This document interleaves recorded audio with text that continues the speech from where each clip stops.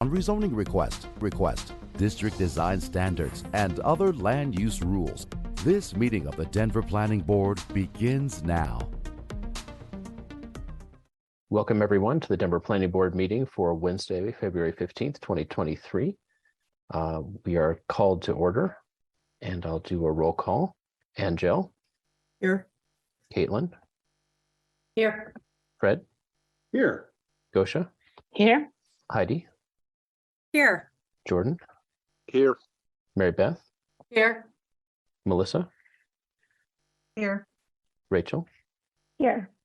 And I'm Joel. I am here. We have 10 members present and we have a quorum. We reserve time at the beginning of every planning board meeting for public comment from anyone who's come to tell us about a topic that is not otherwise on the agenda. If there's something you'd like to tell planning board about, again, that is not otherwise on the agenda, could you use the raise hand feature in Zoom and we'll give you 3 minutes. And we do not have anyone who signed up in advance for this. Okay, I'm not seeing anyone, so we'll move on to meeting records for approval. We have 3 meeting records for approval, I think all of which need some corrections. Are there any corrections that people wanted to note for January 3rd meeting record? Okay, let me just pull up my notes here. January, I think it's January 4th, perhaps. So we might have a disconnect between the agenda, which says January 3rd, and the meeting records themselves that say January 4th. In any case, this meeting record needs to be updated to indicate the vote for the first of the 2 meeting records that was approved at that meeting, and to update my role from president, but thank you, to chair. With those 2 corrections, would somebody like to move approval of the meeting record for January 4th? I move to approve the meeting record of January 4th. Second. Okay, so moved by Fred and seconded by Angel, and that was with those corrections, correct, Fred? Yes, with the corrections. All right. Any further comments on that meeting record? I'll do a roll call vote. Angel? Aye. Caitlin? Aye. Fred? Aye. Gosha? Aye. Heidi? I was not present at that meeting, Joel. Okay, I'm sorry. I should have been paying attention to who was at that meeting. So if you weren't present, just feel free to pass. Jordan? Aye. Mary Beth? Aye. Melissa? Aye. Rachel? Aye. And I vote aye as well. That passes unanimously among those voting. The second meeting record was from January 18th, and the corrections I noted here were to clarify, and I think this is just a record keeping, the first voting item on the general agenda, item 4, had only 10 votes noted, but it didn't specify. There were 11 members present, so it didn't specify if someone had recused on that item or if it was just mistranscribed. In fact, 11 voted. My name is misspelled. My role is chair, and the public commenter was Jonathan Pira, P-I-R-A. I've already sent these to staff, so they don't have to write them down. Were there any other corrections noted for the January 18th, 2023?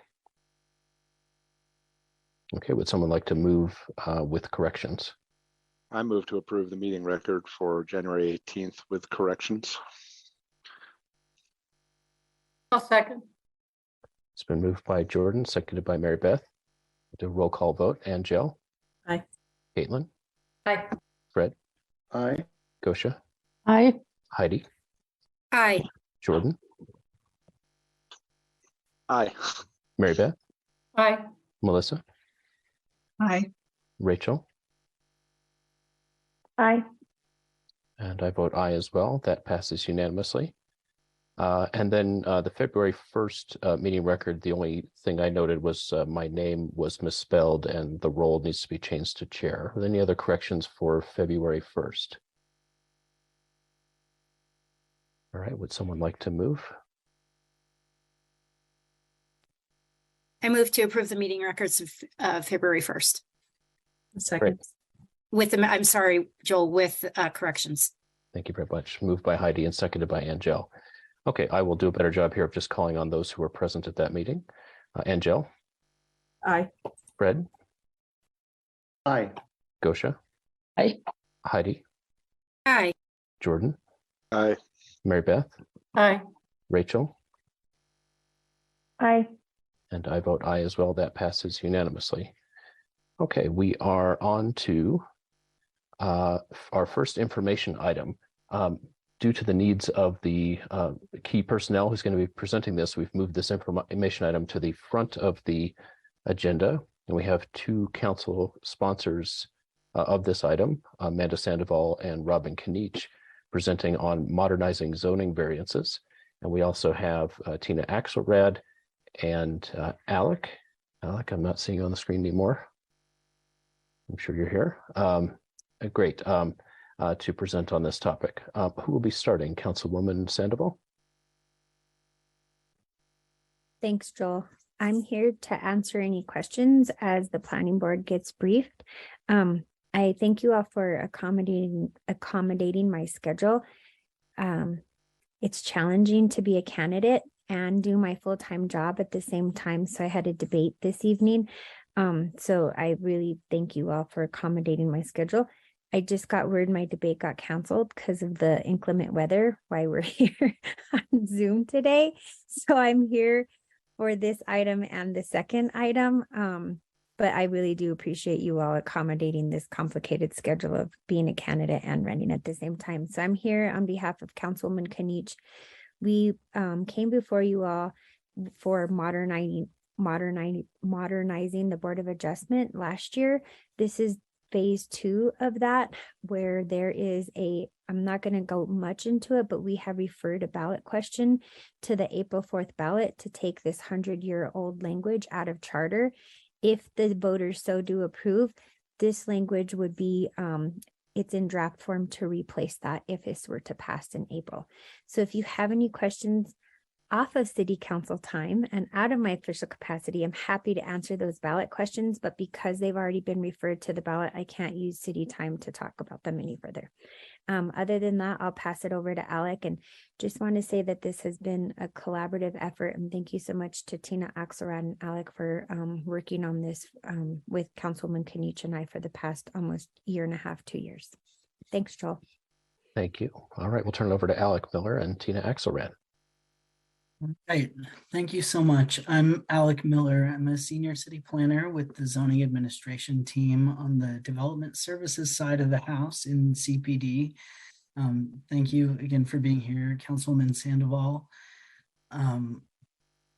This project, so modernizing zoning variant. Today, I'm going to go over the background and purpose of the project, the changes proposed to the administrative adjustment and variance procedures, some process changes that are also proposed, as well as next steps and discussion.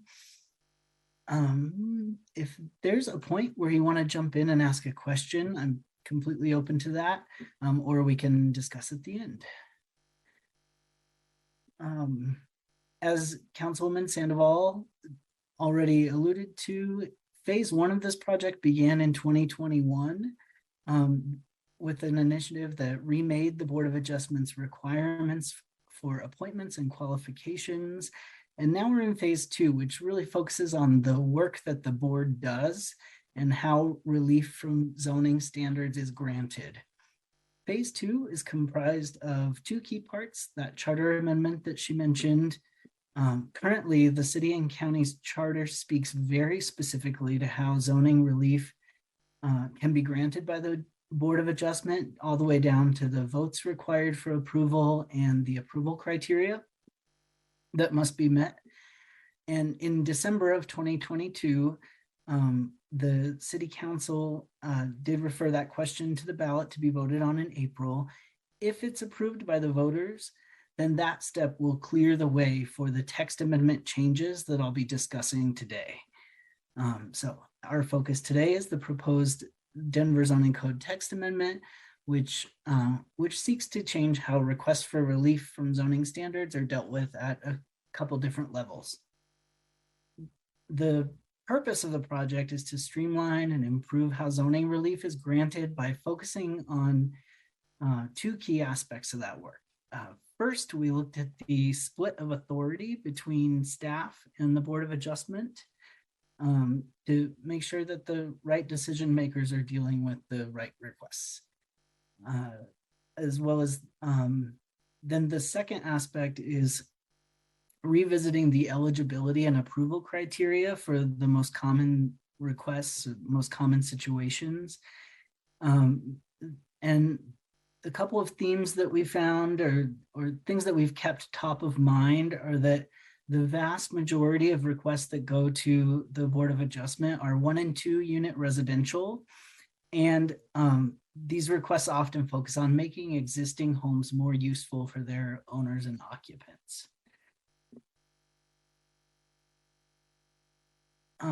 So I'll move into the administrative adjustment portion. These are the relief that can be granted at the staff level.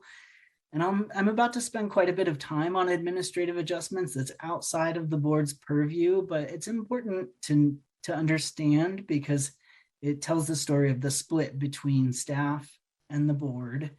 And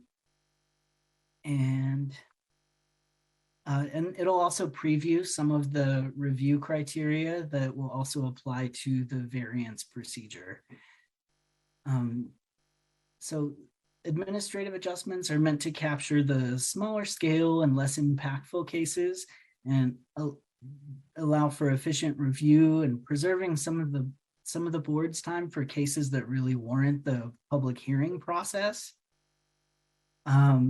And then, so first we'll talk thresholds for administrative adjustments, then review criteria, and then standalone AAs.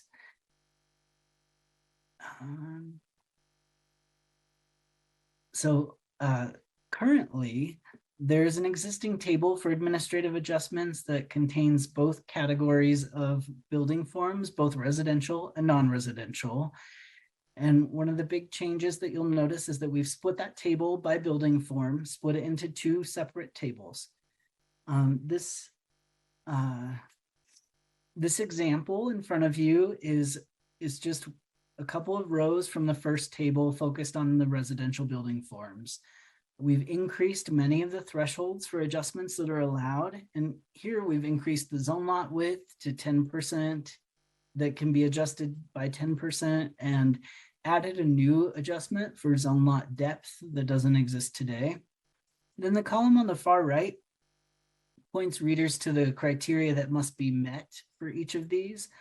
And for some of the adjustments, the extent of the adjustment is based on the criteria being used to justify the request. So for example, if neighborhood compatibility is the criteria you're using, that might limit you more or less than if you were using an unusual physical circumstance to justify your request.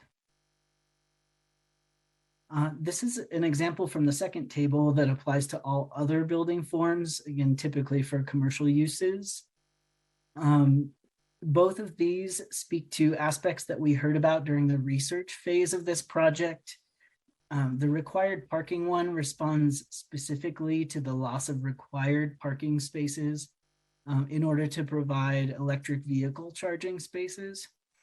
And the second one on the row on the bottom relates to outdoor trash storage, which might seem very specific, but it's something that we heard about as an issue for adaptive reuse in East Colfax.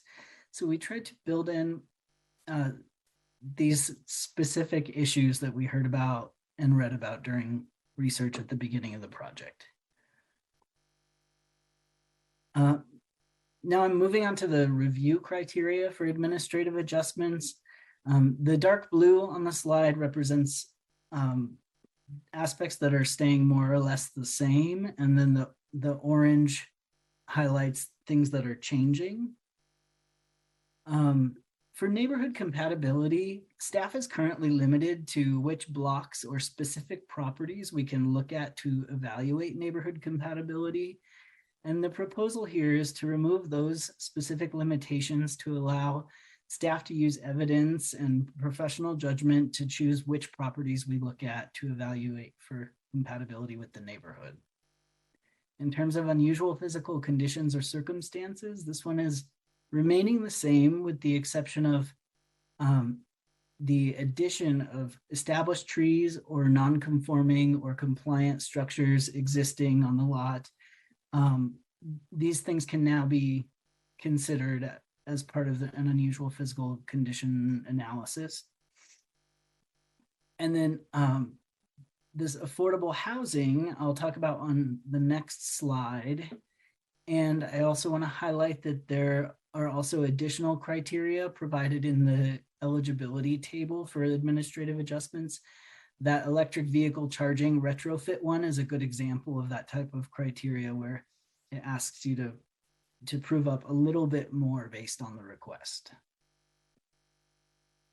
This slide shows the criteria necessary to meet to qualify for an adjustment based on affordable housing provided. Applicants would be limited to the adjustments in the table when it's an administrative adjustment request. And the key here is that they have to demonstrate that more income restricted units are being provided as a result of the adjustment than would be created without the adjustment.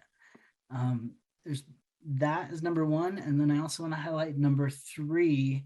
This provision states that the purpose of the adjusted standard would still be achieved or substantially advanced. We think is another good safeguard that we've added to this one. And then I'll highlight here, this exact same criteria is also proposed for the variance section for approval of a variance. And then I mentioned some standalone administrative adjustments.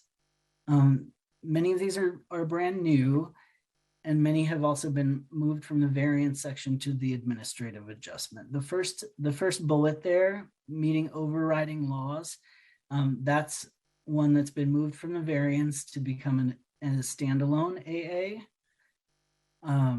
This would allow the zoning administrator to approve an adjustment that's necessary to meet, for example, the Americans with Disabilities Act. And I'll stop there. And the second bullet there relates to historic properties located in historic structures or properties located in a landmark district. This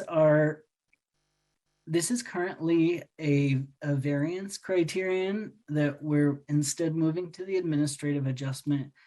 And part of the purpose of doing this is to remove the two-board step, the two-board process that historic properties currently have to go through for a variance. Rather, if they meet the higher bar of what Landmark is looking for, which is a more compatible end result than a project that would comply with the code, then they can get their adjustment from the zoning administrator after they receive that recommendation from Landmark. Public utility placement is a variance that we have seen quite a bit in the past, not so much lately, but we've added that as a standalone administrative adjustment. And then in Article 11, this fourth bullet, there are location limitations for certain uses, how close a particular use can be to one another, or how many can be within a certain radius. This or proximity to a residential district. This would expand the ability of the zoning administrator to waive or adjust those limits based on a showing of no substantial adverse impacts based on the physical context. So sometimes you'll have a river or train tracks or other considerations that might mitigate any impacts from having these uses close together. And then finally, limited tolerance for construction errors. This relates to when CPD has approved plans, but a violation occurs during construction. This gives a path for minor errors to be approved through staff. But they're limited to these on the screen here. We wanted to ensure that only truly minor errors come through staff, so it's set to be limited to certain standards and certain amounts of violations. I have heard that there may be some value in splitting up the one related to setbacks so that a smaller degree of error can occur in the primary street setback as compared to a side setback. There's a big difference between 25% of a 5-foot setback versus a 20-foot primary street setback, for example. I know this is a lot of information, so we can circle back on any of these. Moving into I've finished the administrative adjustments, and now moving into the variance review criteria. Again, I'm using sort of the same color coding scheme with continuing the blue with the orange being new. So variances are much more open-ended than administrative adjustments because they get the public hearing process. They require that the board find that the request meets one specific justifying circumstance. So one of these on the screen here, and all of the general review criteria. So first I'll talk about the specific justifying circumstances, and then we'll go to the general review criteria. Unusual physical circumstances or conditions is mostly remaining the same, with the exception of established trees and existing structures that I talked about before. Neighborhood compatibility, the board does not have the same limitations as staff, and so that criterion is going to remain the same. And this non-conforming or compliant uses criterion is also going to stay the same. I've talked about the affordable housing criterion. It'll be the same as the administrative adjustment. And then I'll spend a little time on E, F, and G in the next couple of slides. Compliance with a pending ordinance. This is something brand new and it's a little experimental, but we think it's worth trying. This would allow the board to approve a proposed variance based on a public draft of pending legislation. A great example of this is the bundle of amendments that CPD brings forward every couple years. These can be real sticking points in plan review when a standard is not written right or needs clarification, because they can keep people from getting their permits. And so it can be worth the effort to come to the board to ask for a variance after a public draft is available in order to meet the new standard. But of course, it's got the public hearing process. We also understand that sometimes we might bring forward a text amendment and then some portion of it doesn't get adopted. That's a part of the calculation that the board will be making, because once someone has their variance, they have it and it runs with the land. So they're able to move forward with that, even if the provision isn't adopted in the legislative process. So permits issued in error. This is a path forward for cases where CPD has made a mistake or the applicant has made a mistake or both. And we need a path forward to deal with the mistake and when a permit has been issued in error and they've depended on it.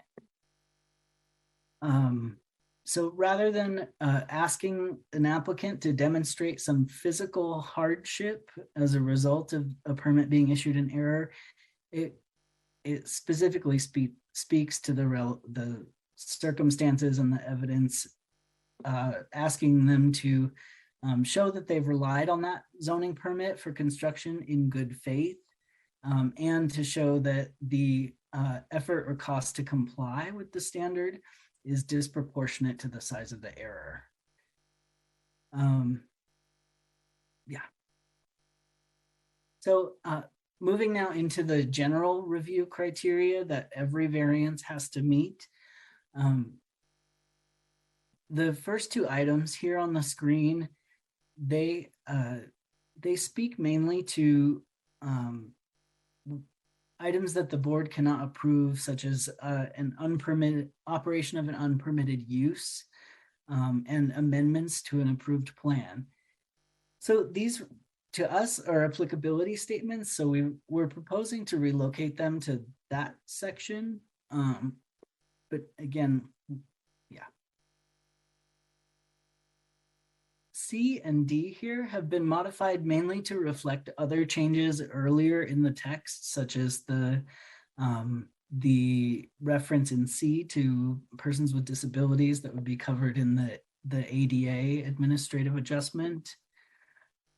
E and F relate to whether the variance impairs the intent and purpose of either the code or the applicable zone district. And in research, we were feeling like these weren't getting used very much, but I've also heard that perhaps it's worth keeping them there as a safeguard. So I'm open to hearing your opinions on that, particularly when something conflicts with the purpose of the zone district. I've heard a bit that would be helpful to maintain. G modified previous language from reasonable use and enjoyment of property to focus on adverse impacts and whether they would be substantially mitigated. The Board of Adjustment, when we spoke with them last week, had concerns about changing this one, so it may either go back to the original language or change slightly by the next time you see it, but I'm also happy to take any comments that you have on that as well. H and I are existing and they'll remain in the text. H relates to the request being the minimum change necessary, and I ask that the proposal address concerns raised by the zoning administrator or other agencies, other city agencies. And then finally, J is a new addition, and it's a hook to push applicants to demonstrate how they've attempted to meet code requirements. And it's a question that frequently comes up at the Board of Adjustment. And so we thought it was worth including here.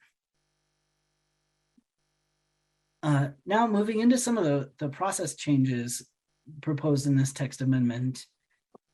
First is a bridge amendment that's proposed to allow former Chapter 59 properties with 1 and 2 unit residential uses to access this administrative adjustment and variance procedures in the Denver zoning code. So 1 and 2 unit residential is where we drew the line. This is primarily because more often than not, these property owners are in former Chapter 59 as a result of a master developer making a choice to develop large areas on a single zone lot, for example. And there's not an easy path for them to rezone to the Denver zoning code. Examples of this can be found in Central Park or Lowry. I'm sure you're familiar. And then so the next bullet is a mandatory pre-application meeting with CPD for variances. This will allow us to better coordinate with applicants and potentially nudge them toward a more supportable request or even a project that complies with the code. Third, we're proposing to add a requirement to exhaust the administrative adjustment if the request falls into the bounds of what's allowed in that eligibility table. And rather than bypassing CPD to go straight to the board, we don't think this happens a lot, but it would give us some certainty that there's consistency in how the process goes. And fourth, this is a clarification to clarifying the ability of an applicant to request for an extension of a variance past their expiration date. This arose from the pandemic when some people couldn't get under construction quickly enough, and the only option we had was to send them back to the Board of Adjustment for the same exact variance. We'd like to avoid doing that in the future, so this would help correct that. And then finally, this vote threshold, this would allow the Board of Adjustment to approve a variance with 3 votes instead of 4, but would require 4 votes to overturn a zoning administrator decision. The the charter language actually dictates the number of votes required today. And so the amendment would allow this to happen.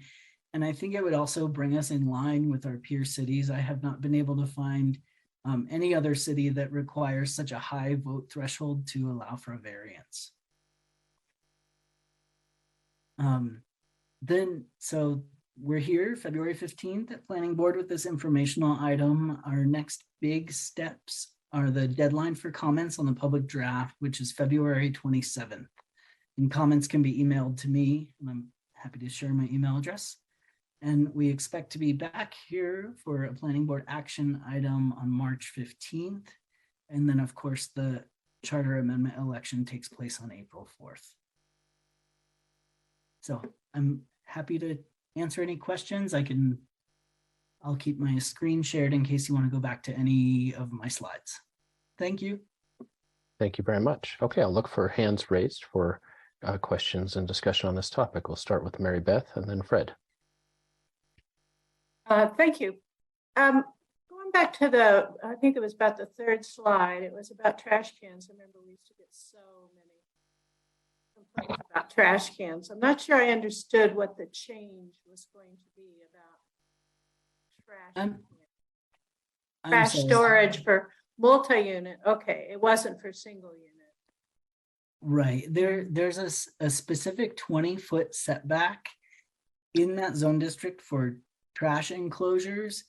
And because of the shallowness of the lots on East Colfax, we've heard in an adaptive reuse context that setback can actually cause some problems for reusing structures. Is the rule that the trash cans still have to be out of public view if it's not trash day or something still there?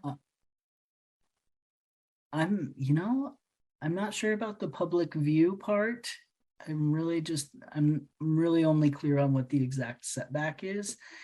But this is also one of those examples where we look to the intent and purpose of the Main Street Zone District and abutting residential uses for approval of this. It's got to be mitigated by other types of screening or the configuration of the lot, for example, so that it doesn't so it just refers to the setback for the screening. Yeah, there's still a separate screening requirement. Yes. Okay, thank you very much. Appreciate it. Okay, the queue as I have it is Fred, Caitlin, and Gosha. Fred. Thanks. Thank you for the presentation. I can't say how happy I am to see some revisions being made. As somebody who has been before the Board of Adjustment a number of times on projects, I'm really pleased to see this. A couple of things I want to highlight and then one or two small questions. I love the idea that we're talking about giving our staff the ability to exercise some professional discretion. One of my biggest complaints as somebody who has professionally used the zoning code and development is that it often seems as though it is written in such a way and designed to make our planners on staff people who just check against a checklist. Either it is a yes or a no. And as we all know, the real world doesn't work like that. There are conditions that are different, and that partnership with staff is invaluable, and empowering our staff to be able to do that, I think, is really important. So I really appreciate that. I really appreciated the Excel placement one as somebody who's working on a project right now where Excel showed up and said, no, we're not going to put the transformer where the drawings all said it was going to be. We're going to put it here. I'm not quite sure that we're going to have to do a Board of Adjustment thing, but Excel does what they want to do. And the construction errors, I mean, that's just a reality of how this works. And, I've certainly raised that issue with some other zoning pieces before. On the variance criteria, I did have a question. That piece about hardship that is solely financial. In my mind, that seems to conflict with some of what you said about errors or relying upon permits in error, permits that were issued in error, and kind of saying, well, look, it depends on. I think what I heard you say was depends on the scale of what it would cost to come into compliance in a way. So in a way, what I think I heard on that side was that really was about financial hardship.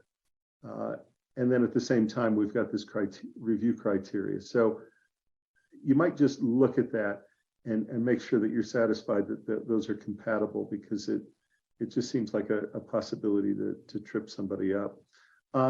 You spoke about trash earlier, and I reviewed a lot of this a while ago, so I may have forgotten, but with regards to those adaptive reuse things, I just would encourage you to make sure you're looking closely at what other items might come up that would be applicable. Loading is something that I think comes up in adaptive reuse, and this, oh, you've got to create loading off the alley. Well, we can tear the building down to do that, but that kind of blows the idea. And this comes to mind because I was just looking at the plan that we're going to review later today, and it had some pretty strong language about making people load on the street or not on the street, essentially saying, loading has got to be here. So just encourage you, particularly with the work that's going on, reviewing the adaptive reuse, to consider if there are other pieces of this that would benefit from inclusion in this. Thank you. Thank you. Thank you. Okay, we have Caitlin, Gosha, Jordan, and then myself. Caitlin. Thanks. So I would really just start by echoing Fred's comments. I'm sure that this has been a wish list for various CPD staff over time, and probably Board of Adjustment members too. And so glad to see this coming forward. I wanted to just confirm a handful of questions. As far as the timing, it sounds like while we would see this in March, you would not take it to City Council for a vote until you know the outcome of the April election. Is that right? Or the vote? So we would go to first reading April 24th. The vote should be, it's required by state law to be certified by the 26th. And so we'll have that discussion potentially before the vote is certified. But then actual adoption wouldn't happen until May. Okay, thank you. I wanted to understand and agree with Fred. I think moving more items into the administrative adjustment process makes sense. On the landmark or historic building ones, so I understand this is now, so if the Landmark Preservation Commission has approved it, then it does not also have to go to the Board of Adjustment as it does now, right? That would be handled by the zoning administrator, or is there ever a time that that it would also need to go to the Board of Adjustment? So you need to be very clear with the words we're using here. It's not simply that the Landmark Commission approved a design. It's they approved the design and specifically made written findings saying that in this particular instance, a zoning violation would result from the approved design, and we, the board, support an adjustment that would essentially allow the landmark design to override the zoning. It's a very special and specific finding that has to be made. It's stated more clearly in the actual review criteria, but with that special finding, all those cases would now go to staff, and it doesn't matter whether it's a 50% reduction of something or 100% reduction of something or 2% reduction of something. Before, it would only go to staff if it was within the confines of our allowed authority to grant an adjustment, but now as a standalone, if we have those findings, staff more or less just pushes it through as approved. There's not a lot of discretion, in other words, at that point. Got it. Thank you. You touched on the timing of the adjustments, and I just want to give that a little bit more time. And I was looking at the memo as well that you submitted. So I think it makes a lot of sense to not have an applicant have to go through a process of submitting a design that they know will be denied, just to get a denial to then be able to appeal to the Board of Adjustment, or to the zoning administrator. Can you just touch on that a little more? I mean, I think it makes sense to just submit, what's being actually proposed. So what you're talking about is more our business practice than what's in the code. Yeah.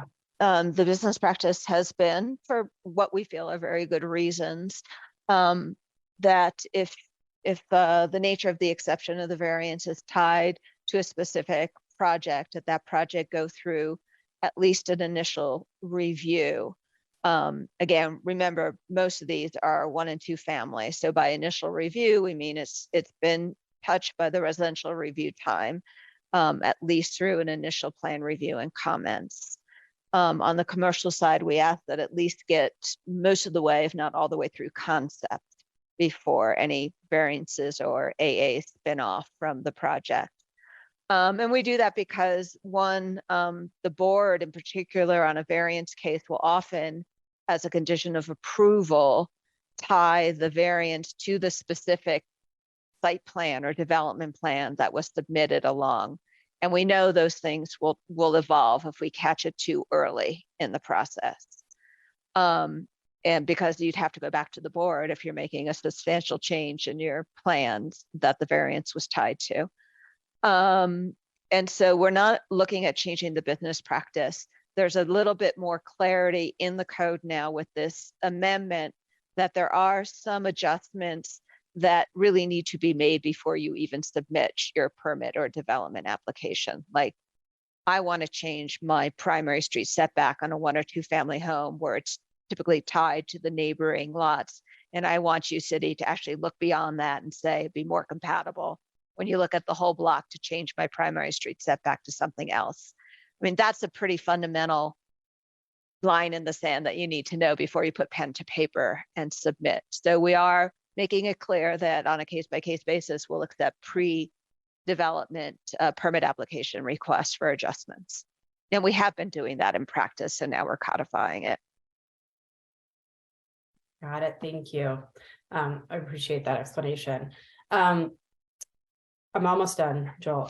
So the next one I had is the new opportunity being given to potentially apply for a variance while a text amendment is being considered. And I think you sort of spoke to the risk, I guess, that exists if the text amendment, if there's a draft and then that language changes, or that city council chooses not to pass it, for example. I think it makes sense when you see something coming down the road that you can be, working ahead towards it. But I'm curious to see, I guess, just as a comment, how it would actually play out because of that risk or concern of, that the Board of Adjustment is just going to have to weigh, because it once granted, the variance is there. So that's more of a comment. And then another comment is on the new criteria J in the review that apply to all of them. Do you mind pulling that slide back up? It's there. Oh, thank you. Sorry, I'm looking at my notes. I guess I don't know that this one seems really necessary. I mean, I think at a practical level, it sort of happens. And I worry a bit that and I'm trying to think of some examples, but that there are some variances applied for where this might be difficult to prove up, right? That there just really isn't an alternative, or there aren't reasonable efforts that could be taken with it. And I think that when there are, most applicants are, probably trying to meet that because they don't want to have to go get a variance if they don't need one. And so, I mean, I guess I wouldn't think it needs to be added as an additional criteria, because I think it kind of is part of a consideration. You're right. I think the Board of Adjustment asks that question sometimes anyway, but I don't know that I would see it being a requirement. And then my last question, in looking at the red line of changes, there's a variety of strikes in section 11 around uses and spacing. And I think, oh, was that? Oh, sorry, I didn't mean to cut you off. Oh, no, it's okay. I think that that's because they were all sort of moved into the different section where they talk about administrative adjustments for spacing. And it's just kind of essentially just a reorganization rather than a change. Is that right? Or is there any substantive change on that component? And that's correct. They're all going to fall under that use limitations administrative adjustment. But I also want to be clear that there are some use limitations in Article 11 that adjustment will apply to that don't currently have a waiver associated with them. So it's a reorganization and a slight expansion. To make the ask. To make the, yes. Yeah. And have that be a standalone type of administrative adjustment where you don't have to show unusual physical conditions or some of these other things, just based on the specific geography really of that particular use being asked to be established at that particular place. The spacing or density requirements essentially create a hardship that's unnecessary because of intervening geography typically. Classic case that this could apply to might be a residential care use that has a spacing or density requirement. But when you actually put it on a map and do your radius of a quarter mile, half mile, whatever the standard says, you find that your dot in the center of your circles where the proposed res care uses is the other uses that might fall in the circles of nearby spacing or density are actually across I-25 or across the Platte River or across the railroad track. So essentially you're not getting the concentration that the standards are trying to prevent because of these other intervening man-made or natural features. So that's what we're opening up all uses that are subject to a spacing or density limit to. We had it for some, not for all. I couldn't tell you why we had it for some, not for all. Maybe it was conscious, maybe it wasn't, but at least now everyone can ask through the same process using a very rational set of criteria for an exception. Great. No, I think that makes sense. Thank you. Thank you. Gosha. Yes, thank you so much. Thank you for all the work that went into it. Thank you, CPD and Councilwoman Sandoval and Kinich. I recently experienced a lot of these hoops that sometimes we have to jump through on the affordable housing projects. I kind of want to highlight this element because I think in a way we were a case study for some of these amendments, and really appreciate the work of AHART team and CPD and everybody involved in kind of allowing some of these challenging approvals from Landmark and various go forward on that project and kind of again maximize the number of units that hopefully the project's gonna yield. So really appreciate that. I have a couple comments, questions. One is granting approval based on public drafts, and I think the example of maybe bundle amendment is a good one where I think I would feel fairly confident that maybe it's the right approach. I'm a little more hesitant when we think about other amendments to the zoning code, such as overlays, that they may or may not pass as proposed.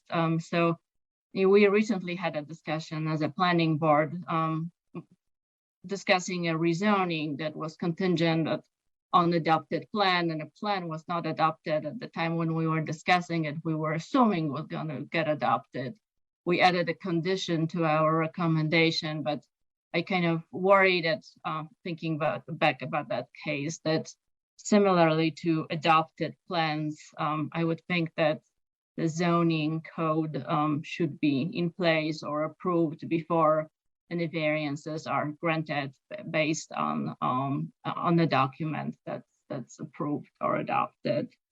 But my question is about construction errors. I wonder, what are the tolerances right now, and how frequently or what type of errors we're seeing, and by expanding the tolerance, how much of an errors of need for variances we're going to be eliminating?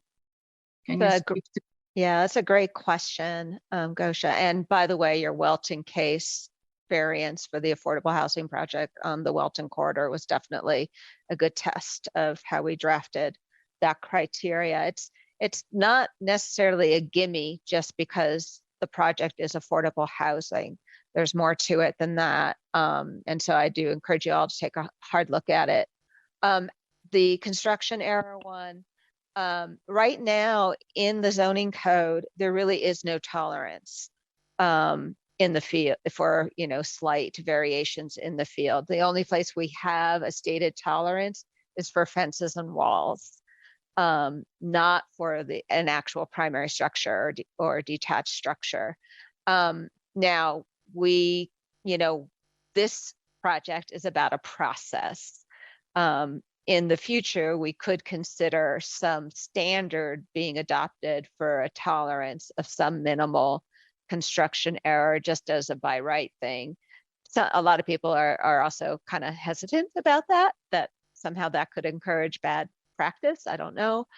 But since there's zero tolerance now in the field, you've got to match what's on the plan. We felt this was a reasonable new path to ask for an exception because, as Fred said, let's be realistic. Earth is not flat. Decisions are made in the field. Sometimes people don't understand the ramifications of decisions made in the field on their compliance with the bulk plane or height or setback, and mistakes happen. So we are trying to keep it pretty minimal, certainly at the staff level. And there's still a little bit of tweaking, as Alec mentioned, to get this right, but we're not talking about a lot of tolerance here. You want more tolerance than that, you go have a public hearing, invite the neighbors, and you make all those general review criteria findings and see if you can get it. Okay, thank you. Thank you, Jordan.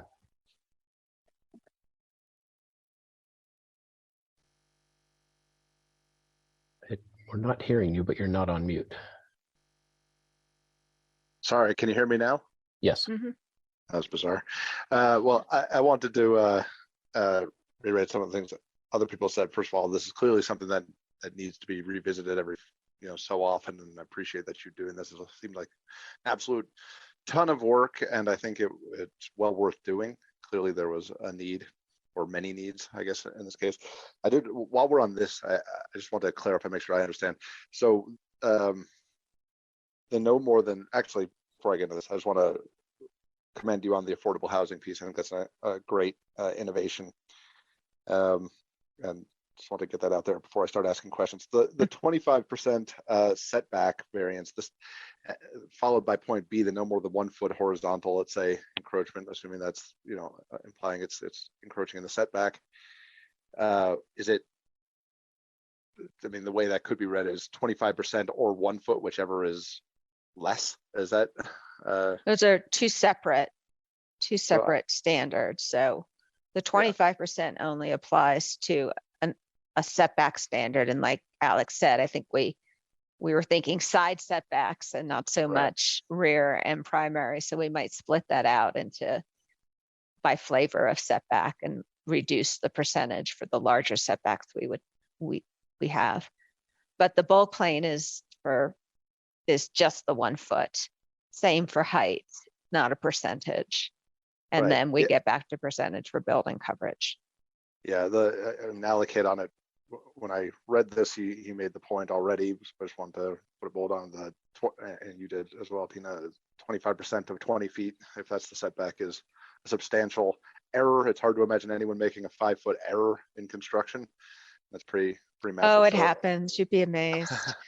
well, the question is it an error at that point? I mean, that's pretty substantial. That's but I think that your point is right, that maybe the standard is different for front and for side setbacks. So I think that's a good direction to go. I did have a question about new criteria G, or I guess modified criteria G. Let's flip to that. This one? Yeah, this Yeah. engendered some really interesting conversation with the board members. So I'm curious to hear your take, Jordan. Well, yeah, the way it reads to me, especially as compared to the original language, is we allow you to impact. It's like you're still allowed a net impact to your budding properties now in the new language, whereas before you couldn't impact it all. Now it's like you can create a problem as long as you fix it to some degree, and it feels like that some degree is kind of out in the open. It feels like you're still, but the point is you're still kind of creating a net potentially negative impact to your budding properties. I'm wondering how It's substantially mitigated is. It's actually, we think, the opposite. Why is that? The board read it as the way it was stated originally, which is now stricken as the first. They said, actually, that worked well for us as board members because it didn't say there would be no impact on adjoining properties. It's just that you can still reasonably use and enjoy your property even with the variance, even if it has some limited impact on you or any impact on you. Now we've made it, with the proposed change, pretty restrictive. It says, this variance cannot result in any adverse impact to your neighbor, or or you have to substantially mitigate it. Well, how are you going to substantially mitigate it if what you're asking for is to not follow the code?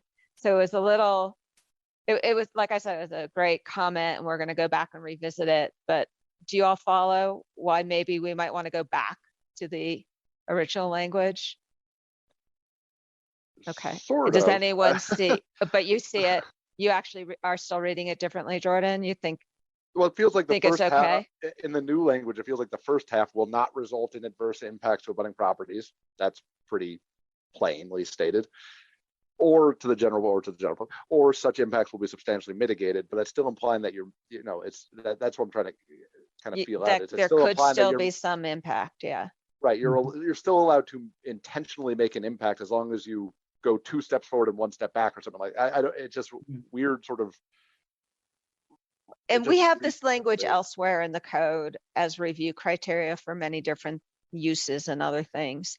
It's not unusual, but yes, it could result in a net impact that essentially, even though it might be adverse, is not that substantial at the end of the day. Right. Okay, The other way is, the other one leaves open the possibility that, maybe you might believe that impact is very substantial as the neighbor, but the board can still find that it's not,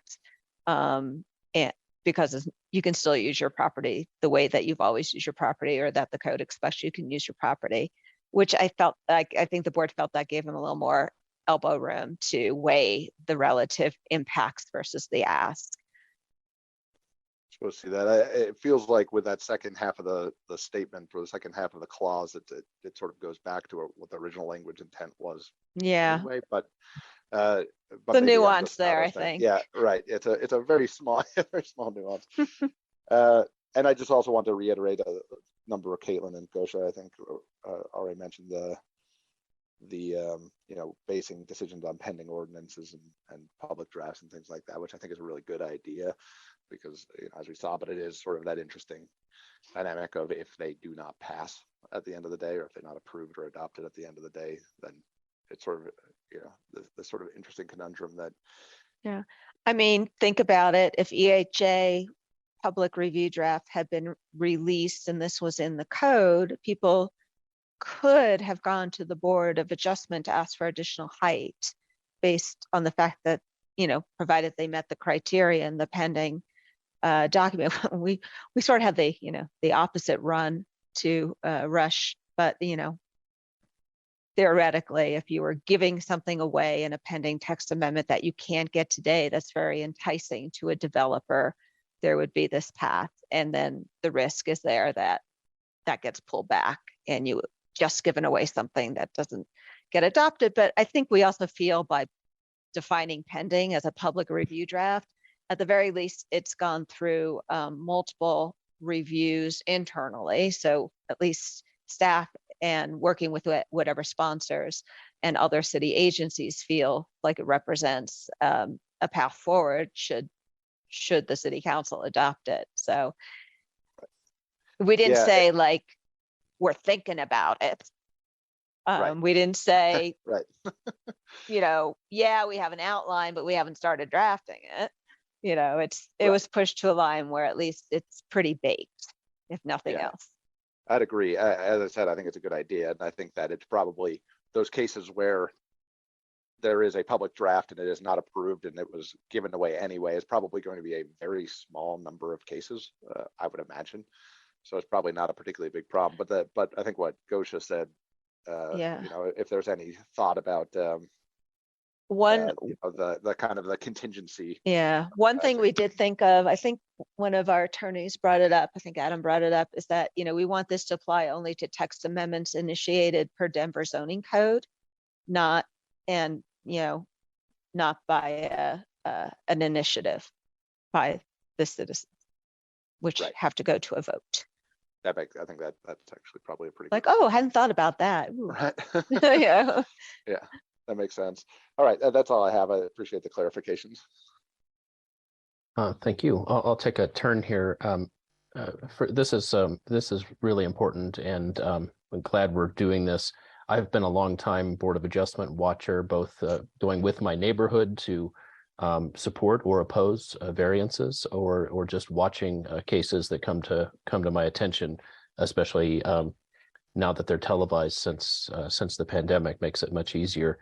And it's often struck me that if strictly followed, our existing variance criteria can nearly never be met.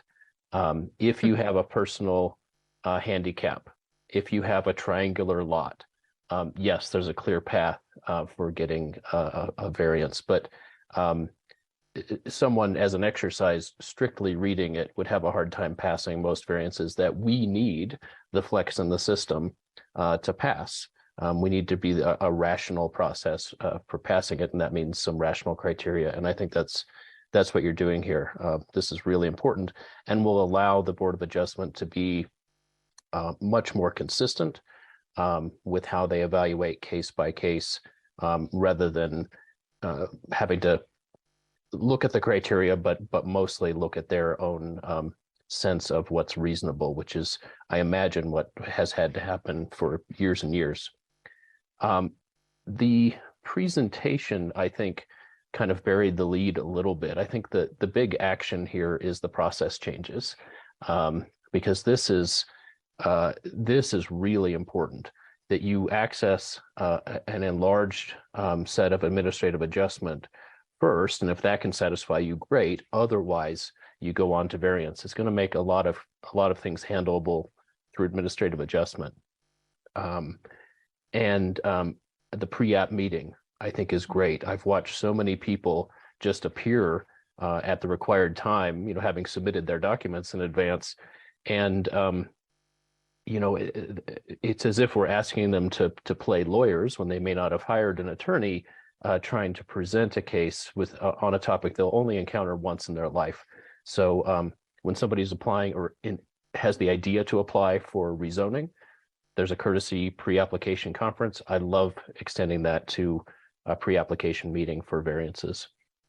And this doesn't belong in the text of the code, but I'd given the suggestion to Alec, and I wasn't surprised you guys were already thinking about it.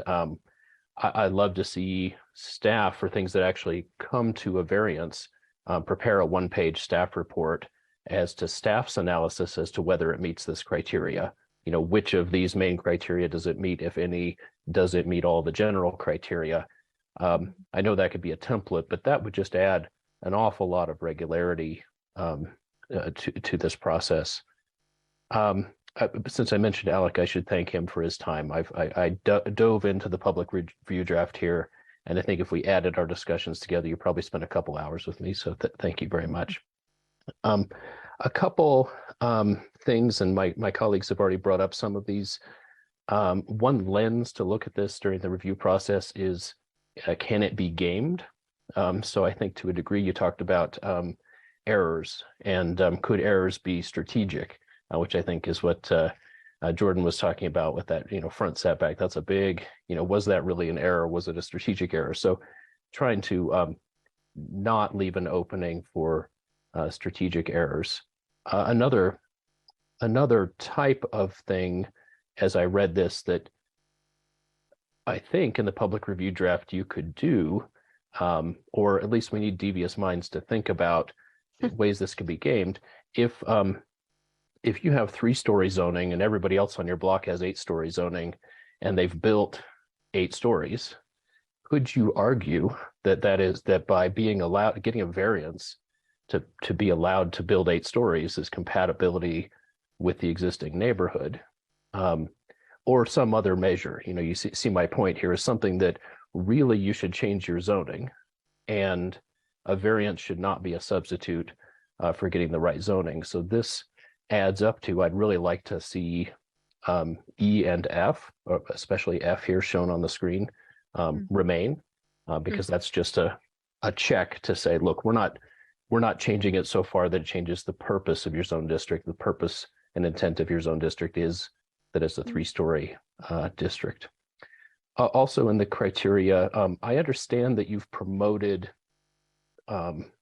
that variance can't add uses not otherwise allowed in the zone district to a broader applicability for variance statement. But I don't think there's anything wrong having it as a part of the review criteria as well. That list of does this meet the review criteria is in front of everybody all the time. So although it is redundant, I think it's perfectly fine to leave it there rather than removing it. On the topic of pending text amendments, there's a lot that goes on in Board of Adjustment hearings that I call signaling. There's this step in practice where the case is introduced and the facts are recited, and then the board turns to the CPD representative or the city attorney and just sort of asks if there's anything else they should know, if staff or the city attorneys are object, should this variance be granted. As important information the board needs to know. This isn't strictly part of any criteria, but it's vitally important and that they know it. How can we take that squishy step and operationalize it and make it routine? And I kind of think in one interesting way, that's what you're reaching for with the pending text amendment. Let me give you an example. There was for a number of years an error in the zoning code for ADU side setbacks in the general urban context. They weren't lot width sensitive, even though the primary structure side setbacks were. And so there was a variance, and this is a number of years ago, so I don't have all the details close to mind, but a person applied for a variance saying, I want to build my ADU to within 3 foot of the sides rather than 5 foot. And at that moment that I'm talking about, staff turned to the city, and the city said, we recognize that's an error in the code. It's in our list to fix next time we do a bundle. We would not object if it meets all the other criteria for variance. We don't think it impairs the purpose of what we're doing here. As a matter of fact, we recognize that's a bug we intend to fix. Now, that's not quite what you're talking about. You're talking about a pending text amendment, but it's in this world that I'm going to propose a framing of corrections, as opposed to a world of policy changes. I like where you've gone for things that are corrections, the kind of things that show up in bundles. They're minor, non-substantive fixes. And if one of those is pending, my gut doesn't say, oh, you're getting ahead of yourself by granting a variance with that as a primary criteria for getting the variance. But if it's a policy change, Tina, you used EHA as an example. If it's a policy change, kind of doesn't matter to me whether it's pending or not. It's not the law yet. And I do think we're getting ahead of ourselves in that. So my challenge to you is there any way to make a distinction between minor non-substantive correction sorts of things versus policy changes? I can ask the questions, but I don't have the answers. And then I think those are the things I want to go over. This is, as someone said, monumental work. Congratulations on bringing it this far, and look forward to seeing it back. We're going to second times around. We've got Fred and Gosha.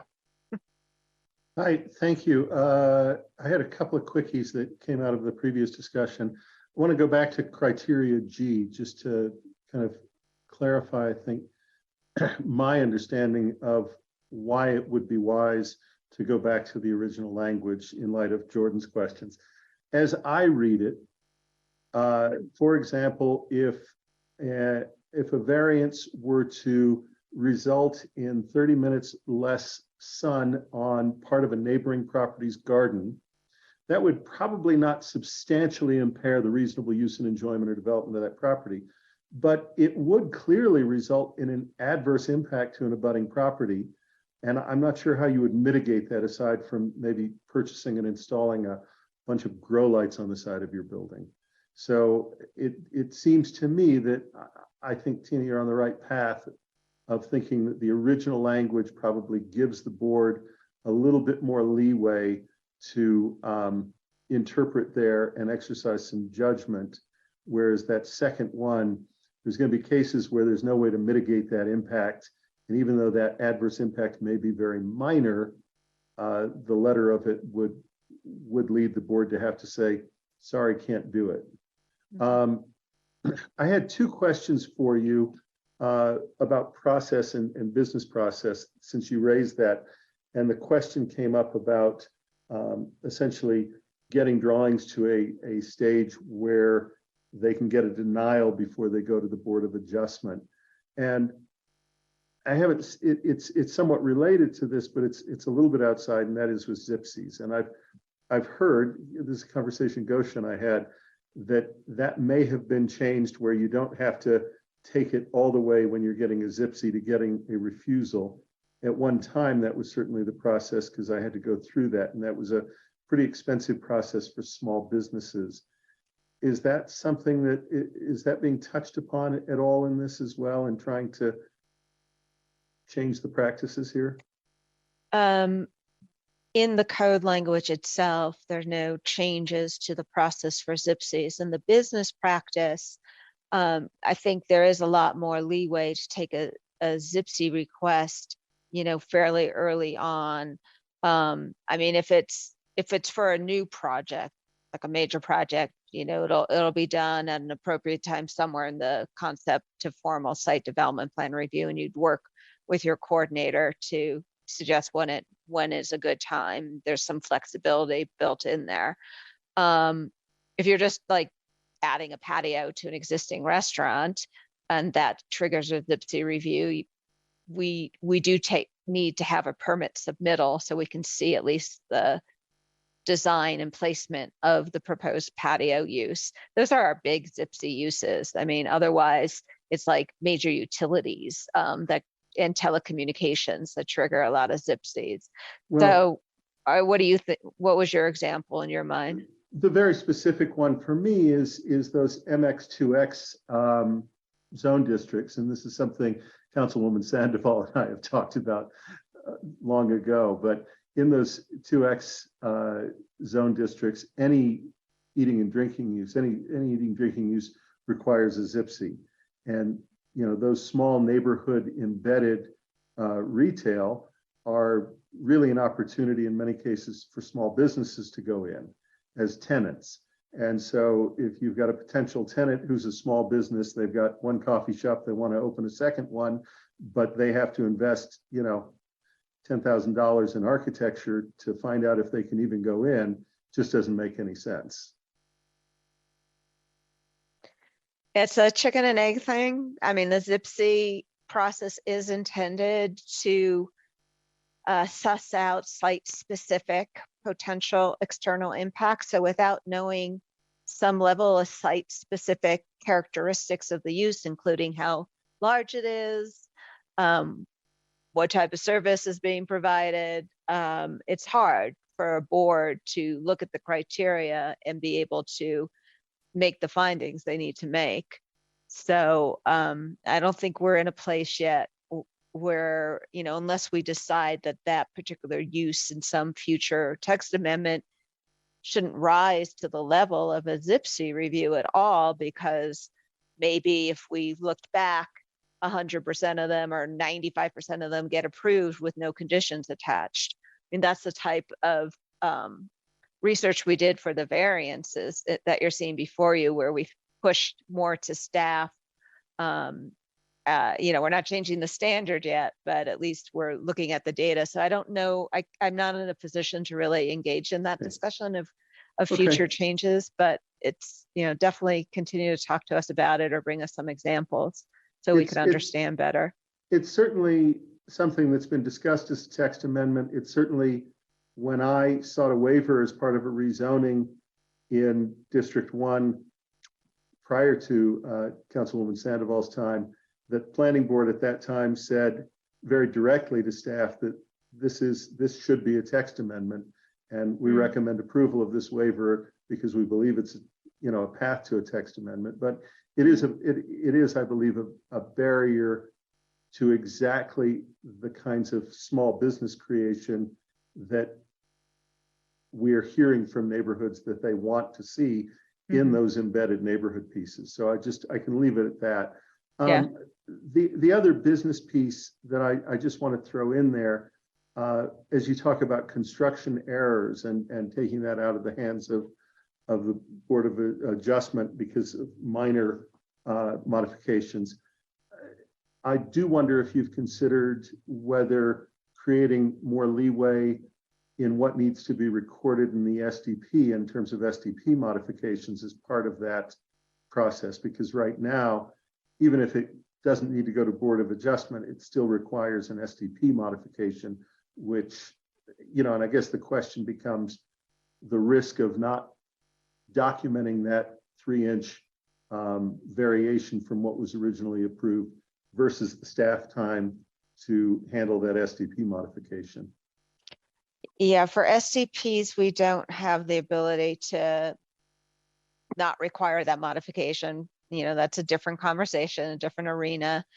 We have made some inroads on, you know, 1 and 2 family residential to accept some modifications in the field. If they're still compliant with the zoning, an inspector can sign off without triggering a resubmittal. So we've made some inroads there, but not at the level of a major project in SDP. Just feels like something that might be worth considering in these days, in this day and age, when we all know that staff is pretty overwhelmed. It just, again, feels like and then, you know, these projects about. live on for a long time beyond any current backlog. So having the right records of where a building sits on the land, you know, matters down the road, perhaps. You know, at least we need the as-built condition reflected in the approval plans. And I'll just speak as the legislative branch and someone who's a sponsor of this amendment. Fred, feel free to reach out to me. You know, I'm always willing and anxious to make sure that we're modernizing our code, to make sure that we're getting the outcomes that are intended and that are intended in the zoning, in the zone district, and that we can get good outcomes in the built environment.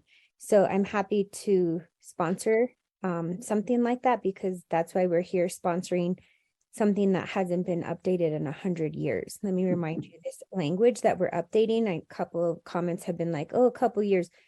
No, 1923, and it's 2023. So I'm happy to continue to update some things that might have been updated sooner than 1923. Appreciate it. Thank you, guys. Thank you. Gosha. Yes, thank you. One more thing, going back to the construction tolerances and kind of evolution of the zoning code. So it would be great if our zoning code evolved with our building code. We adopted the new building code and new energy code, which requires significantly more insulation in the roof. And I was just having this conversation in the office today, thinking like, boy, if we had an extra foot in the bulk plane, that would really help, because you know, all the heights are very tightly calibrated with the stud length and the joist depth. So for those 1 and 2 dwelling construction, that bulk plane is right there. And now with a new energy code, I think, first of all, we're likely to see these mistakes because not everybody may catch that increase in the insulation depth right there. So we may see those mistakes, but also in anticipation of that, it would be great to build some tolerance or allow for, you know, variances that aim at accommodating other requirements, such as building code or energy code in this case. Well, we do have the criteria for an adjustment. If you go back and look at that, Alec, I believe as drafted, we've expanded it to, you know, an adjustment is required in zoning to accommodate a conflicting and more, you know, a conflict, not just more prescriptive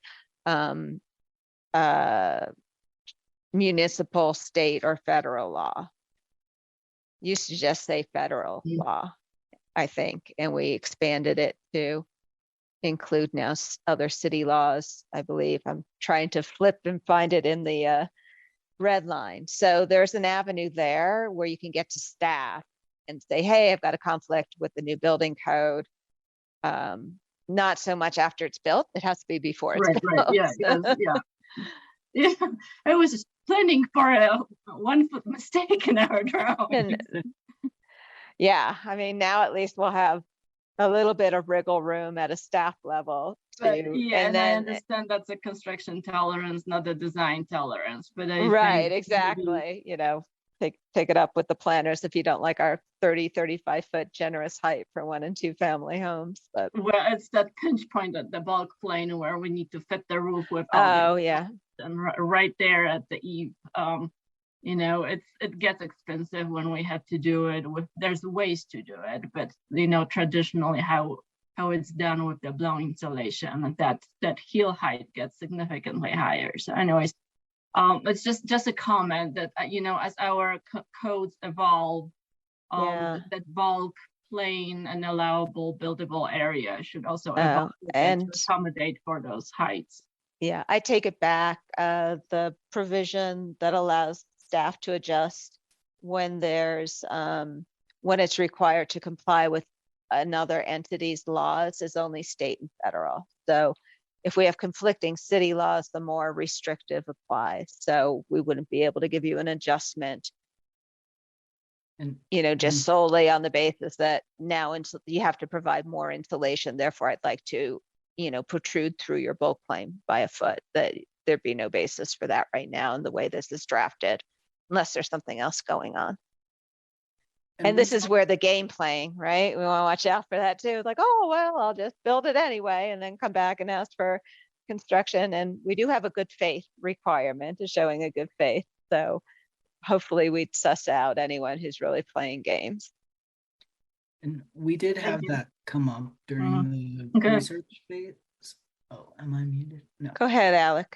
Oh, we did have that come up quite a lot during the research phase. And we did think about, well, can we say if there's a building issue that can supersede, but then it became, is there a way to write this where we don't just say throw zoning out the window every time? And there wasn't, but we can keep thinking about it, and we're happy to hear about. We want and I think in this specific case there is merit, because as the building code evolves, the zoning code could evolve with it, and maybe start the evolution by allowing the variances, and then ultimately become a standard. Just putting it on the table. And believe me, we do look at the opportunities for substantive code changes because of some of the variance cases we see. It is a feeding lane for future text amendments when we see something really come out through a variance or adjustment case that's just points to the standards being out of whack. Thank you. Great. Yeah, I love that the feedback process. My last question is kind of on the game playing situation. I don't want to be accusatory, but I'd like to understand. I'm starting to think ahead now about if this, as you present this to the public, as you go to a well-known, community meetings about zoning and planning topics, how this is presented to tell the story rather than just jumping in with all the details. And when I imagine that, it made me think of, can you talk about the limits in the public review draft if someone were to try to push the limits as to what kind of administrative adjustments you could get, what kind of variances you can get by using the new affordable housing criteria? How much and in what degree could you go beyond what zoning allows if you're providing affordable housing? Can you talk about that some? Why don't you go ahead and put that? I mean, well, let's look at the Welton case. And if I get it wrong, please correct me, Gosha. We know somebody, yeah. Yeah. So again, it's not a gimme just because it was an affordable housing project. There are a lot of multiple things going on. But just on the zoning side, that if we had had this criteria in place, what they wanted to do at Welton, there was a push-pull with landmark versus zoning standards, but let's leave landmark out of it. If they've just come forward with the design, and it wasn't because landmark pushed us to do this, they just came and said, look, there's an upper story setback requirement on this one side of the building that is across an alley from a residential zone district. So we've got an interplay of restrictive height and upper story setback because of our proximity to a protected district. It was some lower order residential district. It's causing us to lose, half a hallway of units if we have to fully comply with this. So there was actually a net loss of income restricted units, and income restricted units is a term of art that is defined. These are long-term units that are preserved for, I forget what the term is, a minimum term of, anyone know? 60 years, 50 years, something like that. And that they are affordable to a particular level of household income. So that's number one. It's not just, I don't want to follow the upper story setback because I think my design is prettier or better, or I can get more square footage if I don't follow that upper story setback. It's like, nope. We're talking now about the difference of a net loss of affordable units, which is a big policy point for the city. Two is you want to make sure in terms of game playing that there's no end run around where we have already offered you a way to get more height or less parking through an avenue in the code. You can't use this criteria to make it easier to get the additional height or the reduced parking than what is already stated in the code. So there's no game playing there. Three is, okay, we don't want to give just to give. There are good reasons why we have this standard in the code. We'll assume best intentions there, that it provides a public good. Can you still achieve or, not totally negate the intent of what that standard was all about? What was that upper story setback all about? Well, it was intended to push the mass and height away from the lesser intense residential district. Well, in this case, that rear setback, or I forget, it was side interior. It was a side interior upper story setback, I believe. It was a rear. It was a rear. Okay. Whatever it was, typically in a lot of scenarios where we expected that standard to play out, there would be no intervening alley, 12 foot, 16 foot, whatever. And so the upper story setback really makes sense when you're bumping right up zone lot line to zone lot line between an R zone and a mixed use. Here we had an alley. So the intent of pushing height and mass away from the protected district was met already in total when you added the alley width to what they were proposing to still step back. It wasn't a complete waiver of the standard. So check 3. 4, any adverse impacts will be substantially mitigated. Now here, that really does mean a more restrictive viewpoint on adverse impacts and mitigation before you get. Will there be 30 minutes less of sunshine? Maybe. We might want to think about number 4, but right now it says if adverse impacts are identified, they should be substantially mitigated. It's pretty tight. Now I'm looking at that, getting a little concerned. I don't know if you would have met that, Gosha, in your case. Well, we had a 3-story multifamily building across the alley, so the use was inconsistent with the zoning there. So I know that's not a criteria. Well, there are some other lower intensity buildings abutting the rear zone lot line that weren't 3-story. They're whatever they were. Yeah, correct. So to think about that one, and then shade study, and that adverse. They did do a shade study, and it was pretty minimal, negligible, really. So yeah, I mean, while we didn't have the standard, the applicant did go to significant efforts to try to reduce any adverse impacts, or to at least show that they were minimal. So we might want to add the word substantial or something to number 4, Alec. So there's a little bit of wriggle room for the board to consider, whether that adverse impact is really significant or substantial, whatever adjective we might want to use. So, it's going to, require a significant show of evidence to meet these criteria. Thankfully, in that case, the zoning administrator and other agencies didn't have any concerns. In fact, we had Landmark testifying that they liked this sort of meeting in the middle of being able to comply mostly with Landmark and mostly with zoning. Neither code got 100% compliance, but it was a great compromise between competing codes and what the cultural district really intended to be the outcome on Welton. Thank you. I certainly appreciate baking our values into the criteria this way. I'll explore on my own a little bit of. If you would like to do our comms for this or my talking points, Joel, feel free to shoot those over to me before the city council hearing. That'd be great. Yeah, I'm really wanting to explore by looking at this draft how much you can change. Not referring to one specific case, but just in general. Yeah. What might one pursue a variance or administrative adjustment for in order to provide more affordable housing, and what is the maximum extent that could be as an exercise? So thank you. Well, thank you for bringing this as an in-depth info item. Look forward to having you back. And planning board members are always available to be sounding boards if you have drafts you want to circulate. Thank you very much. Thank you. Thank you. For those who are watching, we have a great number of people on Zoom. I think probably a lot of people for the West Area Plan, more than signed up to speak, but everybody who's come and wants to speak will be heard. Let me give an overview of our remaining agenda. The next 2 items are our consent agenda, so we'll handle those items. Then we have a rezoning, item 7 on the agenda.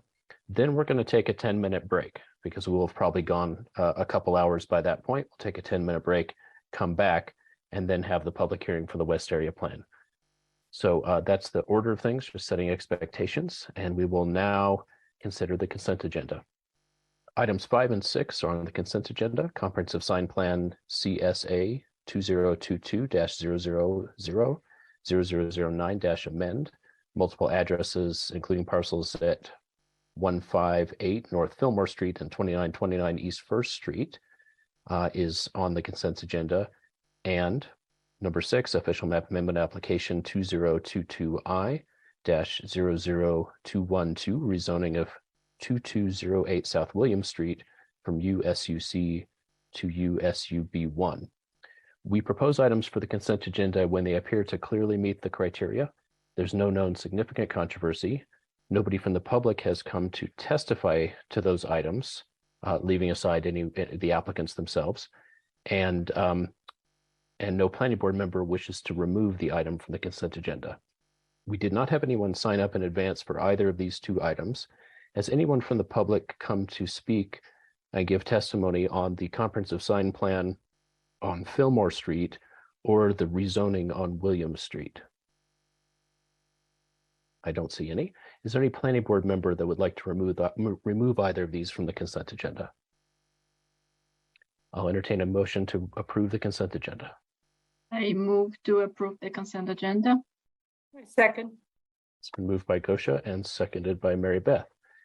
As each of us had the opportunity to remove either of these items from the consent agenda, I would ask you all to vote in favor of approving this motion. Angel. Aye. Caitlin. Aye. Fred. Aye.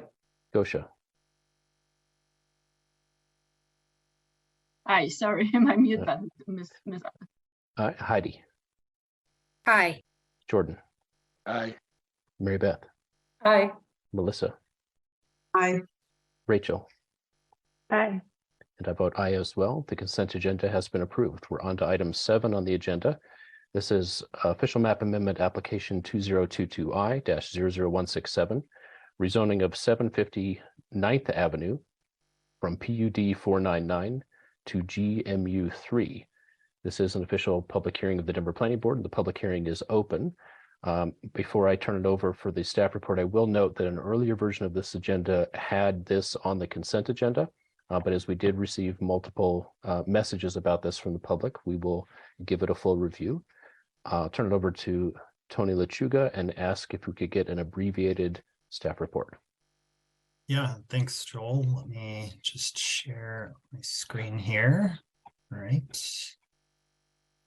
All right, can someone confirm you can see that? Looks perfect. Okay, great. So as Joel said, my name is Tony Lechuga with Community Planning and Development, and I'll be presenting this property owner proposed change to the zoning classification at 750 East 9th Avenue. So this is an aerial image of the site and the surrounding blocks. And to ground us, I'll note that the subject property is in Council District 10. It's in the Capitol Hill neighborhood. And it's an approximately 6,250 square foot site at the southwest corner of East 9th Avenue and Clarkson Street. And the applicant is requesting to rezone their property from PUD 499 to GMU 3, which is a general urban multi-unit district up to 3 stories. This map shows the existing zoning, which is the former Chapter 59 PUD.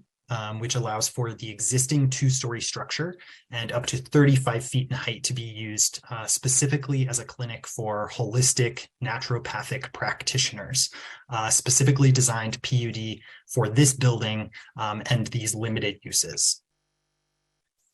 This map shows the existing land uses of the surrounding blocks. You'll notice that the subject site is an office building, as are a few other properties in the area, but most of the area is a mix of multi-unit and single-unit residential properties.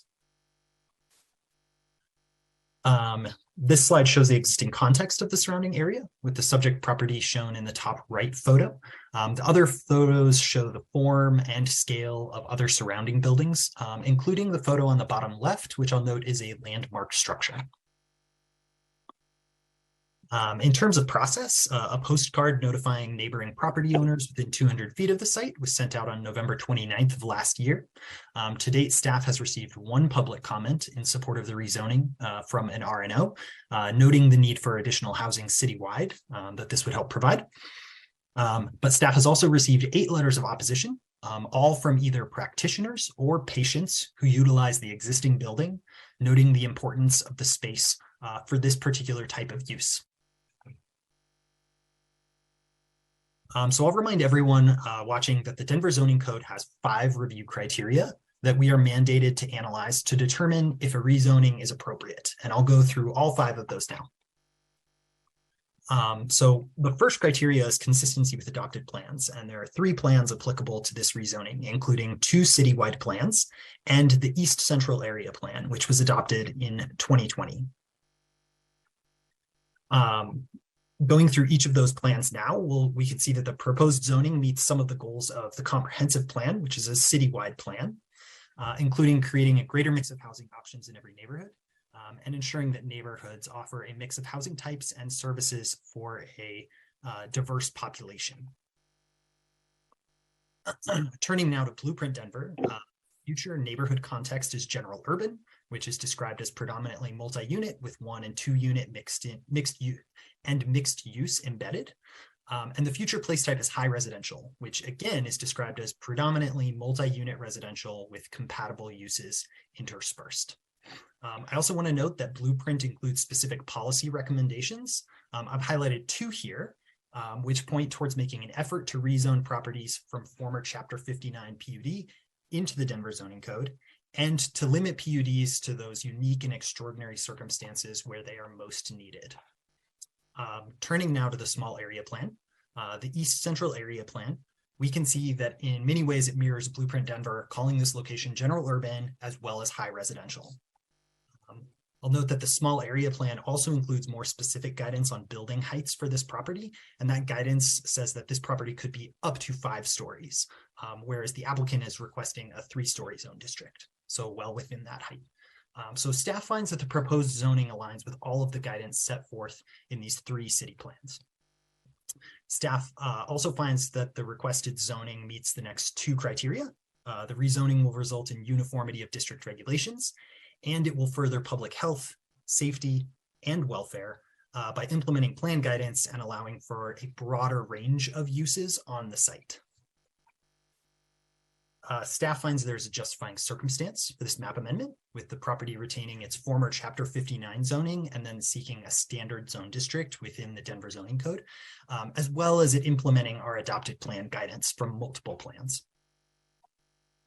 And then lastly, the proposed zoning is consistent with the neighborhood context, multi-use districts, and with the GMU3 zone district intent statements, which are here. So based on the 5 review criteria, staff finds that staff recommends that the planning board recommend approval of this map amendment. And I'm happy to answer any questions now. I believe the applicant is also online if you have any questions for them. Thank you. Is there an applicant presentation?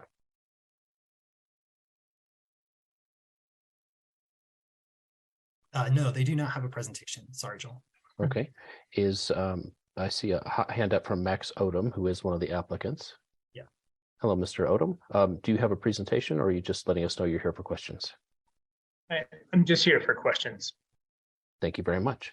We have 2 people signed up to, we have 3 people signed up in advance to speak. If there are others who've come for this topic, please use the raise hand feature in Zoom. We have Sandra Easter, Linda Rice, and Linda Baird. If you didn't hear your name called and intend to speak to this topic, raise your hand and we will get to you after those 3 speakers. I'll call each of you up and we'll allow you to unmute yourselves. You will have 3 minutes each. If you would start with your name and address for the record. Just as a little context, Planning Board is going to be reviewing this on the basis of the criteria that Mr. Lechuga just reviewed. So it is always, we will hear whatever you have to say, but of course it's always most helpful if your comments can speak to the criteria we'll be evaluating. First, Sandra Easter. Hi. Oh, sorry you can't see me. Yeah, I'm a psychotherapist who's been renting in that building for a couple of years. And I really want to thank the person who originally conceived of this as a healing arts center. It is the best office structure, building, community of healers and practitioners that I have ever been in. And I've been practicing for 35 years. And I understand, I don't understand the zoning parts and the consistency with adopted plans, but I will speak to why this mattered so much to me when I saw the rezoning sign. Because I think there's even more of a need for this space now than ever. Mental health is being recognized as an essential and much needed service. More and more clients are seeking therapy. And I want to address a few things that I read in the application, that psychotherapy as a result of COVID is largely virtual. And that's just not true. All of the psychotherapists I know and their clients and mine prefer in-person to virtual. Virtual is now an option, but the preference is in person, especially when we're working with significant mental health issues. Yes, there's a need. Okay, I found this on the web for significant mental health issues. I'm sorry. Check it out. Siri did not raise her hand. Yes, there's a need for residential, but when I Googled residential space that was available in the area, there was an abundance, apartments and single family housing. I found only one possible office space within a 3-mile radius of that neighborhood that would work for healing practitioners. I actually contacted them and it's no longer available. So this area is accessible from a lot of different parts of Denver. And many of my clients are in District 10 and love that they can walk, which kind of addresses the parking issues that were named. And the building is currently, I know that during COVID, it affected so many people. And the way that the landlord, the owner of this property, was affected was that psychotherapists couldn't see patients in person. So we had to go to virtual. And it affected all of us because some of those patients ended up leaving because virtual didn't work for them. The building is almost completely full right now. There are only 2 offices that aren't, and there's a for rent sign up. Based on my experience of looking in the neighborhood for offices, I'm pretty sure it's going to be full. So again, just not addressing the zoning stuff, but addressing what was written in the application. Many of my clients wrote emails to the board. Hope you've had a chance to read them. And this is a perfect location in so many ways for this kind of office space and for the services that are provided. It's unique in its design, and the fact that there are all of the people who rent are devoted to well-being creates a space that is especially supportive of healing. So please, I ask the board, and thank you for your service to the city. Although I didn't understand a lot of what you were talking about before, it was fascinating, and I heard the care that was in it. So please consider the loss that this would represent to the local community as well to the greater Denver area. Thanks for giving me this time to speak. Thank you very much. I do see that there are several people on who have joined by phone. So if you intend to raise your hand for this topic or any other topic, the way to do that by phone is *9. Next, we'll hear from Linda Rice.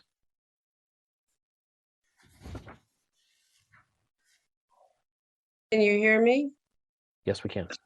Okay, but you can't see me.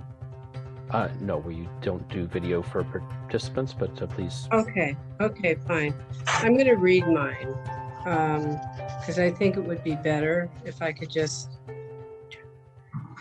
The name of our building, the Capitol Hill Healing Center, is exactly what it implies.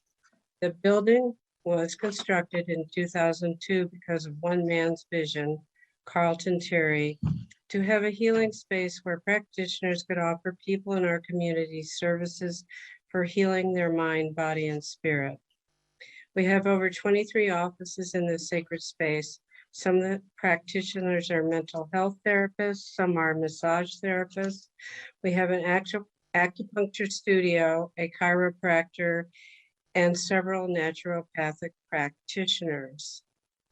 We are not merely holistic practitioners in the regard that we mostly all are licensed.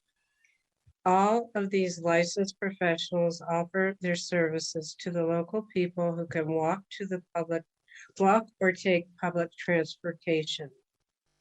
This building is vital to the public health and well-being. The need for these services versus another apartment building can hardly be considered a superior choice for 750 East 9th Avenue. Would you tear down the King Soopers at 9th and Corona to build more living space? I hardly think so.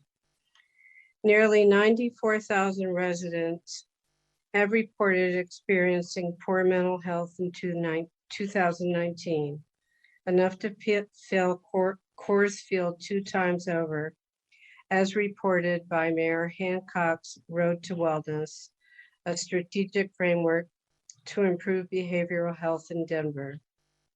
Tearing this wonderful healing center down would be a tragic loss for the clients who come here for help and for the practitioners who make their living in these lovely healing spaces. There is no building of this kind in Denver. All the practitioners are devoted to the health and well-being of their clients. I myself am a licensed clinical social worker.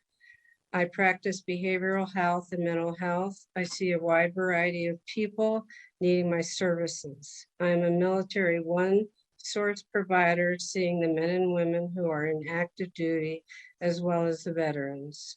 I'm an employees assistance program provider, where employees of major and small companies can utilize their EAP benefits for urgent personal problems. I am a provider with many insurance companies as well as a Medicare provider. I've worked in this center for over 14 years. The number of people who walk through these doors are abundant.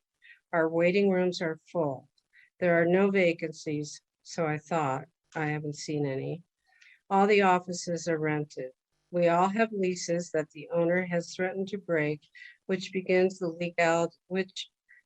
legality of this rezoning project into question. The clients will I'm suffer. sorry, time has expired. Okay, But I think we did get the essence of what you were trying to tell us. thank you. Thank you. Next, we have Linda Baird.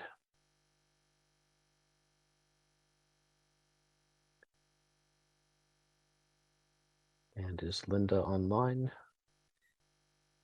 Linda Baird, if you are here, you might not be under your name if you had this forwarded, so please use the raised hand feature so we can find you. And I don't see anyone else who's raised their hand other than the applicant, and we'll get back to you in a moment. Okay, we're not seeing Linda Baird. Max Odom, you did have your hand up, but you didn't take your time for a presentation. If you wanted to say anything now, it would be perfectly fine. After that, we'll go to questions from the board. Yeah, I just have a few things to note. We own office buildings in Capitol Hill. We have a lot of therapists in our building. The office market has changed dramatically. There's a lot of vacancy out there. I can't speak to specifically a healing arts center, but I do know there's a lot of office buildings out there and a lot of vacant office space that needs to be reused. And the city has a housing crisis, affordable housing crisis as well. And I think a lot of the office space in the city would be useful as apartments to fill that void. I want to make it clear, we're not proposing to tear this building down. We're not proposing to put a third story on it. We want to keep the office building exactly how it is. Architecturally, I think it's beautiful, and it would be a disservice to tear it down. It would simply be redoing the inside. Apartments are a less intensive use than office. Office takes up more parking than apartments. This building shares a parking lot with the church down the street through an easement. That would no longer be needed. There would be more than adequate parking for the apartments at this building. And thirdly, we would honor all the leases. I'm not the owner, we're just the applicant with the building under agreement. We have to take it subject to all the leases, and we wouldn't be breaking any leases. That would be inviting lawsuits, and that's not something that we do. We like to work with small businesses and therapists and believe it's a very valuable service for the community. With that, I'll open it up to any questions the board may have for me. Okay, thank you very much. We'll now turn to questions from the board to staff or any of the folks who spoke. And just for those watching, the board's questions will try to get at the criteria that we're tasked with evaluating. We'll start with Fred. Thank you, and thanks everybody for the presentation. A couple of quick questions. One, so why did the applicant, given the existing use, why did the applicant not apply for an MX zone district? I'm just curious if staff or the applicant want to answer that. I mean, I'm happy to speak to our interpretation of the plan guidance as to appropriate zone districts. I think given the existing use in MX district is perfectly fine. Our plan guidance calls for this to be high residential. So I think when we were looking at appropriate zone districts, MU, which is what the applicant requested, seemed like a perfectly appropriate zone district for the plan guidance of this as a residential district. And would a change to an MU create any non-conformity of use or anything like that we should be conscious or concerned about? No, nothing came up in our analysis that would create an unusual issues with conformity. So they would be able to continue this existing use even after a zone, even after a rezoning. Is that correct? Yeah, the building next door, which is also an office use, is in a GMU district. The office uses to the south of there are also in GMU districts. So everything around here is sort of a multi-unit district. And those contain office. Actually, I'm sorry, the office to the south is actually in a PUD, but the office to the west is within a multi-unit district as well. Okay, thank you. Thank you, Caitlin.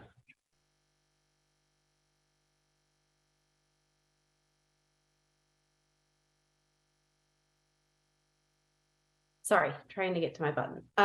Fred, you asked exactly the question I was going to ask on why not GMX3. And Tony, thank you for that answer. I was thinking it was probably that high residential component.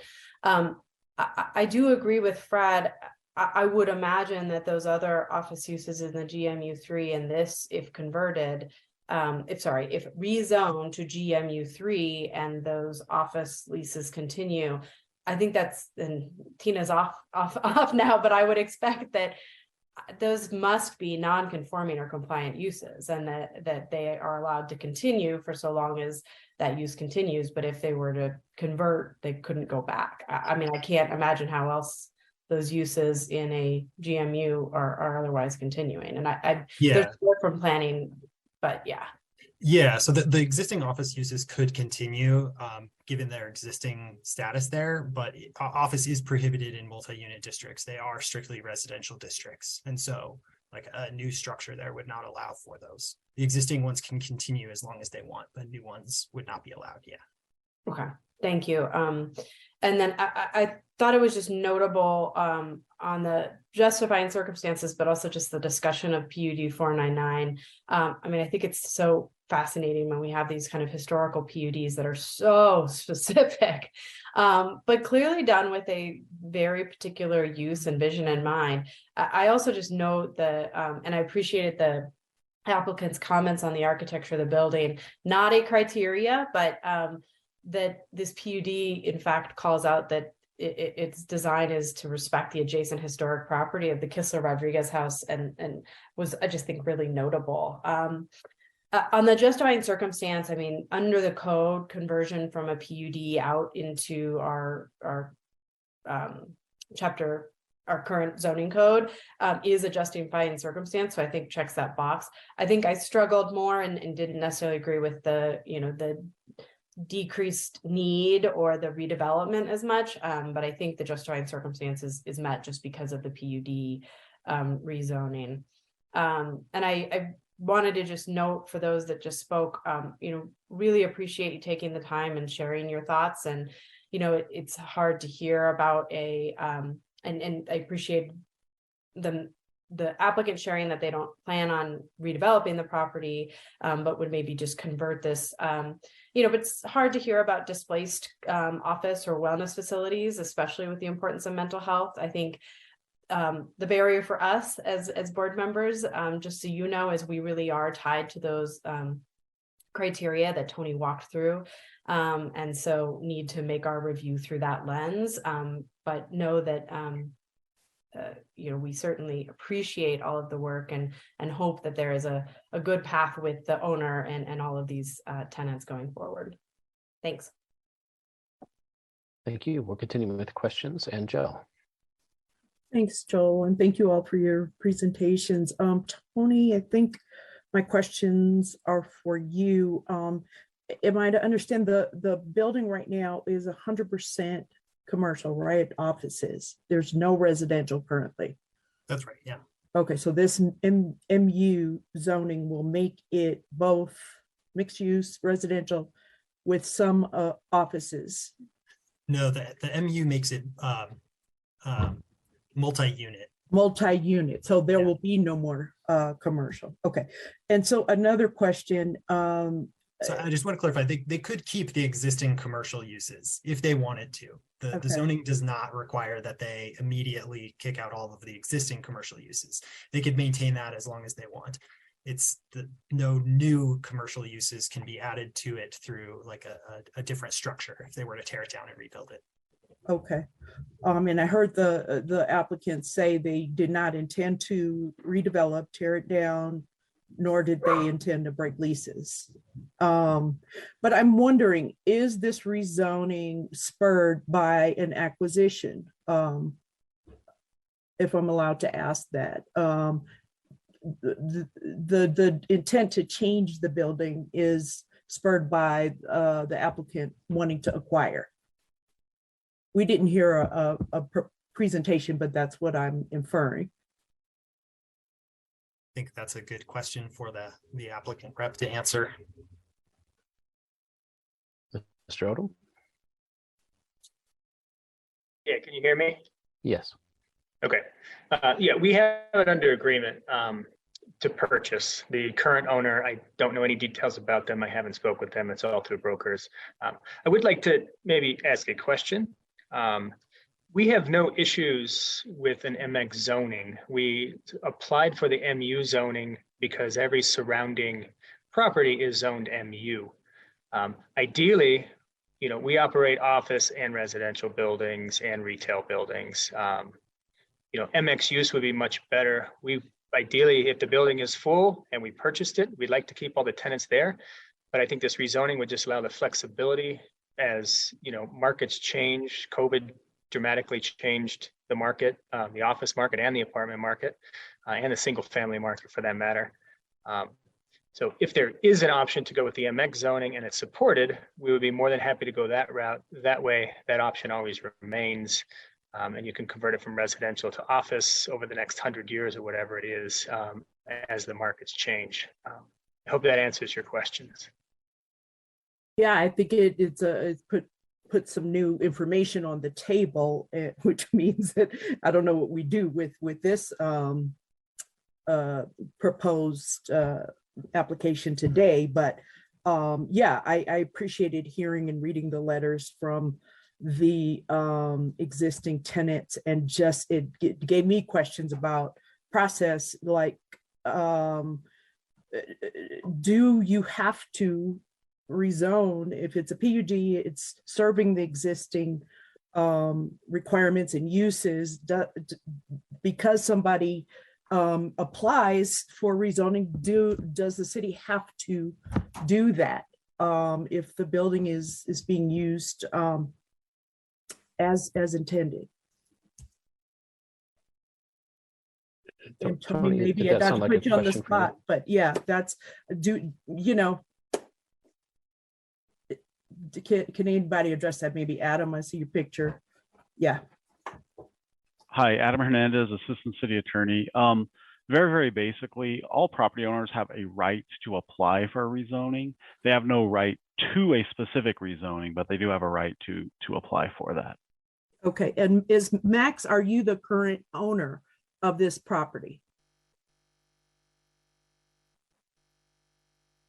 You can hear, if you can hear me, no, we are not the current owner. We have it under agreement to purchase. Okay. All right, this is clear as mud to me, but it does answer some questions. Thanks. Okay. Gosha, I see your hand. Let me just jump in with a process question for Adam Hernandez from the City Attorney's Office. There was a little back and forth on if the applicant might want to apply for a different zoning. Now that's entirely up to them, but could you describe their possible process options? I can imagine we can continue and evaluate what's in front of us. They could ask us to continue this hearing while they consider their options to whether to withdraw or reapply. What other options might there be? I would say at this point, you need to process the application that's in front of you for the MU district. The applicant after this hearing is always able to withdraw their application, but I think that would be the prudent choice. So then staff could evaluate an application for any different zone district to adequately give their recommendation. Okay, thank you, Mr. Odom. I think you heard that. So we'll continue with this. But the options that were discussed is something you could explore with staff, and I would encourage you to explore with staff because it has different implications for plan conformance as well as continued use of a building that was built for non-residential purposes. And next, Gosha.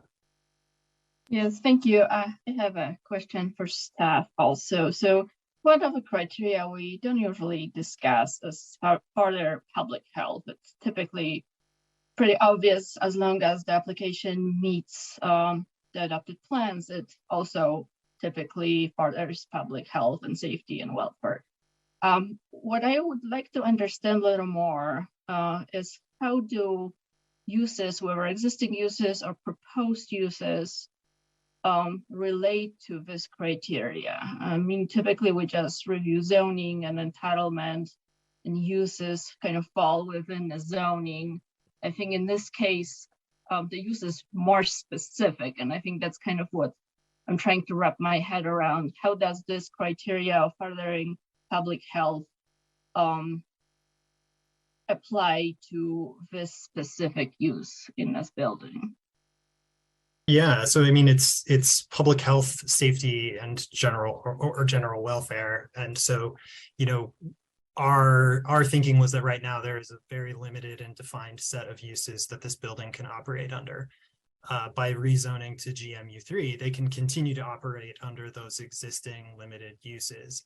They can also then adapt this building to residential uses, which helps meet many of the housing concerns that we have as a city, and our efforts to create new housing types in areas where there are services available for people. And so, this particular zoning doesn't in itself preclude the existing commercial uses to continue, but it does broaden the allowable uses upon the site, which we saw as being part of the general welfare of the neighborhood. But at the same time, also kind of removes the protection of the existing use. I mean, it doesn't mandate that they continue that use, but it doesn't force them to remove that use. Sure. Yeah, but by existing PUD, in a way, that use is protected by the existing zoning because that's the only use allowed under the current zoning. Is that correct statement? I don't know. I mean, protected, I guess is one way to phrase it. Yes, it is the only allowed use under the PUD. So in that case, it is enshrined in the PUD. Okay, thank you. Thank you. Any other questions? Fred? Yeah, thanks. I'm sorry to go back and revisit this because we're kind of talking through this, but I just want to be clear, and this is maybe a good one for Adam. So as I read it, I think, and please correct me, Adam, if this property were to be rezoned into a GMU district, the current uses would become non-conforming. Is that correct?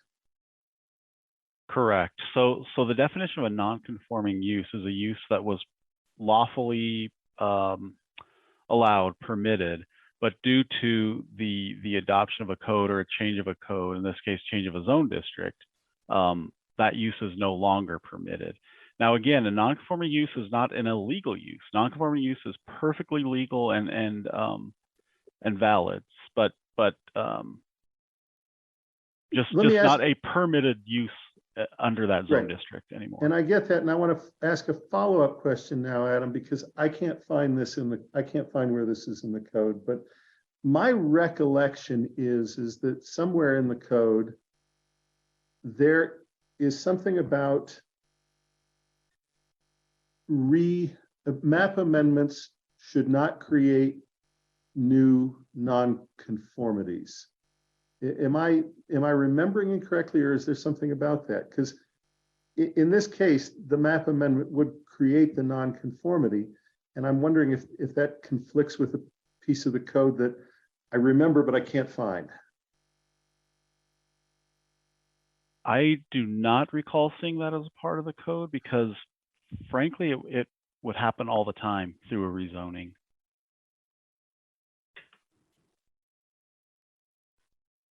Anybody But else I remember can this? definitely Am I- look while I'm sitting here, but I do not recall that. And again, it doesn't seem like it would be accurate because rezonings have the potential to create nonconformities. Yeah, I don't recall that as a criteria, Fred, but there may be some guidance somewhere. Andrew just pinged me. You may be thinking about zone lot amendments rather than map amendments. Okay. Okay, so that's where it sits. Okay, I knew I remembered something, but it was I was just not quite sure what. Okay, thank you. So there's no issue then with this map amendment being going forward, even though it creates a non-conforming use. Correct. Great, thank you. Thank you. I see no other hands up for questions, so I will close the public hearing and ask for deliberations.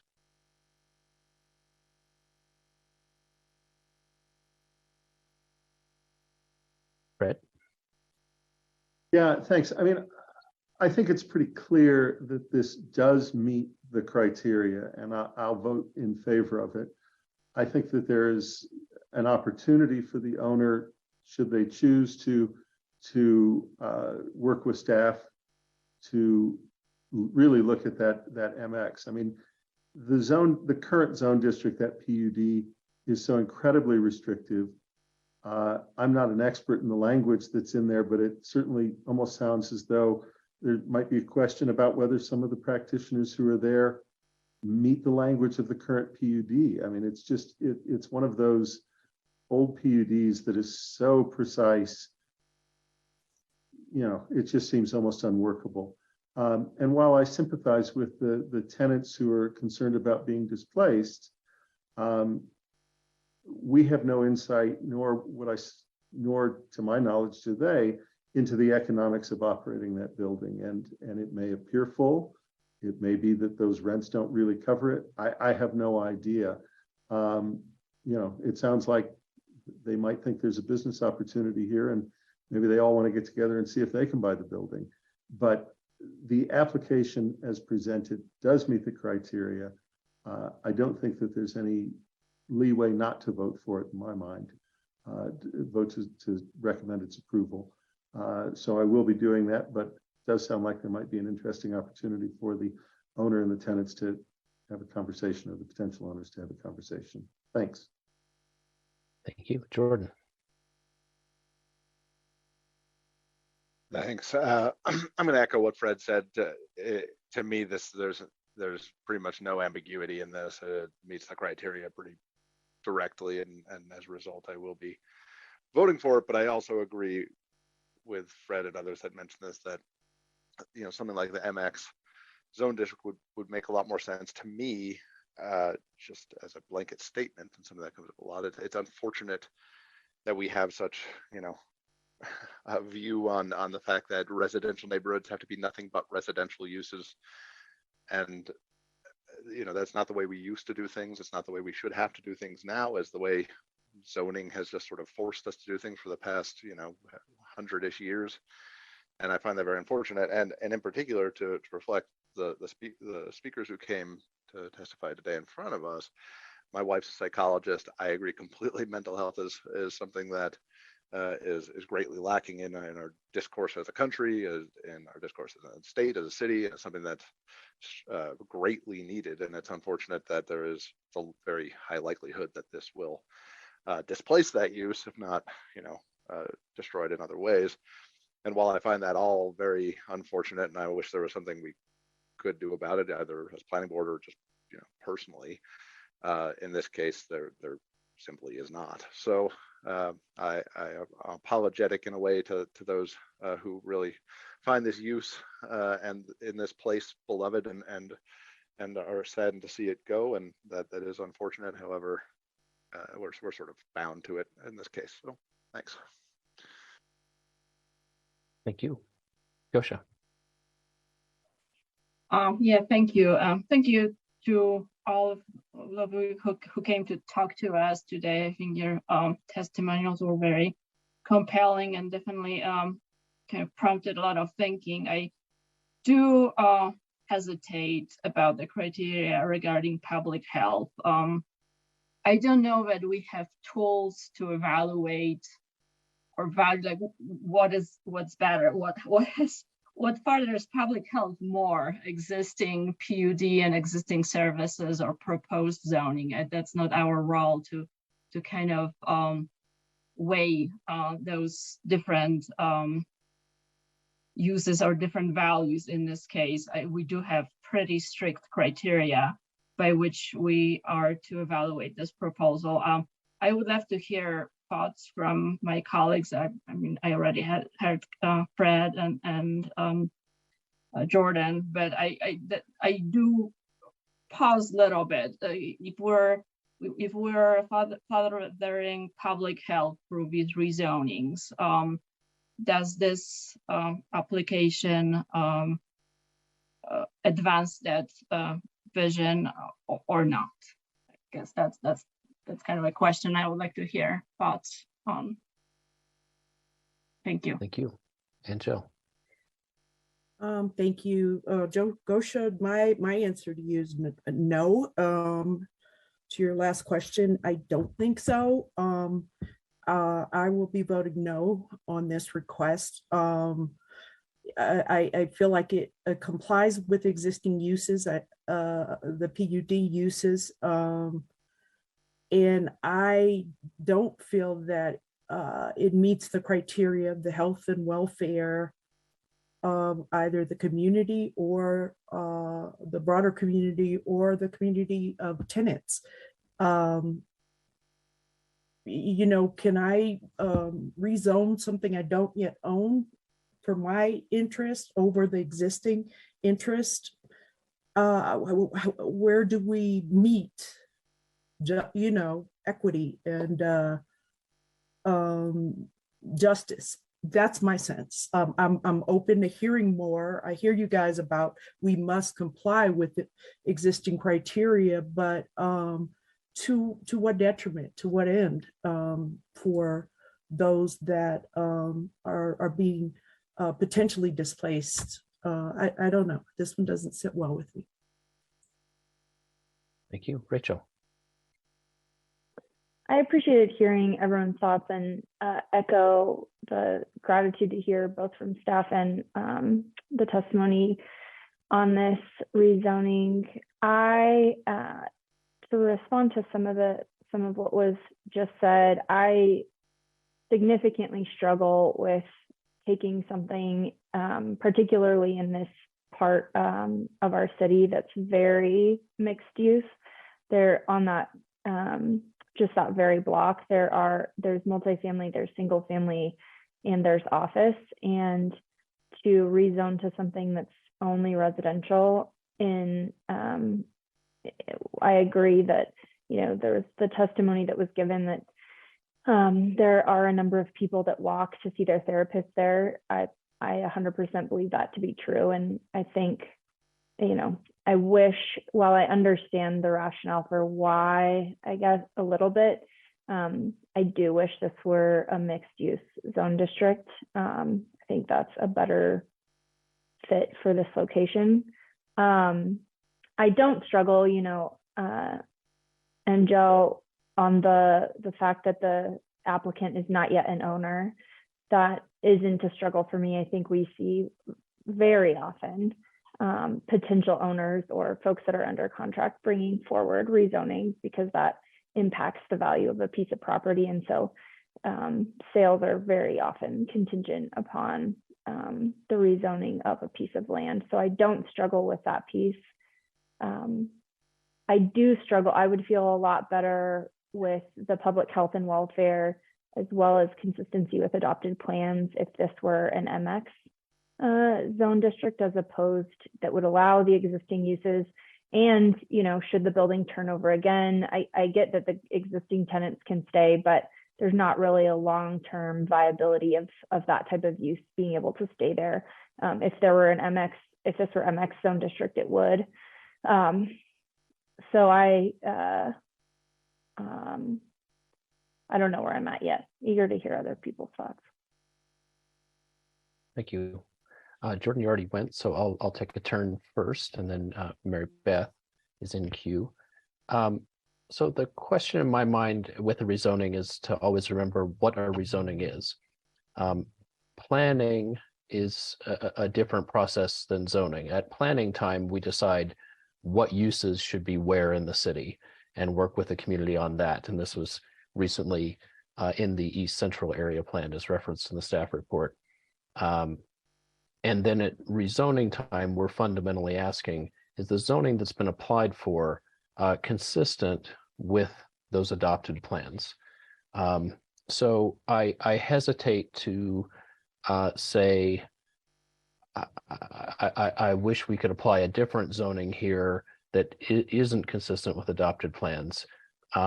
However, I do think in an alternate path, or if this were to be withdrawn and come back, the fact that this building is itself constructed for commercial purposes, not for residential purposes, you know, I can imagine that finding a good audience with planning board, despite the fact that the adopted plan says residential. Here we have a building that was not built for residential purposes.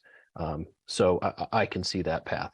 But what's in front of us now is somebody applying for residential zoning where we have a recently adopted plan calling for residential uses. So that seems very straightforward. The struggle I'm hearing is a struggle with when a landlord, when a property owner decides to change the use of a building, what happens to the previous tenants? And, you know, with leases and so forth to play out, those tenants will change. It may be quick, it may be slow based on those leases and whatever is arranged, but I don't think it's part of our criteria for rezoning, nor do I think it should be to say, I favor these tenants versus those tenants and get into a complicated process of trying to guess which tenants are right. That's not the criteria. Is the zoning that's being sought consistent with what our planning called for? So as with Fred, I don't see any way not to vote for this being consistent with adopted plans. And I understand the temptation because this is a struggle of a topic, especially when the existing tenants are in the broader healthcare universe, to say, well, in this case, you know, maybe in general, we don't consider who the tenants are because that's not the question we're being proposed for. But in this case, the tenants are within the general healthcare universe. Does that mean we need to look beyond adopted plans and look at health, safety, and general welfare? And I acknowledge that, but I don't think so. I think implementing our plans is the way that we further health, safety, and general welfare. So that's sort of where I'm at. Mary Beth. Well, shoot, that's exactly what I was going to say too. Yes, we can decide, you know, what's the best use of the building, but we don't have authority to say you can have this tenant or that tenant. So, oh, is my voice, is it still not working? Oh my goodness, I'm sorry. Let me fix it. It's very strange. Yeah, Just like there's last some- meeting, it starts off strong, and the longer you talk, it tails off. Maybe the universe is telling me something. Okay, thank you. Okay, thank you. Heidi has not gone yet. Heidi? Thank you, Joel. I appreciate your eloquent explanation of where you stand, and I stand in the same place. And I have empathy for the thoughtfulness provided by my board members this evening. And I think about how I try to resist the temptation to think about uses when we consider rezoning and to stay with our plans. The health, safety, and welfare, we've always struggled with that criteria. It's a difficult one to define, but I think Joel framed it correctly in the terms of zoning code and how that term is used. And I think about a previous rezoning we had that we shouldn't have been told what the intended use was, but we were, the Carvana. And I could certainly make an argument for health, safety, and welfare that bringing automobiles in and out of the site and adding to environmental contamination and climate change did not benefit health, safety, and welfare, but that's not what the zoning code, our criteria calls for us to do. So I will also be voting in favor of this rezoning. Okay, next I see Jordan and Angel. So I want to respond. Joel, I think you summed it up well. However, to me, when we're talking about health, safety, and welfare, it's always pretty vague. Like Heidi said, we have to sort of interpret it how best we can and just kind of purely zoning ways.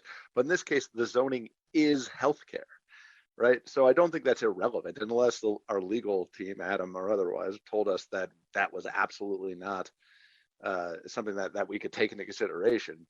I can't think of another case on my time in planning board, and I don't know if there's been others in time before that where the actual zone is a PUD that is healthcare. I feel like that has to be taken into, that can at least be taken into consideration. That said, it doesn't change my opinion at all because, as you know, Tony has stated several times, the rezoning doesn't actually preclude that until they decide to redevelop the land. And while that's sort of a philosophical discussion anyway, because we've been told basically that is going to get redeveloped, it sort of negates that. We can't judge it. That's not our purview. We can't say whether we think it should be redeveloped or not in our chance. So I think on one hand, I do believe that the health, safety, and welfare clause does apply to this in a very different way than it would elsewhere. It doesn't actually change anything in my perspective, to answer your question, Rachel, at least from my standpoint. Thank you. Angel. Yes, I believe we come to talk about and know about the use for this building because of its nature. Its existing zoning is in healthcare. It is a PUD, and because we got all those letters and you know, the folks that showed up to comment. And so in terms of health, safety, and welfare, that is why I am voting no. I don't think this promotes that, this rezoning as it is. I'm happy that the prospective owner is looking at an MX and do hope that there are conversations with existing tenants and that this, you know, can be done that way. As we look at all of this through an equity lens, it's not just residents that can be displaced and that we should guard against. It can be commercial tenants as well. And when we talk about consistency with adopted plans, Joel, I heard you that the Blueprint Denver comprehensive plan called for more residential, but is that whenever desired and wherever and 100% of the time? Is there any room left for these unique cases where there are community needs being met. Can we be so consistent with the plan that we only think about residential? I know it's needed, especially affordable housing, but I think there's no way for me, with the information given, to not look at this in a nuanced fashion. And I don't see this meeting all the criteria. I'm still voting no. Thank you, Melissa. Really appreciate hearing everyone's thoughts because I've gone back and forth on this. I think we talk about the health, safety, and welfare and how hard it is to factor in, and this one's really clear. My struggle here is that the phrasing is how it, it promotes the continued health, safety, and welfare of an area. I can understand the argument that this doesn't do that by removing an asset to the community. I'm having a hard time with the idea that that's how we're talking about this when we don't feel like we can wade into health, safety, and welfare this deeply when something is potentially doing harm. That's a little tough for me, that like we don't talk this much about health, safety, and welfare implications in terms of harm that can come from a lot of the stuff that's brought before us, but in a relatively well-resourced neighborhood, potentially losing one resource like has gotten us to talk about it more. I'm glad we're talking about it more. I think we all know that we need more understanding of how we actually apply it, but it is frustrating to me that like I am sort of back and forth, to be honest, on whether that actually sways me here. However, this is the most we've talked about it. So just flagging that as we continue to think about how we do this. A well-resourced neighborhood potentially losing a pretty nice asset versus when this comes up in terms of additional displacement pressure or like all of the potential other harms that can come from some of the projects that come in front of us. So just to think about, I'm on the fence. And to Angel's point, like one of the actual biggest markers of gentrification is displacement of businesses and not of people. Do I think that's necessarily what's happening in Capitol Hill? I'm not sure that that's how I feel about it, but it is something that we need to consider when we talk about how these things impact neighborhoods and impact the health and safety of neighborhoods, is that is businesses as well. So really appreciate everyone's thoughts because still trying to decide how I feel about this. Thank you, Rachel. Thanks, Melissa. I think that is really important. I actually was thinking about it in a similar context, and I Joel, appreciate the explanation you gave, and I also think that Jordan's comment that this isn't it isn't just a rezoning from an MX to an MU. It's a rezoning from a health facility to something that would prohibit a health facility. And I think that is different than most of the other rezonings that we have moved through here. I was thinking about it, piggybacking off of what Melissa said. And, I live in the Cole neighborhood. And if there were a PUD that said this has to be a neighborhood serving grocer in the middle of what is currently a food desert, I do think there would be a compelling argument that rezoning out of that type of PUD that calls for a grocer or calls for a needed community service in that part of our city, that makes the public health and welfare question arise in a different way than if we are just rezoning from industrial use to residential, and as the impact of that is that certain tenants go. And my concern is not about tenants, it's specifically that this zoning calls for a very unique type of wellness facility. and that we are rezoning that out of a community feels like it warrants the public health and welfare discussion at a level that we typically might not get as in the weeds on.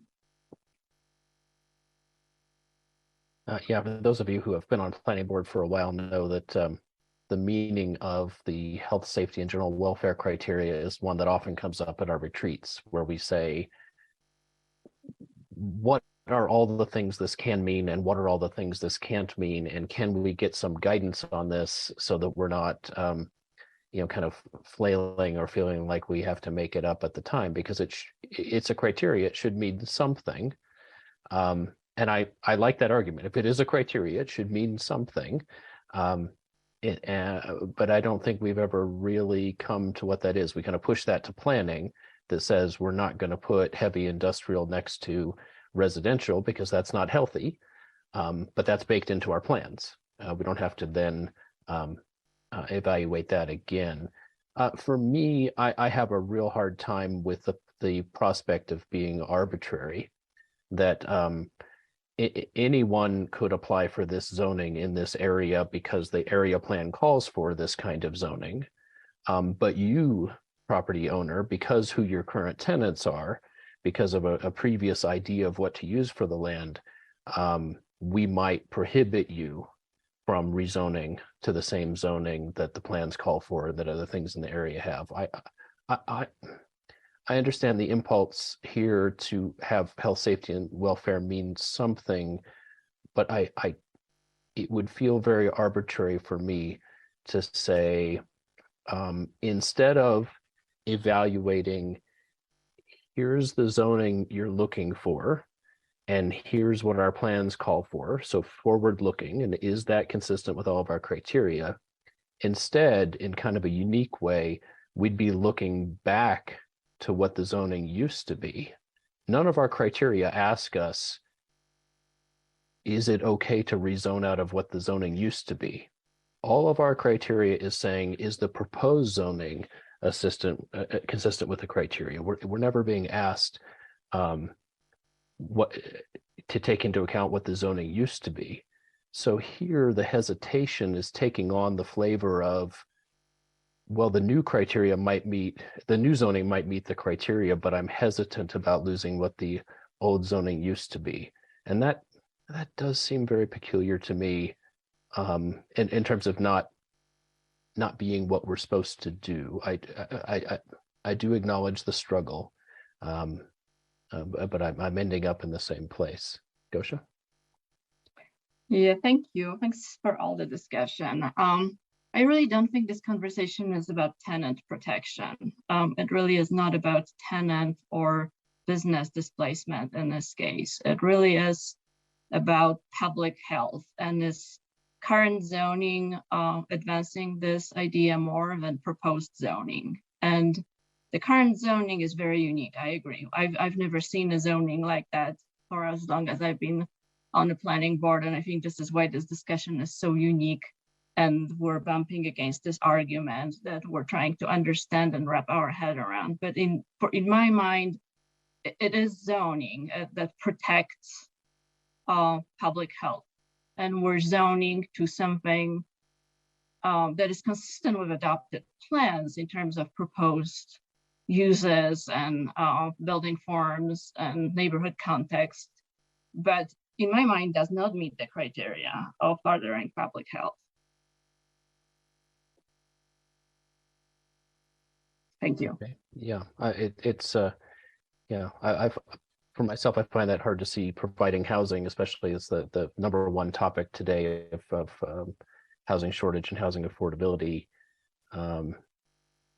not furthering. I would say this is far from the first time that we've dealt with an old PUD that had one use allowed. Quite in the past, when you were rezoning to something that was different than what was around it, the practice in the city was to say, well, this is controversial, why don't you all work out a custom zoning, a PUD? And quite often those only had one use allowed.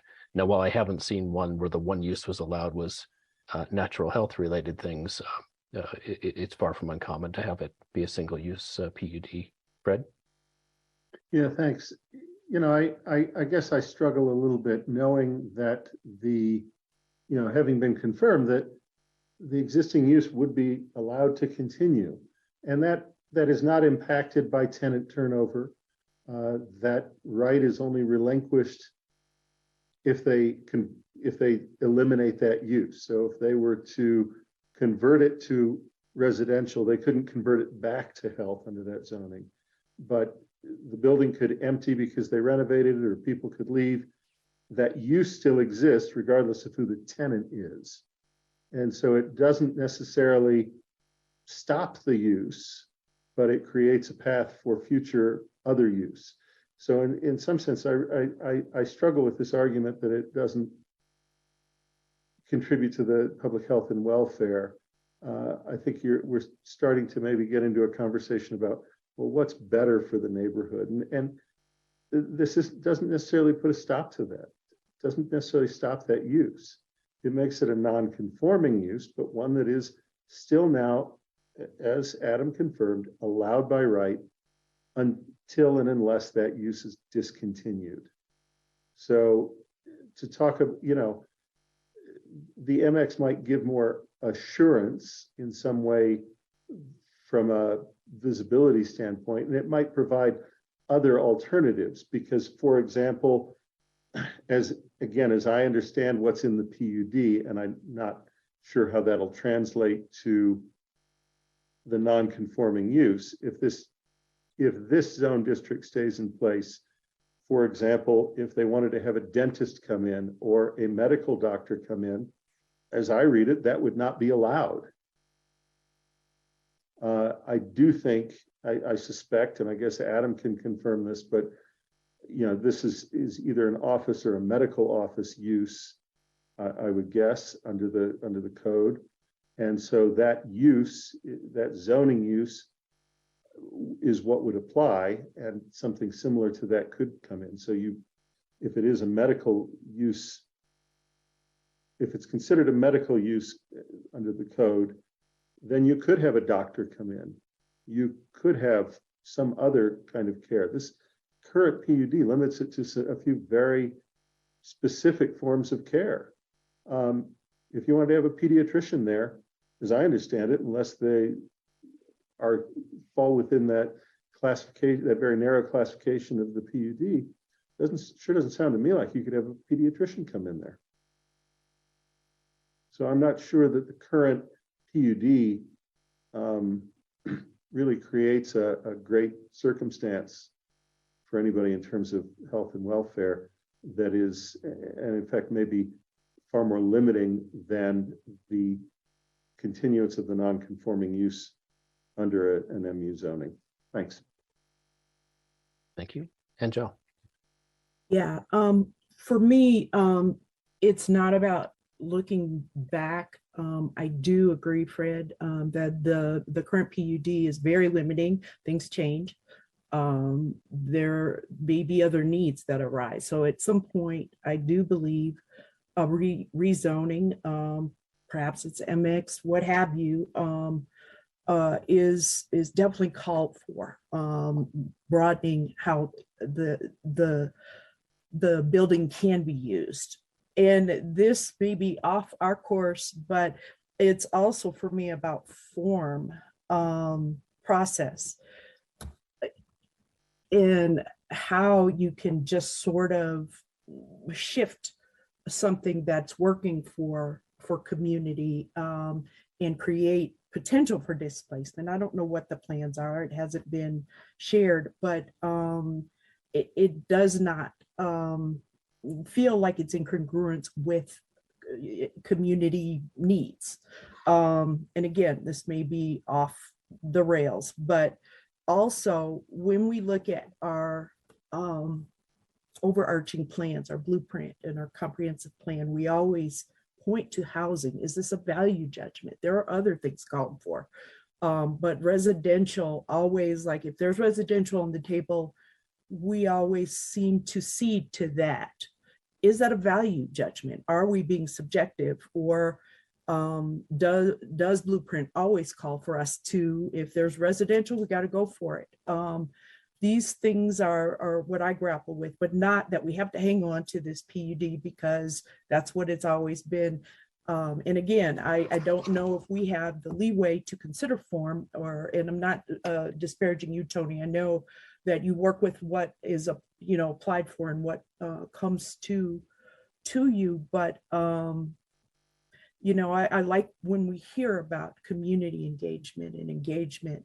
And I hear those conversations, even if there's disagreement, and I didn't hear if there was engagement with these tenants, perhaps there was, but it's how are we imposing ourselves into the prescription for community by interpreting these comprehensive plans, and is it narrow? And that's my point. Okay, I see Fred's hand up, but I think that's from before or no? Oh, yes, Fred. Yeah, I just, one more comment to respond to some of what Angel had to say. Leaving the existing zoning in place doesn't necessarily guarantee that the landlord's not going to decide, well, I'm just going to empty the building or I'm going to raise the rents. I mean, I'm not sure that it really is a strategy for not displacing those businesses. Sorry, I'm getting a little slow because I think it is time for a break. My brain's getting a little thing.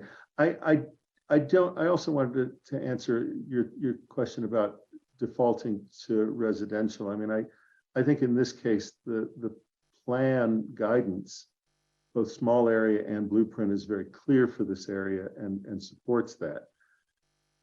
I suspect that if this was an MX, we'd be having a very different conversation about trying to understand how that MX complied with the plan guidance for this to be residential. And that's just because that's what the plan guidance says. So again, I feel like we're charged with evaluating based on this criteria. Is it the optimal outcome? Maybe not, but I think we're charged with evaluating based on that criteria, and that's kind of where I have to go to back on it. Thanks. Thank you, Heidi. Thank you, Joel. I just wanted to speak quickly to that comment, Angel, about are we inserting ourselves into what's best in the community and not looking at those plans correctly. And I think that both of those plans had significant community input to have them created and have them get passed. And so I do feel like the plans represent the community input extensively, and that because it so clearly meets both of those plans, I think the community input is being taken into account and heard in passing this rezoning. Thank you. Thank you. I think I have to interpret it that way as well. I did have a flashback while you were talking to a recent rezoning we had in the East Area Plan area in Park Hill, where they had recommended residential use, low residential use, like single unit, for something that was already a multi-unit. And so the question was, well, why did this recent plan call for something different than what was on the ground? This is actually another case where the plan was calling for something different than was on the ground. But I think I've got no choice but to say, well, it is the plan. We planning board approved that plan. City council adopted it. And so now the question is this zoning doing what that plan called for? I see no other comments, so I'll do a roll call vote. Would somebody like to make a motion? We need a motion first. I'm ready for a break as well. Fred, do you want to make a motion? I'll be happy to make a motion. I move to recommend that City Council approve application 2022I-00167, rezoning 750 9th Avenue from PUD 499 to GMU3, finding that the applicable review criteria have been met. Second. It's been moved by Fred and seconded by Jordan. Discussion on the motion. Okay, do a roll call vote. Angel, No. Caitlin, Yes. Fred, Aye. Gosha, No. Heidi, Aye. Jordan, Aye. Mary Beth, Aye. Melissa, Aye. Rachel, Aye. and I vote aye as well. That passes 8-2. Thank you very much. Okay, we've been going for nearly 3 hours, so we're going to take a 15-minute break because we went extra time. Those of you who are watching and waiting for the West Area Plan, thank you. You heard earlier why we needed to change the agenda to have that lengthy and meaty info item first. Normally, we would put those after public hearings, so thanks for sticking with us. If the topics that we're covering excite you, please be aware that openings for planning board come up every year, and you can go to the boards and commissions page and say, I like that, I want to do that. And we're always looking for volunteers. We will be back at 5 after. Please turn off your cameras and mute your screens. And then when you come back by 5 after, please turn on your screen so we know you're back. Thank you very much.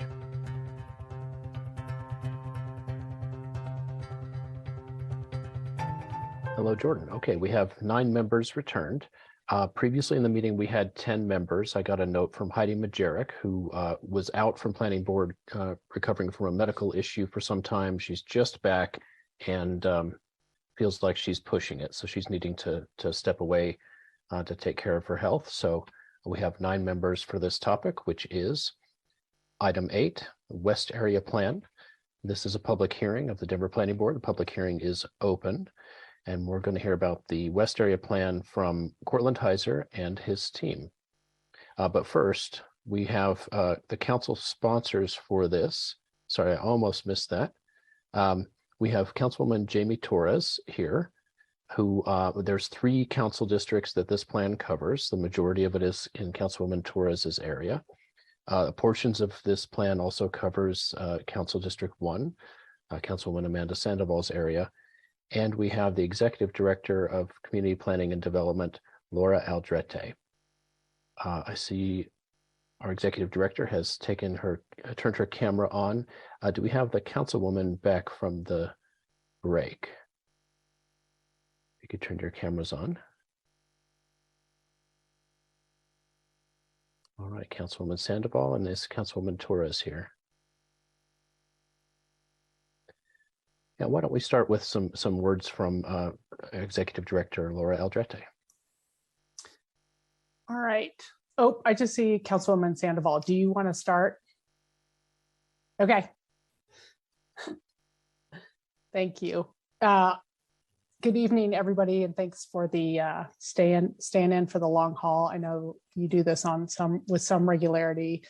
I also just was able to listen into a good portion of the last agenda item, and I really appreciate the thoughtfulness that everyone takes for these agenda items, these rezonings, and bringing their perspective. And I think what I really appreciated about the conversation I heard was just the different voices. And I appreciate that we're not all on the same page, and I think that makes us weigh our decisions more heavily, and it feels that there's good listening and really thoughtful comments, so I just really appreciated having a moment to listen to those conversations, and appreciate you all taking the time to really invest, because it's really about investing in our city.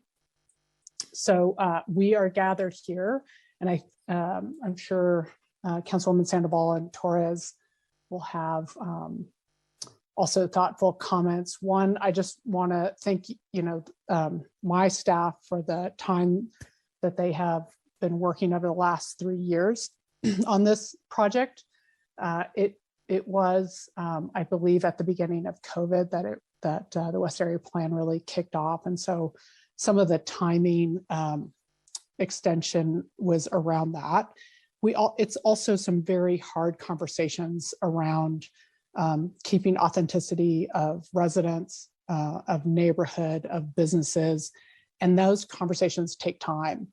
So I do believe that this has been an extensive and inclusive community engagement, and the stakeholders and the community members that have really taken the time to engage literally over 3 years is impressive. And I appreciate, all of Denver coming together to think about, the next 20 years of their community.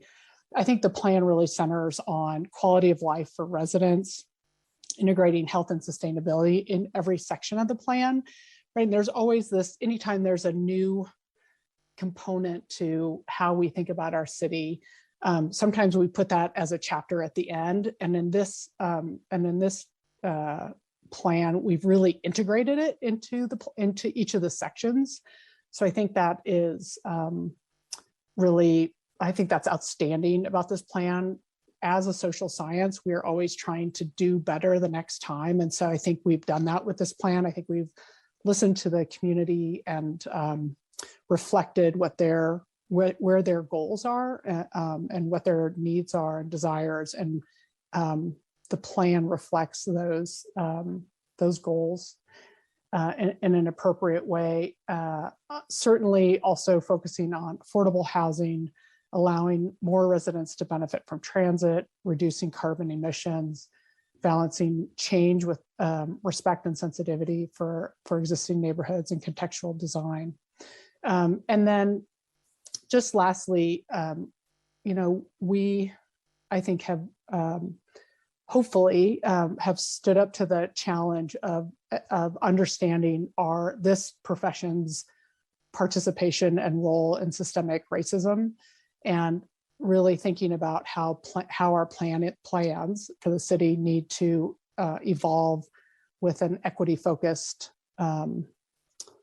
lens. And I think the redlining that has historically occurred in this community, and analyzing that and laying that over the demographics and the data that we have today, and then having those conversations and using that data and those conversations to inform what the plan, how we begin to rectify that historic racism, is one of the most important pieces also of this plan. And so we will continue to need to improve and learn. And so I think this is one of our first steps forward in that. And it should, I hope, and look forward to it continuing to be a part of our conversations with our communities moving forward. So again, I just want to thank the community, thank my staff, and thank you all for all the hours that all those folks are putting in to move our city forward, and certainly the West area. And with that, I will turn it over to one of the councilwomen. Yeah, Council President Torres. Good evening, everyone. Thank you, planning board members and community planning and development staff. Council President Jamie Torres, I proudly represent District 3, which makes up most of this particular planning area. Come July, it will be the whole area. To say it's just incredibly satisfying that this plan is finally before you is an understatement. It's a joy to see it at this stage. Councilmember Sandoval Clark and I have already provided a letter of support in your packet, so I'll try not to be repetitive. But this plan is one that I'm immensely proud of. I'm proud of the intention, the thoughtfulness that went into it. I'm proud of how it sets a complete vision for 6 neighborhoods in West Denver. And I'm proud of the people who helped build it over the past 3+ years. September 12th, 2019 was our first meeting of the steering committee and stakeholders, and that feels like a couple lifetimes ago. It must be repeated. These neighborhoods have a history that set it on a course for constantly playing catch up. All 6 neighborhoods were in whole or in part redlined. Resident opportunity and access, business opportunity and access, investment projects were outright discouraged. This plan doesn't just acknowledge this inequity, it aims to confront it in as much as a 20-year plan can do. It sets a real vision based around quality of life, as Director Aldrete just mentioned. This is not insignificant and was what a working group spun off last year to ensure this plan operated around. How refreshing that we look at plans primarily as a document meant to improve quality of life. It's monumental. We can address anti-displacement with multiple strategies, some of them currently in operation in West Denver. And through the recommendations in this plan, we can also identify where growth would be ideal. These are not in conflict. This effort is highly in line with the intention of Blueprint Denver to set a high-level view that would then become specialized in the neighborhood planning initiative. This is what we promised our communities, and we would pay attention to what's happening in each area. I thank all of the community who took the time to dive into this plan, to give their valuable time and opinion, and I thank CPD for spending such care and diligent time to listen to those concerns, pausing when necessary, and not rushing through an important development process. So thank you so much. I look forward to the hearing and any questions you may have. Thank you very much. Councilwoman Sandoval. Thank you all, and thank you all planning board members for your service. I started at with you all at 3 o'clock, and I'm still here with you, and so I also ate during your break.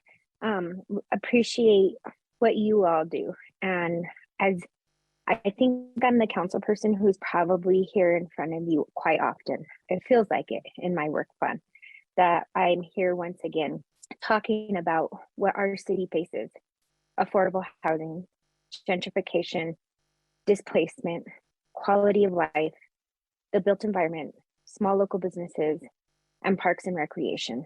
It's why I ran, is because these plans are where the rubber hits the road. These plans set the guide for the next 20 years. These plans will help President Torres and myself on city council help invest in these neighborhoods, which have historically not had much investment. When we looked at the 2021 bond and we look anywhere west of the Platte River, our areas west of the Platte River historically have not had bond funding. They have not had additional parks. They have had historic injustices since the beginning of the development of Denver. And it's plans such as these that will help us define in our city budget, which is a moral document. It will define how we spend money, and it will define the future, the next 7 generations of these residents over in the West Area Plan. It's been my honor to work on this plan beside President Torres and her staff, and also with the staff of CPD. We couldn't be here without all of you. But most importantly, the residents. This is why we're here. This is why you all on the planning board serve, is because of the residents. We are called to this service. It's not just something that you easily want to do twice a month, spend your time. It's service. And so I thank the residents for their service.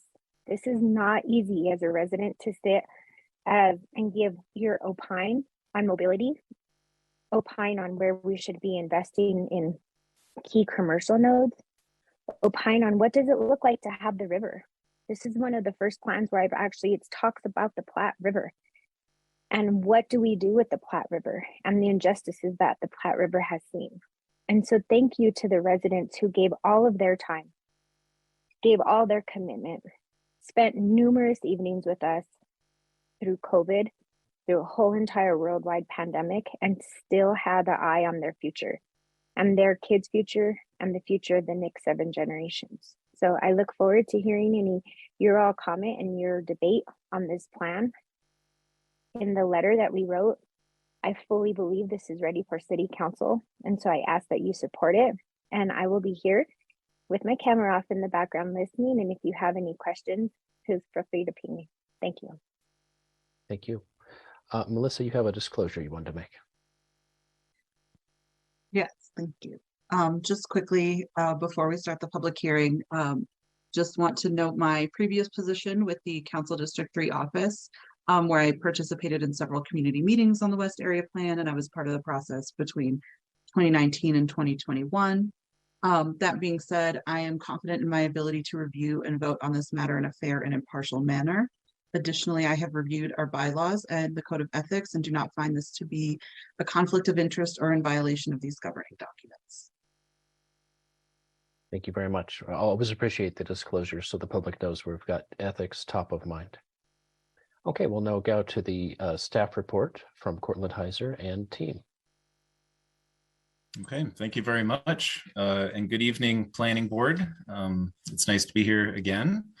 I'm Cortland Heiser, a long-range planning supervisor with Community Planning and Development and Planning Services.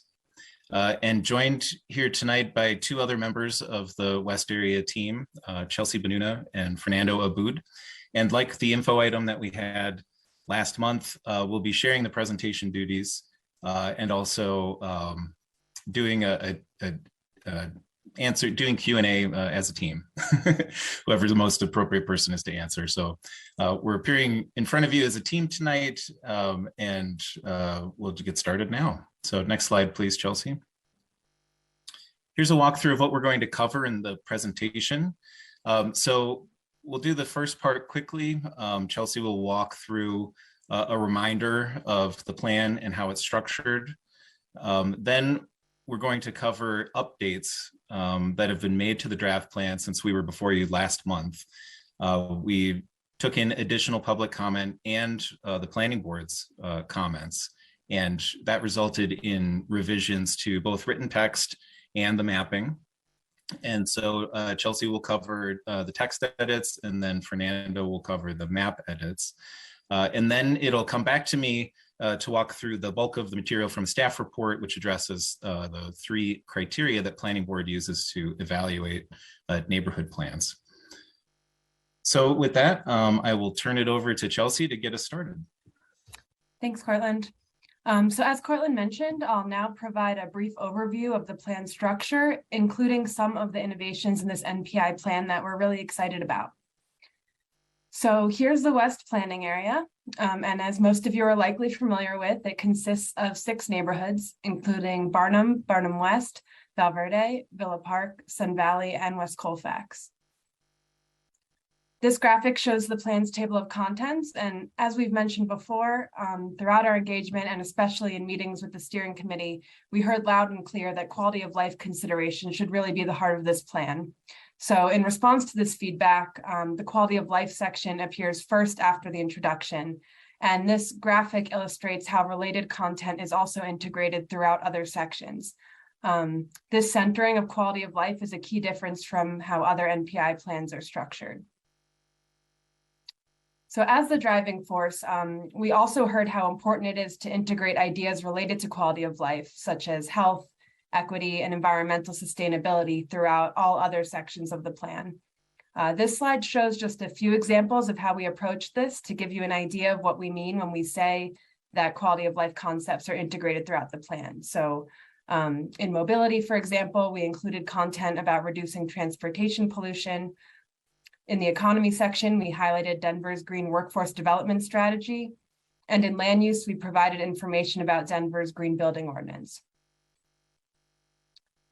In addition to centering quality of life, there are a couple of other innovations we want to highlight, and that these were created in response to broad community input and support.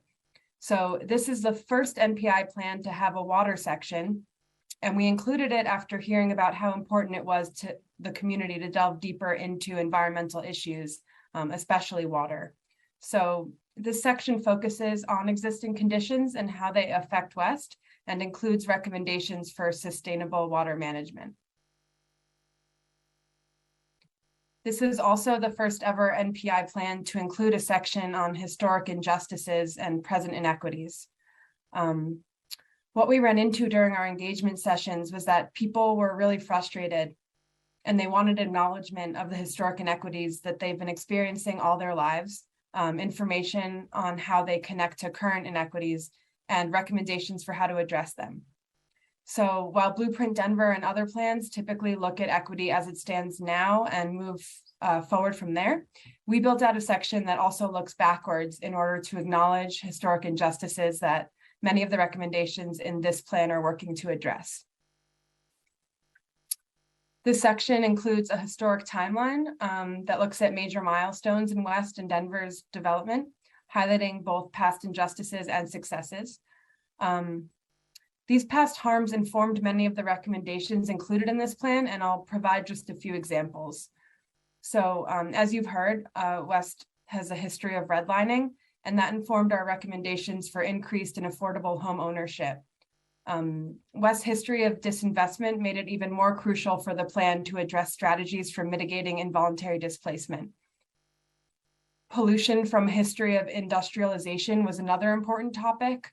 And as I've mentioned, we've integrated health considerations related to pollution and other quality of life considerations throughout the plan.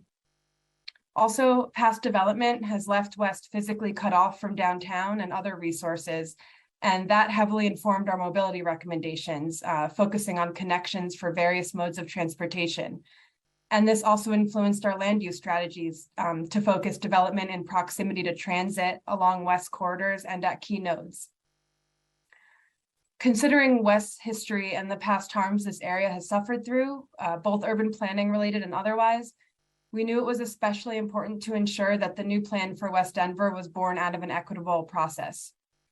The steering committee, many of whom are community leaders and work hard to represent the views of their neighborhoods, had great influence on this plan, as did input we received from many other community events and engagement activities throughout the past 3 years, which Cortland will touch on in greater detail later on. We believe this strong community involvement speaks to the equitable nature of this process. So now that you understand some of the basics and some of the highlights of the West Area Plan, I'll walk you through some of the key text improvements we've made to the plan since we last presented to you about a month ago. We heard at the last meeting that the West Plan is very lengthy and difficult to navigate. So we've made multiple improvements to allow for easier navigation. If you download the PDF, there's now a dynamic sidebar that allows you to jump to any section, regardless of where you currently are in the plan. And in addition, whether you're viewing it online or downloaded, all tables of contents, both at the beginning of the plan and at the top of each section, include links to allow for similar ease of navigation. Cross-references to other sections are hot linked throughout the plan. And we also have plan recommendation summaries that appear multiple times throughout the document. That's in the introduction, at the top of each area-wide recommendation section, and in each neighborhood section. And this is really to help remind readers of the plan's bigger picture and ideas. We also heard in our discussion in January about the importance of universal design concepts, and this came up in our community engagement as well. So we've integrated this into the land use section as it relates to housing accessibility, and specifically into recommendation L7. So in addition to updates to all parts of recommendation L7, we also highlighted the importance of universal design to the West community as part of the introductory text to this section. And considering what an important issue involuntary displacement is in West, we worked with WDRC and DHA to develop expanded content on strategies that both organizations and community members can use to help mitigate involuntary displacement. These strategies complement recommendation E10, which is focused on what the city can do to help with this issue. With that, I'll now hand it over to Fernando to talk about the newly revised land use maps. Thanks, Chelsea. As Cortland mentioned, my name is Fernando Wood, an associate city planner here at CPD, and I'm going to walk you through the updates that we did to the land use map since the last time we were here in January. Since the last time we were here, we talked about making some updates to the maps to create alignment between them. The way we did that, first of all, we followed the HIDE map as the main guide, since that was a map that that better reflected the intended strategy, since it had more thought and process put into its development. In addition to that, we also look at some of the intentional changes that were made on the future places map for some additional guidance. And in addition to those two different strategies, last time we were here, we also heard some concern from planning board members regarding recommendations of potential downzoning existing entitlement. So in response to that, we made two different analyses. First, we compared the recommendations on the plan to the existing zoning, both the uses and heights. And then we compare the recommendations as well to the existing built environment, that being uses and heights as well. We made some corresponding updates to ensure that alignment and made sure that align with the existing zoning entitlements. As a result, overall, with this alignment strategy, we made some tweaks in all the different maps. Some changes were made in the neighborhood context map, some on the future places, and some on the HIDE maps. And that also resulted in an updated growth strategy map. But all of this updates resulted in a series of maps, updated maps that are in alignment with each other and in alignment with the current zoning. Thank you.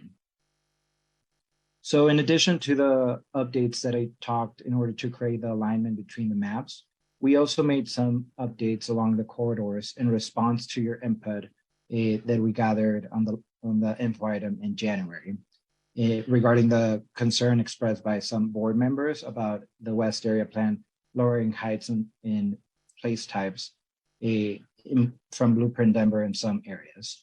The way we did that is we went back and revisited public input that identified the corridors, that being Colfax, Federal, Sheridan, and Alameda, as well as the Sheridan and the Decatur Federal Station as the most appropriate places for density. We took that back to the steering committee, and with additional guidance from them, we revised our approach to density along the corridors tied to transit service capacity, using a node approach with high transitions into the lower height areas in the neighborhoods. In the next slides, I'll walk you through how that approach can be applied in each of the different corridor types. So starting with Colfax and Federal, these two corridors are highlighted in Denver Moves Transit as high capacity transit corridors. The changes, updates in Colfax that we did, we updated some of the remaining 3-story areas into 5 stories, but along Federal, the nodes that were previously identified remain the same, that being along 8th Avenue, around 2nd Avenue, and along Alameda. But we provided height increases to the next available category. This resulted in the center of the node changing from 5 stories to 8, in the transition area surrounding those nodes from 3 stories to 5. And the area between the nodes, the area along the corridor, increased from 3 stories to 5 stories. So following up with Alameda, that's classified as a medium capacity transit corridor in Denver Moves.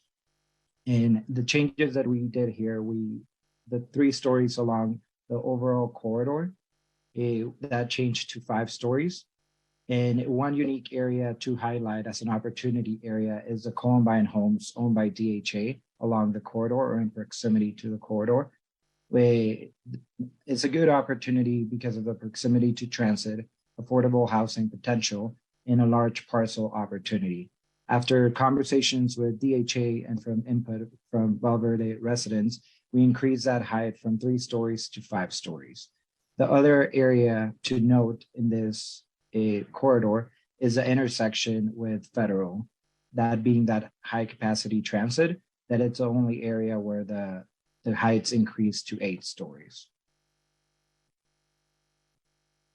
Finally, Sheridan is categorized as a speed and reliability corridor, this being lower transit capacity than the other two. So in this corridor, we took a more targeted approach and focused on some specific nodes. This being the node at First and Sheridan, where we increase from 3 to 5 stories following the existing commercial area. The node at 8th and Sheridan, following this large parcel opportunity, where the heights along the corridor, we increase it to 8, and then transition areas next to them as 5. And finally, the station at Sheridan, where we increase the height from 8 to 12 stories for its intersection with the light rail. And the areas in between the nodes remain as 3 stories as in the previous draft. This in response to the lower future transit capacity and some of the existing conditions in the area. With all these adjustments, we are carrying on the strategy of adding some additional heights along the corridors as supported by that public input that I highlighted and further refined by the steering committee guidance, while maintaining that original strategy of height along the corridors and specific nodes with transition into lower areas. In addition to some of the more specific changes, some other update that we talked about last time that we were here in January is the representation of heights using a two-type approach. The map that we had been talking to on the previous slides, that was the base height map. And then the map showing here, this is the EHA incentive maximum building height map. We mapped the availability of incentive heights based on the West Area Plan Future Places map. But in addition to that, some other changes that we did to the document is we added additional information further explaining what is expanding housing affordability, what's EHA, the citywide policy, its applicability of incentives. And within that text, we also noted that some of these heights may or not be achievable on specific heights, subject to a variety of factors that include protected districts or applicable existing zone districts. And with that, I'm going to pass it back to Corwin so he can walk you through the planning board review. Okay, so for the rest of the presentation is really a summary of the material that's presented in more detail in the staff report. Next slide. So planning board and city council both have the same 3 criteria as identified by Comp Plan 2040 when considering approval and adoption of new neighborhood plans. The 3 criteria are an inclusive community process, consistency with Comp Plan 2040, and demonstrating a long-term perspective. And we'll walk through each of these 3 individually. The first is the inclusive community process. As has already been mentioned by several speakers, this was sort of a lengthy process. It lasted more than 3 years. It kicked off in the fall of 2019, and we're just wrapping it up now. So it's really closer to 3.5 years of process. It started pre-pandemic and then was interrupted by COVID-19, the shutdowns, and restrictions on public gatherings, which was not unique to this process. Certainly, every project that CPD was doing had to deal with that. But this, unlike other MPI area plans, which kicked off after COVID and the shutdowns were already a known quantity, this one was interrupted in the middle and required some on-the-fly adjustments to the engagement strategy. Let's move on to the next one. So some of that bears out here. So the staff report covers this in quite a lot of detail and includes lists of each of the individual community meetings and the dates on which they happened. But if you're going to summarize all that down to a single slide, this is that slide. So the main categories of community engagement that were undertaken as part of the West Area planning process. The first is workshops and major online events. So we did have 3 in-person community-wide workshops, 2 at the very beginning of the process. We had a kickoff meeting and then another meeting about 6 months after that, both pre-COVID, before the pandemic settled in, and we had to pivot then to online events rather than in person. And we tried a couple of different things. There was an online self-directed open house with detailed accompanying surveys. We also did a webinar. And then most recently, we're able to pivot back to in-person community meetings at a school this past fall, now that we don't have those same gathering restrictions. We doubled down on online forms of outreach and engagement in terms of events, but also in terms of how we collect input. Not just in this planning process, but other planning processes that we have had underway over the last couple of years have much more reliance now on online surveys to collect public input. Ideally, that's as a supplement to an in-person meeting so that people can participate both ways. Of course, when we were relying on virtual events, sometimes the surveys had to stand more on their own. But we had 3 online surveys, some of them with multiple surveys within them. So the biggest of the 3 actually was more like 4 surveys in one, and you would pick your topic module and then take a survey on that specific module. But these were pretty robust surveys designed to collect a lot of input and as a substitute for exercises that we may have otherwise done in an in-person meeting format. We also had 2 public review drafts with online commenting through a tool that we use that's called Conveo. It allows the public to review the document and comment on it directly, and then their comments are viewable to other people who are reviewing the plan.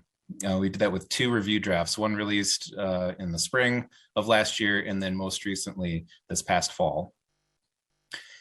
We attended a lot of community meetings, 46 documented. I think there may have been some in addition to that maybe we forgot to put on the list, but it was a lot of neighborhood meetings, other community group meetings.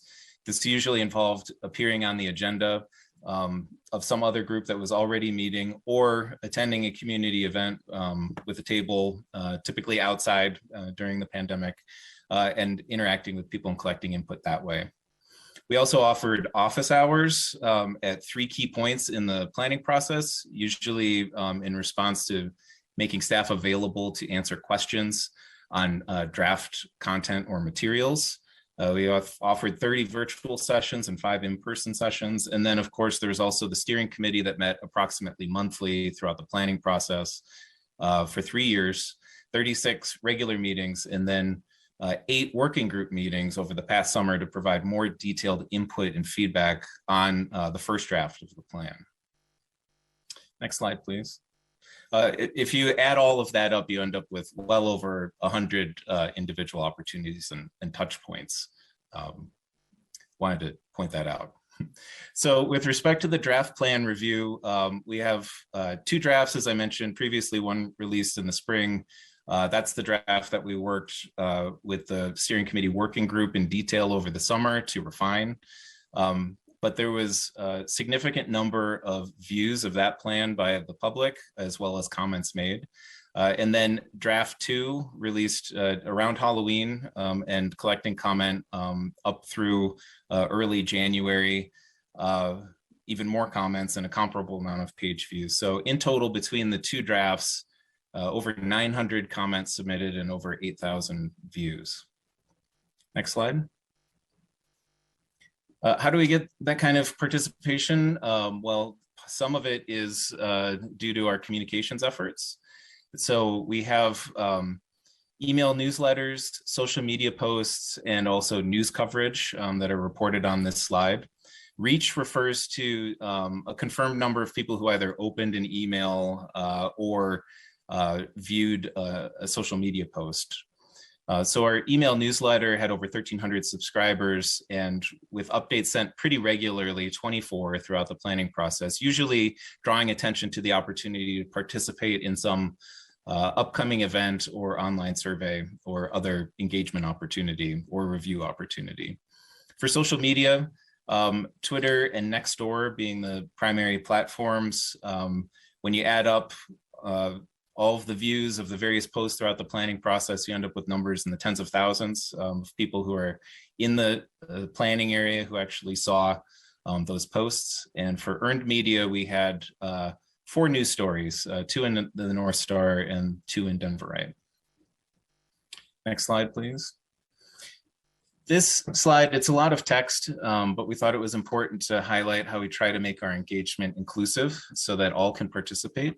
And that includes these things, which are a pretty standard practice for any in-person workshop. Certainly with the first couple of bullets, we've always offered Spanish language interpretation, food, and childcare. We distribute bilingual flyers to advertise those events throughout the planning area, oftentimes at local businesses or people volunteer to help distribute. We did paid door-to-door flyering, partnering with the council offices for the first draft, and there were nearly 10,000 flyers that were distributed, promoting that draft. All of our electronic communication is formatted in a way so that it looks correct on a smartphone or a tablet. Is ADA accessible and posted in the web page itself so that someone who's using Google Translate is able to translate it into their language of preference. Finally, print copies of materials or additional language services beyond Spanish are made available upon request when we receive that in advance. So with respect to the first evaluation criteria, the finding is that the West Area Plan was developed through an inclusive community process. Now on to the second criteria of plan consistency. We looked at this two ways. The criteria, the way that it's written, it requires that the small area plan be consistent with Comp Plan 2040. We also evaluated against Blueprint Denver, that being the key main supplement to Comp Plan 2040. And it's consistent with much of the material from Comp Plan 2040. If you add all of this up, consistent with 39 goals and 87 strategies from Comp Plan 2040, and rather than list all of that now, I'll just direct you to the staff report, which identifies all the various points of consistency with these goals and strategies. And same thing with Blueprint Denver. The main content from Blueprint Denver being land use and built form, mobility, quality of life infrastructure, and looking at the blueprint policies on that. The totals would be consistency with 31 policies and 74 strategies from Blueprint Denver. Beyond that, we also use the same toolkit as Blueprint Denver. And as Fernando already pointed out, Blueprint maps things like neighborhood context, future places, growth strategy. There are also mobility maps that appear in Blueprint Denver for future street types and modal priority. And this plan uses those same tools and then provides updates that are later incorporated into Blueprint Denver on an annual basis every spring. Blueprint is updated to be consistent with small area plans that have been adopted within the previous year. And so that will help to keep Blueprint current. It will be updated as part of that program with the recommendations and the mapping that was done here for the West area. Next slide. So with respect to the second criteria, the finding is that the West Area Plan is consistent with Comprehensive Plan 2040 and Blueprint Denver. And the final criteria is long-term view. Next slide, please. And there are 3 points that we wanted to draw attention to with respect to long-term view criteria. First is that the plan itself states that it has a planning horizon looking forward to a year of 2040. So when the plan started, 20 years out into the future, a little less than that now. But it is a long range plan that's looking forward a couple of decades out. In the second criteria, the West Area Plan provides more detailed guidance on topics that are already covered by an overlap with Blueprint Denver and the Comp Plan, which themselves are planning documents that have a long-term view and were adopted by these same criteria. And so this plan is providing more detailed information on those same topics specific to the West area. And third, the plan has an aspirational vision and an associated implementation strategy that will take many years to achieve, as documented by the timing and phasing that's recommended in the implementation strategy at the end of the plan. So the finding on this criteria is that the West Area Plan has an appropriate long-term perspective. Given the consistency with the 3 criteria for evaluation, the staff recommendation is approval with the condition that the document be edited for clarity and correctness. That's an important condition because as typos or other errors are identified, this gives us the leeway to make non-substantive edits to correct those mistakes as the document moves forward to City Council. So my final slide here is just for your information. If approved tonight, these would be the next steps for the City Council adoption process for the West Area Plan. We'll be taking it to LUDI in a couple of weeks, followed by first reading and public hearing in March. And that concludes our presentation. Thank you. Thank you very much. This is a public hearing, and so we're going to hear from the public. We have 12 people who signed up in advance, And there are many more people online. So if you don't hear me call your name by the time we get to these 12 folks, don't worry. That just means we didn't get you when you registered clicking the button for this, and we'll have you raise your hand and we'll get you in the queue as well. Each person will have 3 minutes. And if you would start with your name, and if you're comfortable doing so, your address for the record. Our first 5 speakers will be Kathy Sandoval, Jamie Aguilar, Evan Lopez, Heidi Newhart, and Lori Evans. Kathy Sandoval. I can unmute here and I will do a quick overview. Good evening, Planning Board. My name is Kathy Sandoval, Brown Chicana, she, hers, AF. My address is 700 Raleigh Street in the Villa Park neighborhood and a member of the steering committee of the West Area Planning Initiative. After listening to the comments from the Planning Board after the presentation by Community Planning and Development staff that gave last month about the West Area Plan, I was struck by one of the comments from the Planning Board member in which the member appreciated the elevation of equity in the plan, but was wondering if there was specific equity actions taking place in this plan. And as a member of the committee, I have fought long and I have fought hard to bring equity into this plan. Our support letter spoke to the action of equity in the plan, and the areas that I wanted to highlight is just a brief summary of some of the things that I feel that support the action part of the equity in the plan. The first specific action is developing green zones and the disparate impact of areas of Valverde and Sun Valley that have been historically impacted by industrial development, pollution, and hazardous materials in their neighborhoods. This plan recommends the creation of green zones where stricter land use and zoning rules are implemented and target investments are emphasized to improve public health and economic development, and also could include regulations that involve local involvement in land use decision-making. I encourage us in the city to adopt these kinds of approaches and tools. Another action that was recommended as a big idea was on mitigating disparate impacts of highway development that has impacted these neighborhoods, again, with increased pollution, higher asthma rates, and with the development of a park cap proposed across 6th Avenue to connect Barnum North and Santos Park to Barnum Park, approximately about Irving Street, increases the mobility connections between these neighborhoods and again begins to provide more park space as well as mitigating the impact of highway development.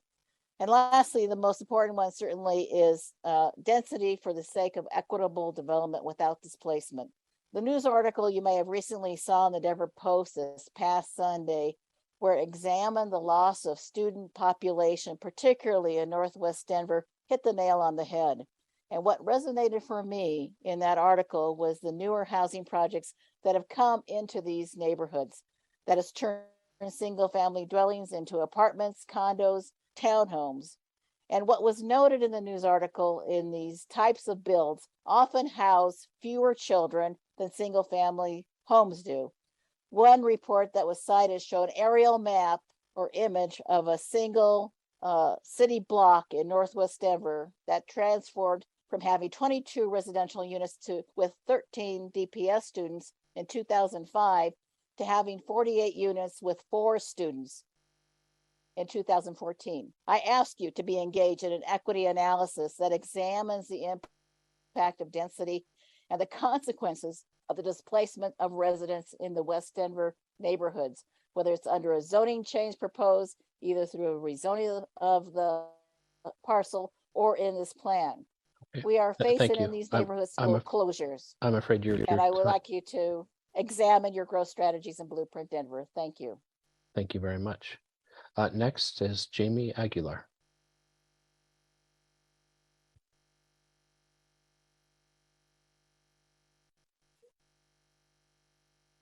And I don't. 958. There you are. Hello. Fantastic. We can hear you. Jaime Aguilar, 958 Julian Street. I'm here to speak in support of the West Area Neighborhood Planning Initiative you have before you today. As a member of the steering committee, I've personally been in this process since the beginning in 2019, and I have been through the majority of the 36 or so meetings that the planning office has convened. Part of this group was to share our lived part of being in this group was to share our lived experience in these neighborhoods and being conduits for the new and lifelong residents. It was an important task that took up a lot of our time as volunteers in the community. We had a lot of changes in these 3 years of work, including a global pandemic that saw our lives dramatically shift. We have seen many people move away, some new people move in, and unfortunately many neighbors, including some steering committee members, pass away. Throughout this time, we were doing such a great job of giving insight that other city departments started to piggyback on our efforts, sometimes diluting the MPI West task at hand.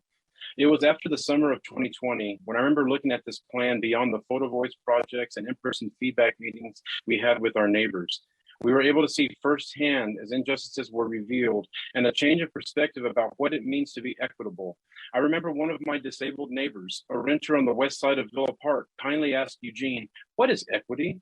This was one of the largest turning points of my perspective on whose voice we represented on this committee. Not only did we feel the pressure to become experts in planning without a pause in the process, but community listening became the forefront of what I felt my expectations were for all people in this area: equity and access. Learning and seeing the impacts of broken treaties, redlining, and disinvestment on the west side of Denver. Did you know my neighborhood used to be a dump? These perspectives were brought into light. What you have here is not a normal approach that your board has historically looked at in making plans for our city to grow. The essence of this process and the outcomes you see is from an authentic lived experience with community listening as the guide. The work that was done to get to this point was with empathy and with a lot of our valuable spare time. What I have heard is that my community doesn't want to be zoned out of our homes and continue to get the short end of the stick for those with privilege. We look beyond land use in this plan, striving for quality of life that will create resilient and connected neighborhoods in a geographically challenging area, and with the lens of ecological and environmental justice to help guide us. If this plan fails on anything, it's with social justice, which I believe is economic development, jobs, and city centers within deep in our neighborhoods. I will not be polarized by YIMBY and NIMBY positions that will arise, and I pray the same for you. This work was about setting a plan for development, not developers continuing to tell us how to develop our neighborhoods. Equity is not zoning ourselves out of our own communities and correcting mistakes that were made in the past, from the broken Fort Wise Treaty of 1861 to the historic redlining and Blueprint Denver. Again, I am happy to support this plan, the work that was done, and the contributions from the planners to the committee members who helped create something for the betterment of this unique community that we all call home. Thank you. Thank you very much.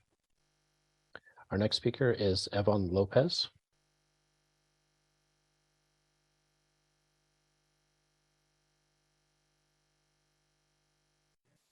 Hi, my name is Yvonne Lopez. I represent the Valverde neighborhood. And I would like to start by saying how thankful I am to Councilwoman President Jamie Torres for her authentic leadership, the CPD staff, and the working team. Just like Kathy and Jaime have said, we have come at this with a place of equity.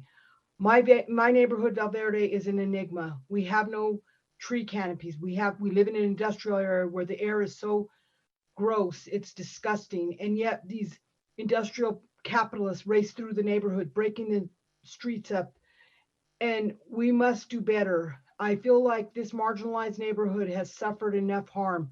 I grew up with my beloved family there over 60 years, and I have seen very little investment in this neighborhood. Now we have absorbed the industrial area from the Rhino district because now it's become an art district, and now we're going to help the Denver housing crisis, by absorbing more density in already congested streets. In Valverde, the only way to get in and out is via a car. So I ask the board today, to keep your eye on us and help us. We need help. And yes, while I appreciate all the hard work that has gone into this plan and all the emotional intelligence and allowing for Valverde to rise above, even when their neighborhoods are suffering too. Please take a deeper look at Valverde. We need all the help that we can get. Thank you very much. I support this plan. Thank you. And I apologize for mispronouncing your name, and for everyone whose name I'm likely to mispronounce. It's unintentional, and names are important. Next, Heidi Newhart.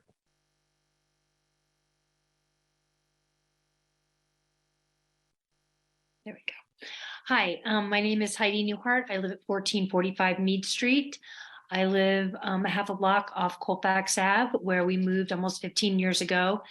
We were excited to be close to a major arterial and with buses and access to light rail, and the promise of density along West Colfax corridor that would support our daily lives and how we wanted to live in the city. Safe biking and walking routes leading to amenities, density with ground level activation that supports local entrepreneurs, with workforce and affordable housing to support the business of the city. Our neighborhood has not seen development pressure come with these benefits. We have instead seen increased car dependence and lack of infrastructure to support multiple modes of transportation, putting our safety at significant risk. Construction that aims to a specific demographic that benefits the development and not necessarily the community, and ground floor amenities built primarily for residents of those structures. Development that extracts from its proximity to transit is not transit-oriented development. The West Area Plan attempts to address these deficiencies by encouraging development around our high and low capacity transit hubs that decenter car culture, provide high affordability and access to food sources and daily products and services, safe connectivity through and to other transit hubs and community amenities, tying our neighborhoods together with trees and access to parks, supporting water quality and access to it, and building resiliency to both economic and climate disruptive events. The West NPI's process of community engagement brought 6 neighborhoods together to have a larger, almost regional approach to a neighborhood plan that I believe can drive the type of density that supports people in place, mobility, and ecology. The plan's innovative approach of moving quality of life section to the forefront is a way for community to decenter density for density's sake and install intentional systems that inform livable, accessible, and safe communities. Height alone does not address how community needs are met around transit development. Development does not inherently place make. Trees, bike lanes, affordability, water quality, and small businesses not thrive in a car-dominated design. The intentional recommendations of quality of life driven growth is seen as a way to address development pressure in a way that is responsive to community needs. This plan is a hope for our neighborhoods to be able, to be able to attract development that wants to be in relationship with the neighborhoods it is investing in, a way to build a multimodal network that supports people in our natural topography around water, trees, birds, and bees. The build resiliency to build resiliency to stave off the worst of climate disruption and displacement. This plan is just a start and a continued conversation around the difficult and often messy realities that our neighborhoods have been actively engaged. And I urge this plan's adoption with this in mind. Thank you for your time, your service, and your consideration. Thank you very much. Our 5th speaker will be Lori Evans, and our next 5 speakers will be Maureen McKenna, Tyler Downs, Alden Schiller, Jessica Abel, and Eugene Howard. Lori Evans.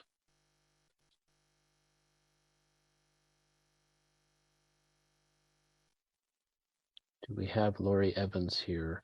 It is possible, Lori, that you are on not under your name if you got the link sent to you from someone else. So if you'd use the raise hand feature and let us know you're here, if you happen to be here under a different name. I do see Alden with a hand up. Of Alden, is that you? We have you on the list, but are you also Lori? Alden, I am not. Okay. Yeah, sometimes people are sharing a computer and only one name shows up, so we will get to you. Another call for Lori Evans. We'll come back later just to see if we can get anybody we missed. Okay, we'll now move on to Maureen McKenna.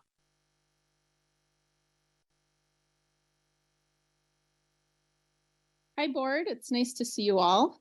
I'm Maureen McKenna, Valverde resident at 2725 West Bayard Avenue, and also West Area Plan Steering Committee member. I'm excited to join today to continue to listen to discussion and share my support of the plan, as well as my gratitude for those who went above and beyond to ensure it was rooted in equity and that it balanced valuable community input. The steering committee, particularly a committed subset who formed a working group, has deep connections in West communities and took very seriously our responsibility of serving our neighbors to the point of pleading throughout the process for enough time to engage, inform, and gather feedback from residents. While it may go beyond a traditional plan, West's context is an important reminder that these infrastructure and policy recommendations are here for the purpose of improving the conditions and opportunities for our residents in West neighborhoods that have historically been intentionally and unintentionally left behind or exploited. After decades since our last plans, this was an opportunity to introduce our neighborhoods and values to stakeholders interested in partnering here in the future. In particular, I'd like to highlight what I feel is a strength in the plan, the mobility section. As someone who typically shows up wearing my transportation hat, I was pleased that my steering committee peers, the community, and CPD shared my passion for traffic safety and prioritizing active and transit mobility options for those who don't commute by personal vehicle, most by necessity.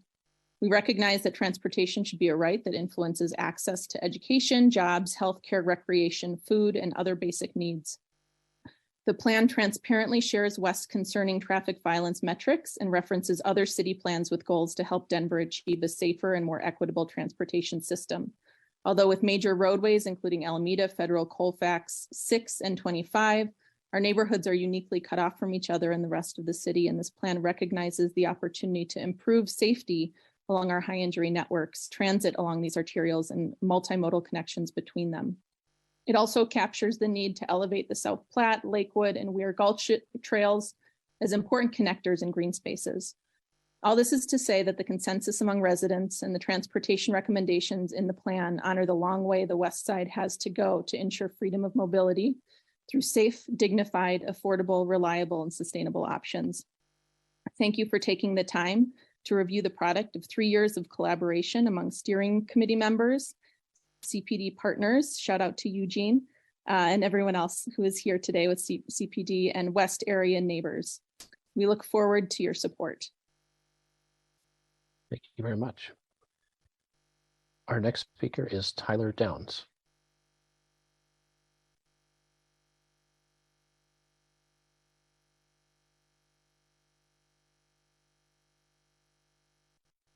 Hello, my name is Tyler Downs with Wazi Partners, LLC, a Denver-based developer and operator of both affordable and workforce housing. We're longtime proponents of providing affordable housing in Denver, and we're thankful for the hard work of the steering committee and the work that was done to provide inclusive and equitable planning, which also allows future community reinvestment to occur. We felt this process was inclusive and that all voices were given the opportunity to participate.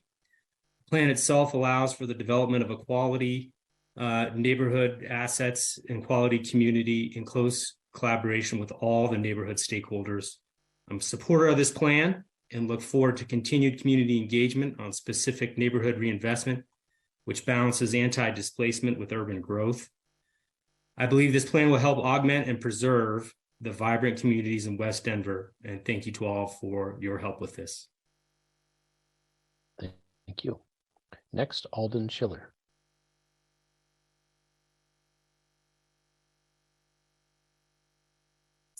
Hello, board. My name is Alden Schiller, and I am just wanted to speak briefly about the plan in regards to the 900 block of Grove Street. I was looking at the density, the future height guidance on page 177 of the plan, and it looks like there is an allotment for 7 stories in the 1000 block of Grove and in the 800 block of Grove, but the 900 block is oddly left out of that. And so I'm just kind of curious to the board, I'm not sure if this is the appropriate forum for that kind of a question, but I'm just curious how that, determination was made. My neighbors on the 900 block are probably going to be confused, and I feel like it's going to change the look of that whole strip along Grove Street to have 7 stories in the 800 block, and then you go lower to probably what will remain single family homes and possibly 3-story buildings, and then go back up to 7 stories again in the 1000 block. I'm just kind of curious about that. Moreover, though, I also wanted to just compliment the work that everyone has done in putting this together. I think this is a really fantastic plan. Denver needs zoning guidelines like this, and this is like in line with everything that the governor is pushing, and it is precisely what we need to address the housing crisis. So I just want to compliment everyone who's put in the work, and I'm really excited to see some dollars come into this part of town. So thank you for that. Thank you. Next, Jessica Abel.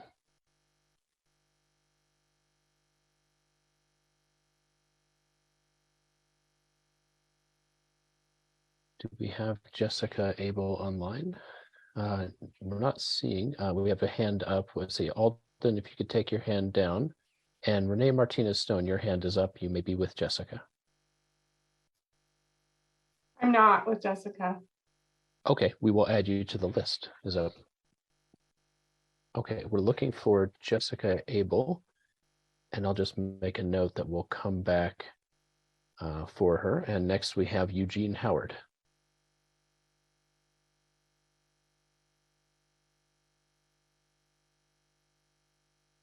And Eugene, we have more than one of you here, so we'll just allow any of the Eugene Howards to unmute and ask the real Eugene Howard to unmute.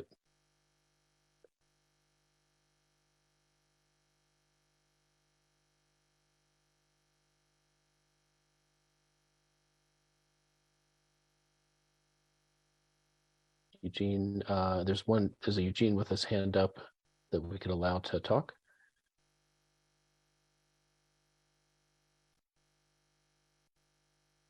Good evening. I think you have me now. So my name is Eugene Howard. I live at 1071 Chase Street in Lakewood. In full disclosure, I am a city planner by training. I was a part of the West Area planning process until October of 2022. I worked on the project as a project manager from its inception. I am speaking tonight as a private citizen that is no longer with the project or with the city. And I'm also, in full disclosure, an associate professor in community planning and development, or excuse me, at the University of Colorado, Denver, in the College of Architecture and Planning. The other Eugenes are some students of mine observing this planning board. Chair Noble, thank you very much. Other members of the planning board, thank you. Former colleagues as well, thank you very much. I'm really excited to see the West Area Plan get to this point. This process had a great amount of engagement and participation and guidance from our Council President Torres, Council Member Sandoval, Council Member Clark. This brought the community together, as you've heard others testify so far this evening. I'm really proud of the time that our team and our staff and our sub-consultants in the community put into this process. We were disrupted by COVID, yet this group of dedicated residents continued through this process to represent their community and their community's needs. It's demonstrated by the elevation of quality of life. That came directly from the input and guidance of the stakeholders, looking for ways to support gentle density so that the community isn't wholly disrupted, is why this plan contains some of the recommendations that it does to really truly channel growth and development towards those areas within these 6 neighborhoods that can handle it. Places with ample transit, our corridors where services are available, and really is a way to help protect those lower scale, lower density parts of the community that were, quite frankly, really concerned about what this planning process would do. What would it do to their communities? How might this be disruptive? But I would say that through a really, truly meaningful, intentional, equitable, and engaged process, we were able to, as best we could, or as this plan does, I should say, represent the wishes, the desires, and the needs of these 6 neighborhoods. As someone who uses the trail system, I have the privilege of going through these neighborhoods. I get to see how this part of our city is growing and developing. And I think that this plan does an amazing job of balancing priorities. Not everyone is getting everything that they asked for, but thinking about the whole, thinking about what is best for these communities to help respond and reflect the decades of diversity, the richness of these neighborhoods. In fact, as many of you may know, we heard from residents whose family come from this area before it was a part of the United States. And so representing and reflecting everyone's time and attention, dedication to this process, I think is reflected in this plan. I implore and applaud everyone involved and ask that the planning board truly move this on to the next step, because I do think that it sets a great example of what can be done when community comes together and works in tandem with the city. Thank you. Thank you. The next speakers we have signed up are Steve Ferris, Elizabeth Walsh, and Renee Martinez Stone. If your name hasn't been called, after Renee, we'll just ask one more time the people to raise their hands so everyone can be heard. Next, Steve Ferris.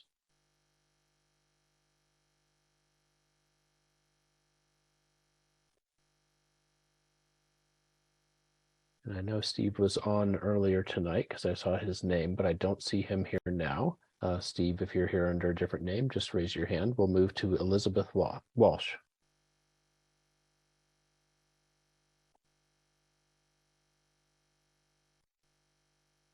Greetings, my name is Elizabeth Walsh. I currently live at 17 Front Street in Schenectady, New York. For the past 4 years, from 2018 through 2022, I have been actively engaged as a resident of the West Colfax neighborhood, residing with my family at 1339 Stewart Street.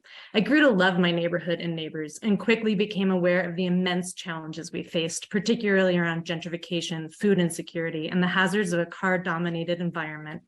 From this place of neighborly love and concern, I'm here today to speak to my support for the West Area Plan and its innovative approach to equitable development with a long view towards addressing the challenges posed by climate change and gentrification alike. I've already expressed my strong support for this plan with my West Area neighbors on the steering committee. In my remarks today, I focus primarily on my own story of why, even after I've moved across the country, I'm here today to speak in solidarity with my neighbors. Working together with our fantastic CPD staff, we have done our best to advance an integrated approach to equitable development that puts quality of life front and center. To achieve climate resilient communities, we need integrated, community-engaged approaches to urban design and planning that support equitable, transit-oriented development. The West Area Plan is one step forward in this process. It is a beginning. About my story. Soon after my arrival in West Colfax, my neighbor Jessica Dominguez recruited me to join the West Colfax Association of Neighbors, RRNO. As president of WeCan, she worked tirelessly to fight gentrification and school closures in our neighborhood. As a public school teacher, she witnessed the impact of the housing crisis on her students. Displacement is traumatic. The problem was so severe that she took a sabbatical from teaching to learn all she could about affordable housing. Upon joining WeCan, I was so quickly impressed by the deep commitment of our entire RNO to equity and sustainability alike.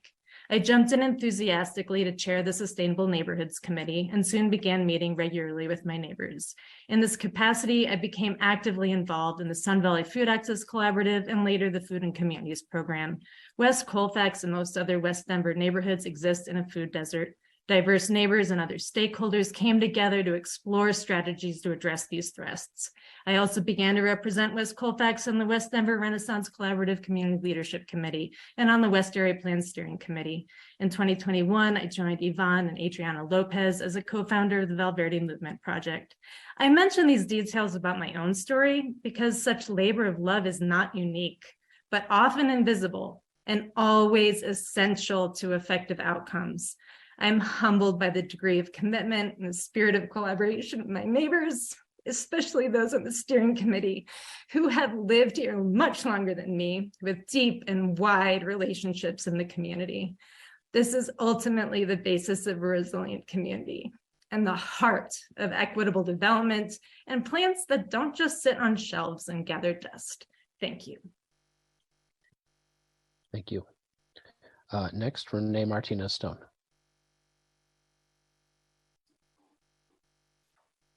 Can you hear me? Yes. Oh, good evening, Planning Board. I'm Renee Martinez Stone, the Director of the Planning and Data Department at the Denver Housing Authority. Also direct the West Denver Renaissance Collaborative, and we're located at 1035 Osage.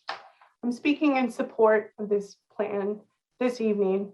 I want to thank Councilwoman Torres and Councilwoman Sandoval. I also want to thank CPD staff who listened, cared, dived into areas not included in the NPI framework. They forged solutions, studies, and had responsiveness and solutions that are just unparalleled in any current neighborhood plans.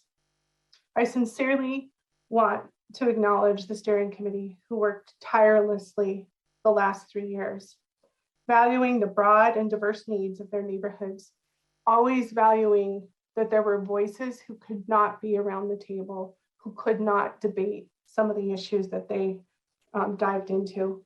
They learned, they listened, they compromised, and they created balanced solutions. They spent more hours than they ever could have imagined to spend, and they forged truly contextually based solutions specifically on density. It is an honor to work with all involved with the plan guidance that is centered on residents, their future, and the quality of life. I look forward to implementing this with everyone involved. I urge Planning Board to support this plan, and thank you for your time tonight. Thank you very much. I'm looking and I don't see Lori Evans, Jessica Abel, or Steve Ferris online, who we called earlier. If you have appeared, you just happen to not be under your name, please use the raise hand feature. And I should say that we have a few folks joined by phone. If you would like to speak and you've joined by phone, please use *9 to indicate that you want to speak. I'm looking now for hands for folks who were not called on but do want to speak. And the first one that I see is Jean Granville.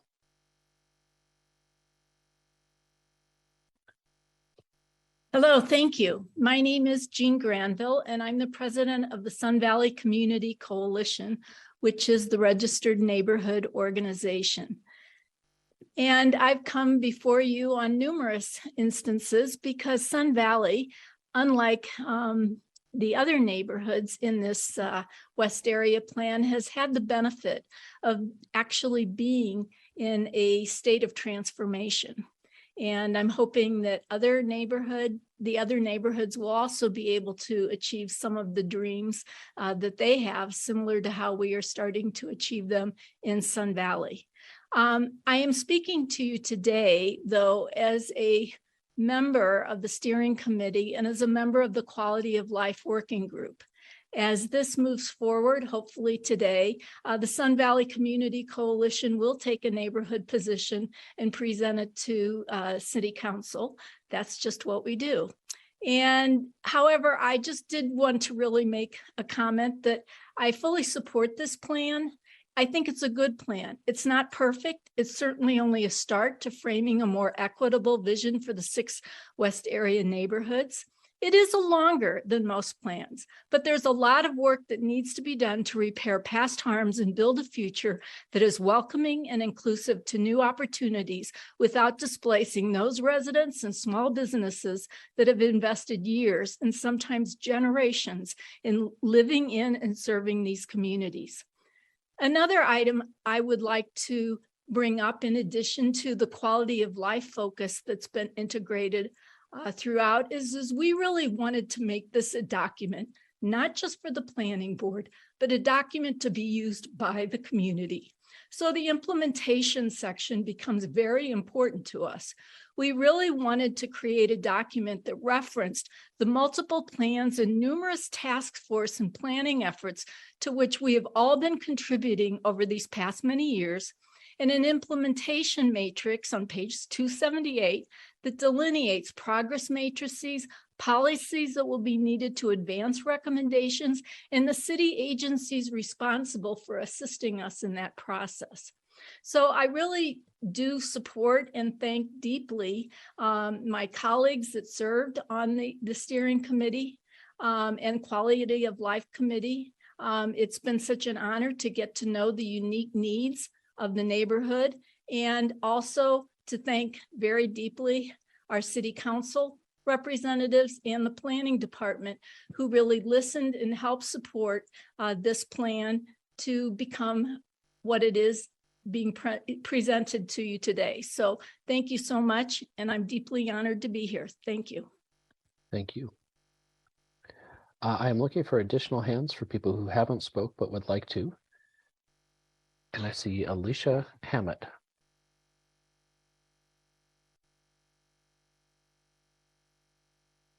Hi, good evening. My name is Alicia Hammett. I'm an urban planner with Shopworks Architecture, 301 West 45th Avenue here in Denver. We are an architecture and planning firm that focuses exclusively on affordable housing, permanent supportive housing, shelters, and buildings for nonprofits. I'm speaking in support of the adoption of the West Area Plan. The plan does a good job of acknowledging and addressing the need for expanding affordable housing in the city.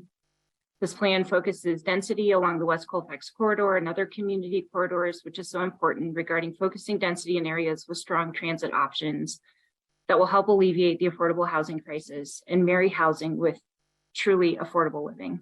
Thank you. Thank you very much.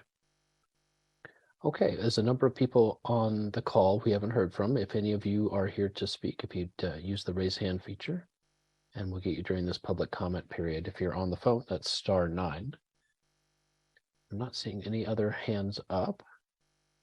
So we will move to questions from the planning board to staff, the council sponsors, or any of the people who've spoken tonight.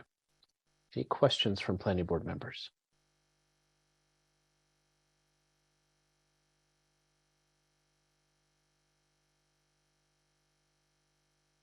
Yes, Caitlin.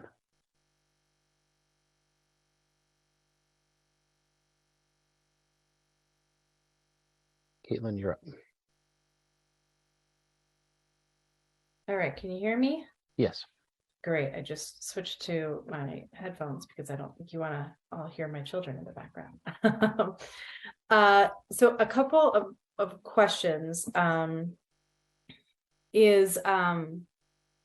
let's see, let me get to my list. I was just going to raise the question that one of the speakers, Alden, I believe his name was asking, to just see if a staff member could answer his questions around the I believe the 900 block of Grove.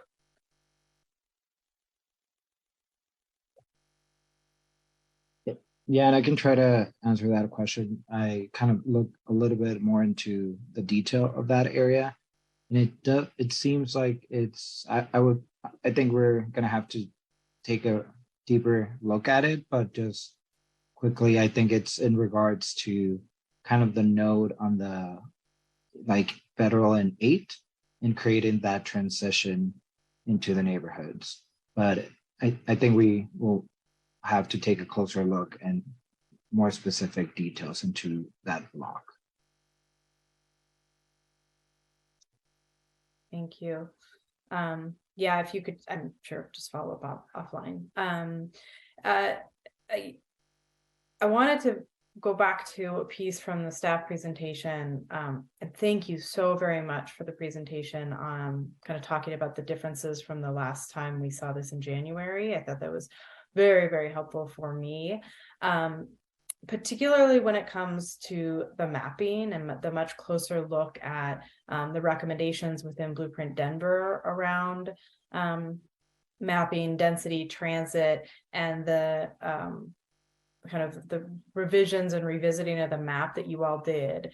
And I think, I guess my question that I really wanted to be clear on is in doing that, I think there were concerns in January that there was a lot of inconsistency with some of the recommendations in Blueprint around what I'll call the base height guidance map.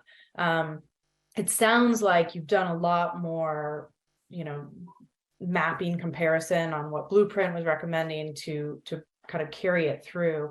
Are there any, so I guess one, please confirm that. And then two, to the extent that there are still departures from heights that Blueprint had recommended, could you kind of dig into those in particular a little bit more for me?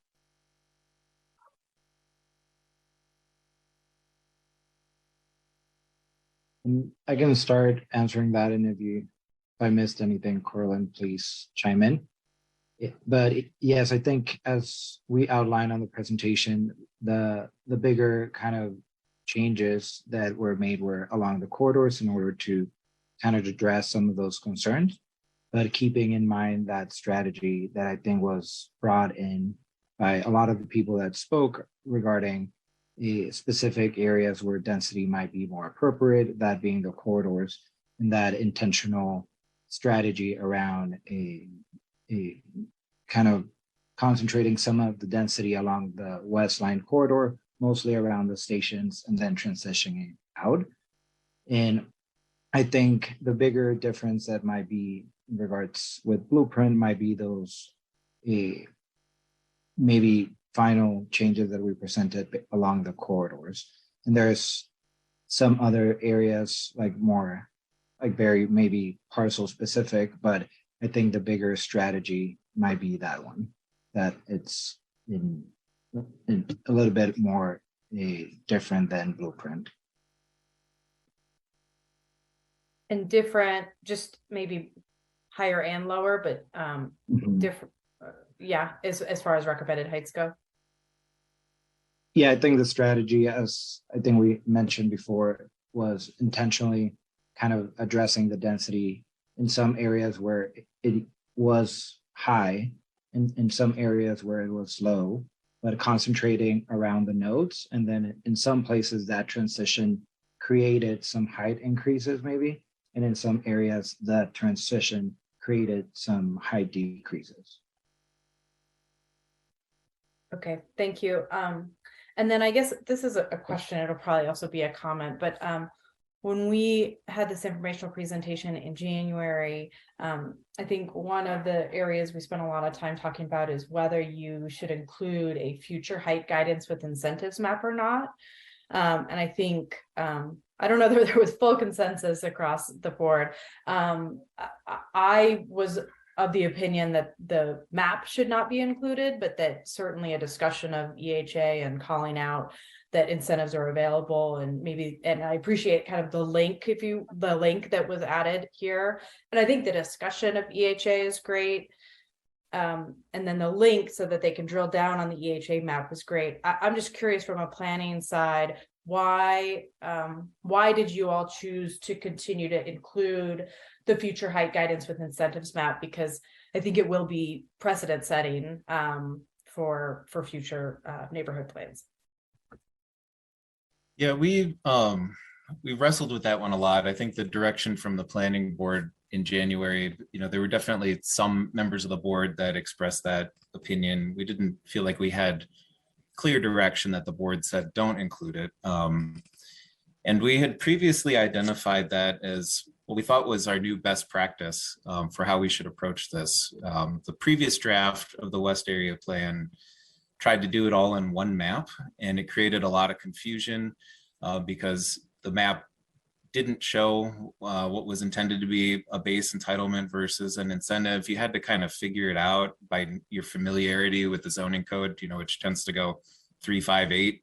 So if you're seeing it recommending 4 or 7, then that was sort of your clue to it being, reflecting an EHA incentive. And unless you know the zoning code inside and out, you wouldn't pick up on that.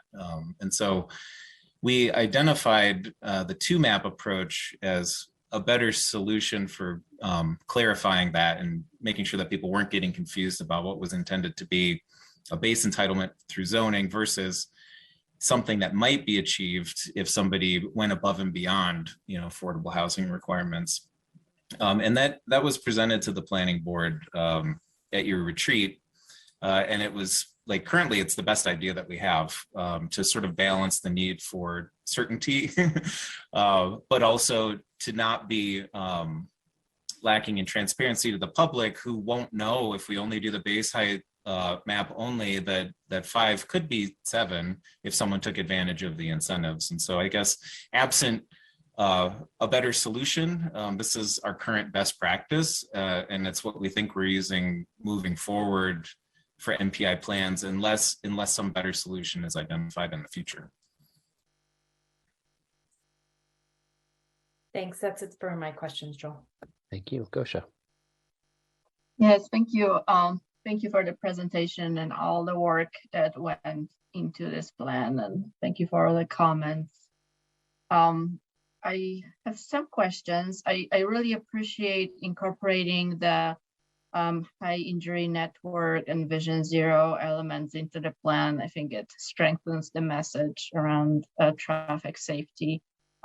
While I was reading the plan, I didn't see much discussion about personal safety relative to trails and the greenways. I really appreciate acknowledgement of the gulches and river and opportunities and challenges it presents. I didn't, again, see much discussion regarding personal safety, and I use those trails a lot. I live on the west side. As a female runner, I'm often concerned with safety. Can you speak to that a little bit?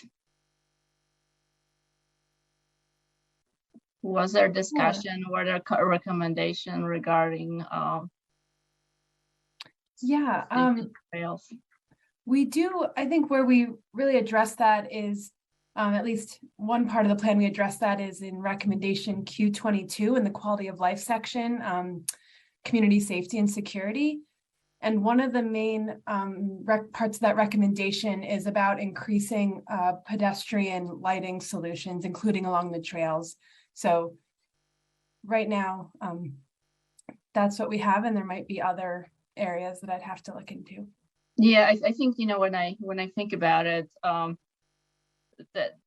the overgrown vegetation is kind of a concern, places to hide, challenges related to visibility. So that's just a comment, and probably a small element that hopefully can be incorporated into implementation strategies.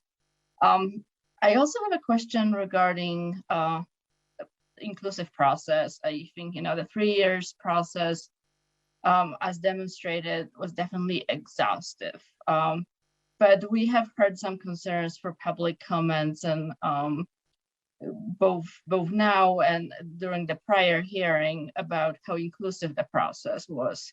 Can you give me specific examples of how different points of views were expressed and considered and included in a conversation? And where maybe there was a conflict and how the conflict was resolved?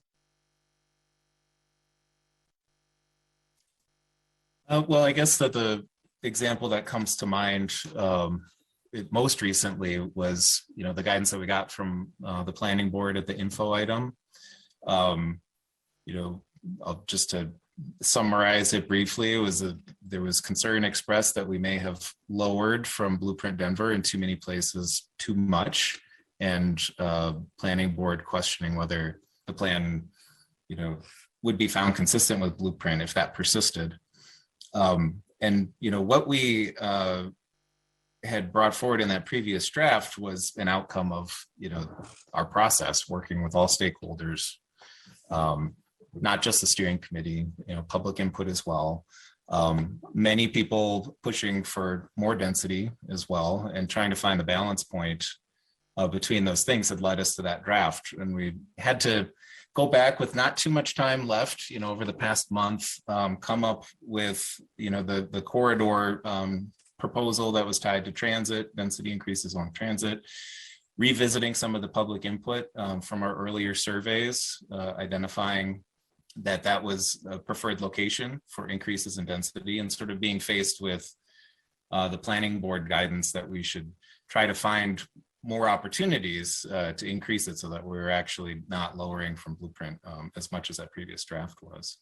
And that wasn't necessarily something that all stakeholders, wanted to hear, right? But we found the balance point with this recommendation and the proper,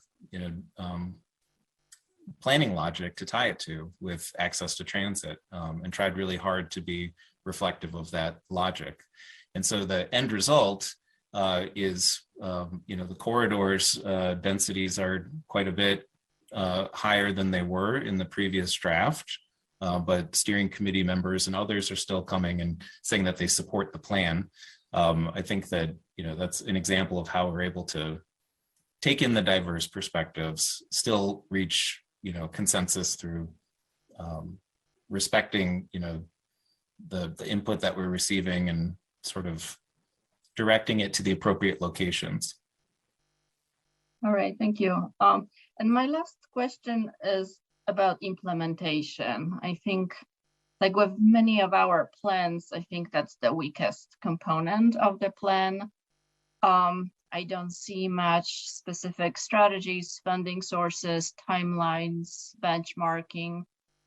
So my question maybe is to Councilwoman Sandoval, actually, if she's still on a call, because she spoke to how this plan will be helpful in implementing, advocating for improvements on the west side. I would love to hear some perspective of how that plan is actually actionable and can be implemented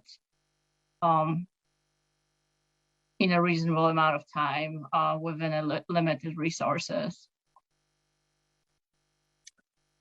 I think you just hit the nail on the head, Gosha. A reasonable amount of time with limited resources. So what these plans, in my personal opinion, what these plans do is they can call out recommendations for sidewalks improvements. They can call out recommendations for acquiring parkland.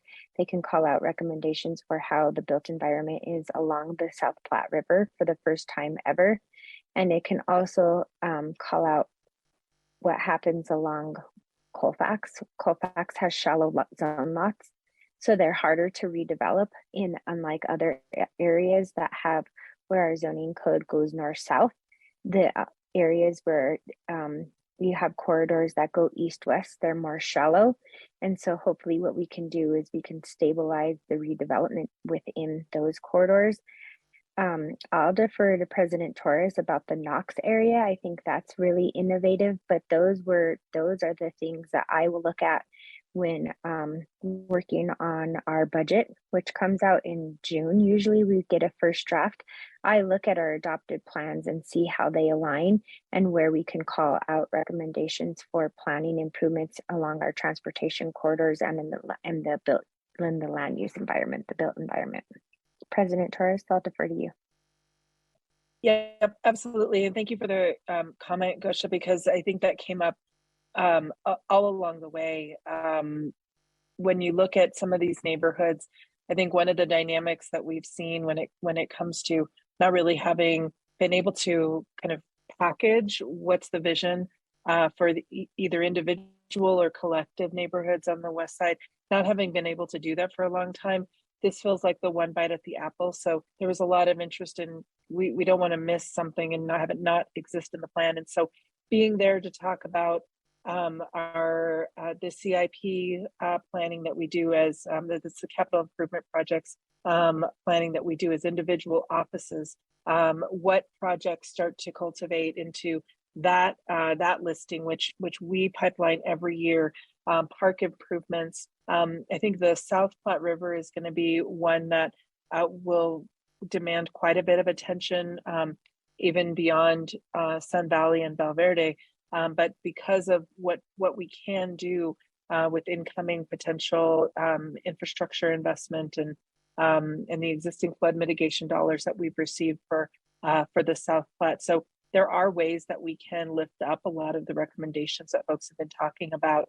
And other ways where it really catalyzes a conversation for us about when we start to see density, whether it's along Alameda or Federal, what becomes some of the conversations that we want to have there, whether it is about a grocer or walkable infrastructure, and start to really integrate those things into the plan.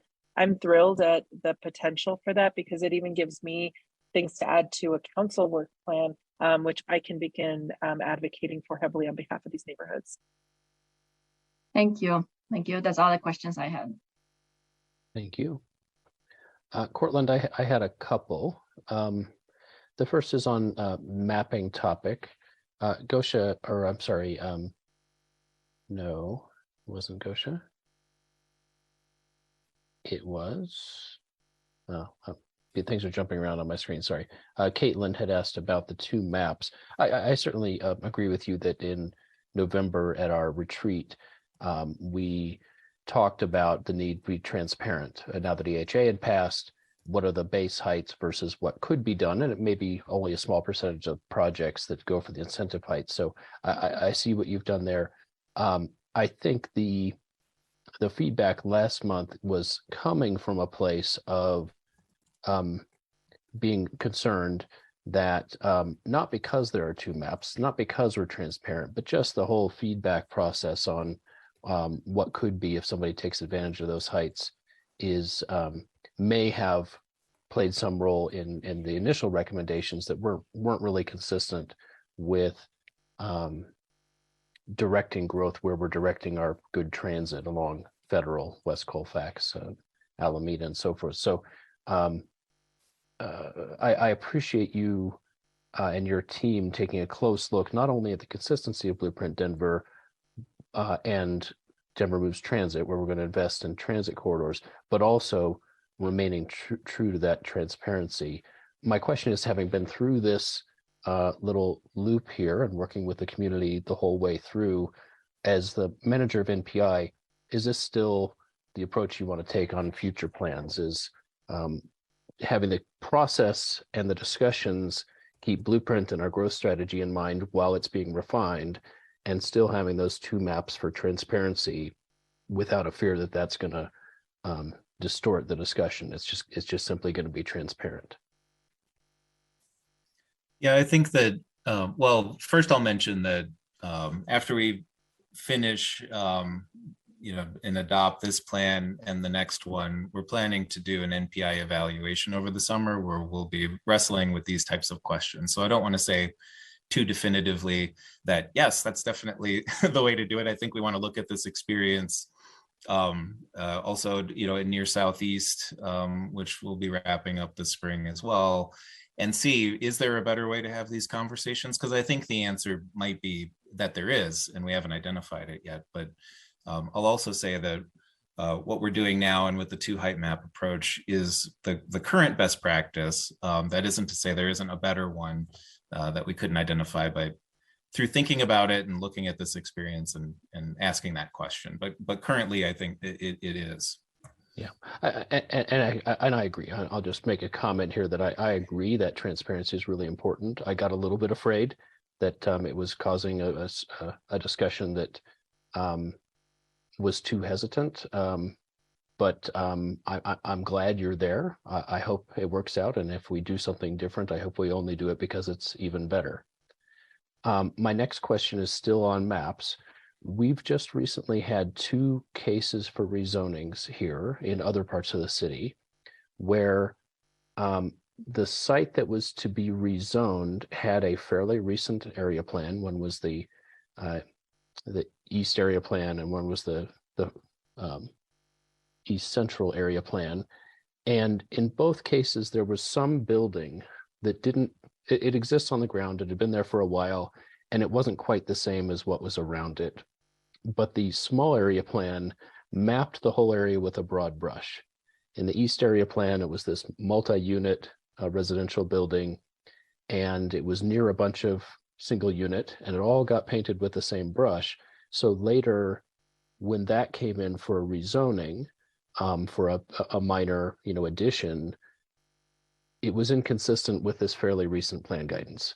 Earlier tonight, we have this commercial building that was for, a collection of healthcare providers, and it was built for that purpose. It existed at the time the East Central area plan was done, but that plan kind of mapped that whole area with kind of a broad brush of a residential land use. And so I can see why that applicant might have said, well, the only zoning I could apply for if I want to change zoning is a zoning consistent with that plan. My question is, I think what you told us earlier tonight in this item is your team has taken a closer look than any NPI plan has before at the land use recommendations in the plan versus what's actually on the ground. So we should see a lot less of that. So you should have caught more of these existing variety of things that exist, and we're not adopting plan guidance that's inconsistent with what exists. It's future looking, and to the degree the future is different than what's there now, it's intentional, and we don't have these unintentional oddities. Am I giving you credit for all the things I think you need credit for? Yes, we did take a hard look at that. We included in our analysis, we compared it against zoning and what's on the ground, because those are two different questions, right? And that's not to say that that maybe it won't pop up again. There may be something that we missed, but we did do that analysis, and we did resolve all instances, I believe, where we found something where it seemed like it was inconsistent. Then we made adjustments to make it consistent. And I'll let Fernando chime in, I guess, as being the guy who did most of that work. Yeah, no, I think you kind of capture it. I think, yes, we did those analyses in, as Corlin mentioned, against zoning, both like uses in order to be consistent and create that alignment, and in terms of height, and then existing structures and building as well. A lot of the uses, we assumed zoning was kind of that bucket that capture most of the existing uses, but we definitely did a lot of the more detailed analysis in terms of existing heights, as also some community members mentioned. If there's density already in the area, if that ever redevelops, that would be a good spot to keep that density there. So yes. Was that mostly height centric, or did you also look at uses like multifamily versus single family, or non-residential versus residential? Also uses. Fantastic. That's great. My final question has to do with our criteria around inclusive community process. I might have misunderstood something from your presentation last month, Cortland. I left that with the impression that when the first draft, the first full draft for community review, I think in the summer came out, it didn't really get a lot of community feedback. And so some of the feedback that came in with the second draft that hadn't been heard before, I was thinking it was because the community really didn't react to the first draft. But your presentation tonight showed there was a considerable amount of specific comments, not just hits on a website, but specific comments that were gathered on the first draft. Did I misunderstand before that each draft did get a lot of community input? They did. I think the big difference was that first draft, we had the flyering that went out alongside that draft. But then some of the significant concerns that the steering committee raised about that draft that resulted in our working group process. And so we did put a lot of focus on that process, but the draft was up and available for comment the whole time that we were working on it. So it was open for, half of the year, right, until we had the new draft, which was, up for a couple of months from about Halloween up through just after New Year's. So I think what you're seeing is a lot of comments on the second draft in a couple month period, 8 to 10 weeks, whereas on the first draft, where it was out for months, there was a longer period of time for a similar amount of input to be collected by the draft as it was open on the project page. Great. I'm glad they both got good engagement. Okay, that's it for my questions. I'll look for any additional hands, then we'll go for seconds. Any questions from my colleagues? All right, Gosha. Thank you. I missed one of my questions in my scribbled notes in the last round. It's about legislative rezonings. I see the plan recommends them. I wonder if there are any specific legislative rezonings that are being planned in the pipeline already? Yes, there are some. Some have already been undertaken, right? So because our plan process was going on for a long time, one of them was going to be legislative rezoning for ADUs, and that ended up being sponsored by Councilwoman Torres, and then now also by Councilman Clark, to make sure that that's happening. That's already been implemented. And so that was on the list. We do have some other things on the list that we plan to bring forward as a legislative package, but we're going to wait until after the plan adoption before initiating those. So I think you would see that later this year. And they're related to, there's a few affordable housing opportunities, as well as the downtown Barnum concept, where not all of that area has the right zoning to implement that. And so we're recommending going from, I think it's a current MX district to a Main Street district to try to get better outcomes on form, but also expanding it a little bit from the space that it currently occupies. So like physically increasing the size of the downtown area through legislative zoning. Council President Torres, you came off of your, you turned on your camera. I didn't know if you wanted to add to that. Nothing to add. Courtney summarized it perfectly. Thank you. Okay, I don't see any other hands for questions from my colleagues. Are we ready to close the public hearing and deliberate?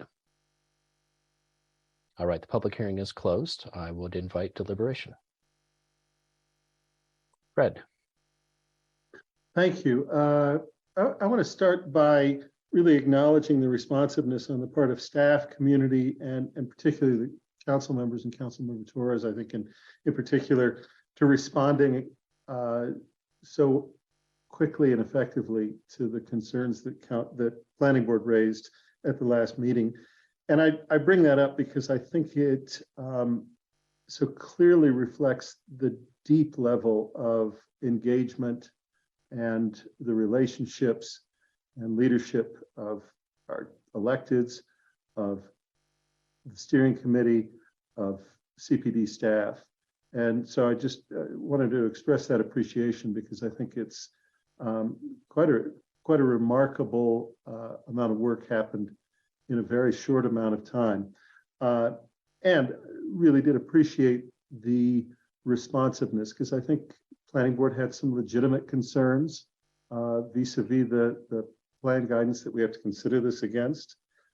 Land use is not everything, but it is so key to the work that Planning Board does. You know, if you've been watching tonight, you'll have seen just how critical that small area plan land use guidance is in what we do and how carefully we consider it. So I think that piece of the criteria about deep community engagement is clearly happened. I think there's a lot of great stuff in this plan. I want to express, you know, my main concern, I think, still revolves around the length of the plan. And I want to elaborate on that a little bit because I do think it's important. I think it's important as we think about going forward with other plans and with implementing this. I think there's that question which I saw raised in some of the comments about the accessibility of the plan to the broader community. And I think it's easy when you've been deep in something for a couple of years to say, oh yeah, well that's tucked here, that's tucked there. And I worry that it's not necessarily as accessible to the people who haven't been so deep in it.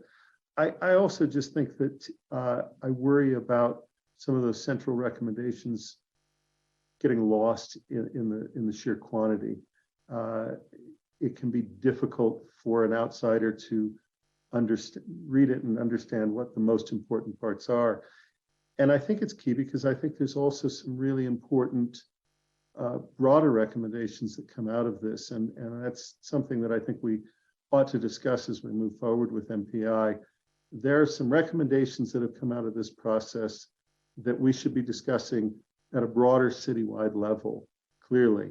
And I hope those don't get forgotten because they're tucked in a small area plan as opposed to being forefronted somewhere else. I think, deep in there, there's the recommendation of a zone, essentially a missing middle zone district.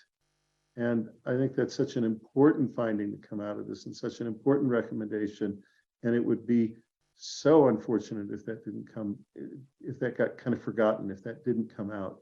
And so I think we ought to be talking a little bit about how we can make sure that the insight and insights that come from communities through these processes that aren't just localized really get a broader hearing in the long run. I just think that's so important, and we would. It would be almost a disrespect to the hard work that the community put into this if some of that didn't make it out to a broader discussion. I wanted to comment just briefly on the EHA incentive height maps. I think the transparency of that is good. I do think it's important that we ought to include the proximity limitations related to the 5-story base zone districts in those maps. I know when I started doing some initial analysis when EHA was coming out and I was looking at areas that I knew well, I realized very quickly that in a lot of cases, those incentives didn't provide a height incentive because of the proximity to protected districts. And I don't know if that's based on that map is based on existing zonings or future places maps, but I think that including that in the analysis is important, both so that communities understand where those limitations are, but also so that we don't kind of overestimate the potential impact of EHA as we think about density and we think about where that density can go. So those are my main comments. My deep appreciation to staff, to the steering committee, and particularly to the leadership of the elected officials involved in this, who've clearly put a lot of work into this, and their leadership is much appreciated. I think there's absolutely, I have to support this, there's no question, and we'll be doing so tonight. So thank you very much. Thank you. Angel. Yes, I will try to do this in 60 seconds so as not to belabor and repeat a lot of what Fred has already shared. Thank you to the planning folks. Thank you to Cortland and Eugene and everyone who has spent time on this. I really appreciate that you took into consideration what was shared, the growth strategy. Great engagement.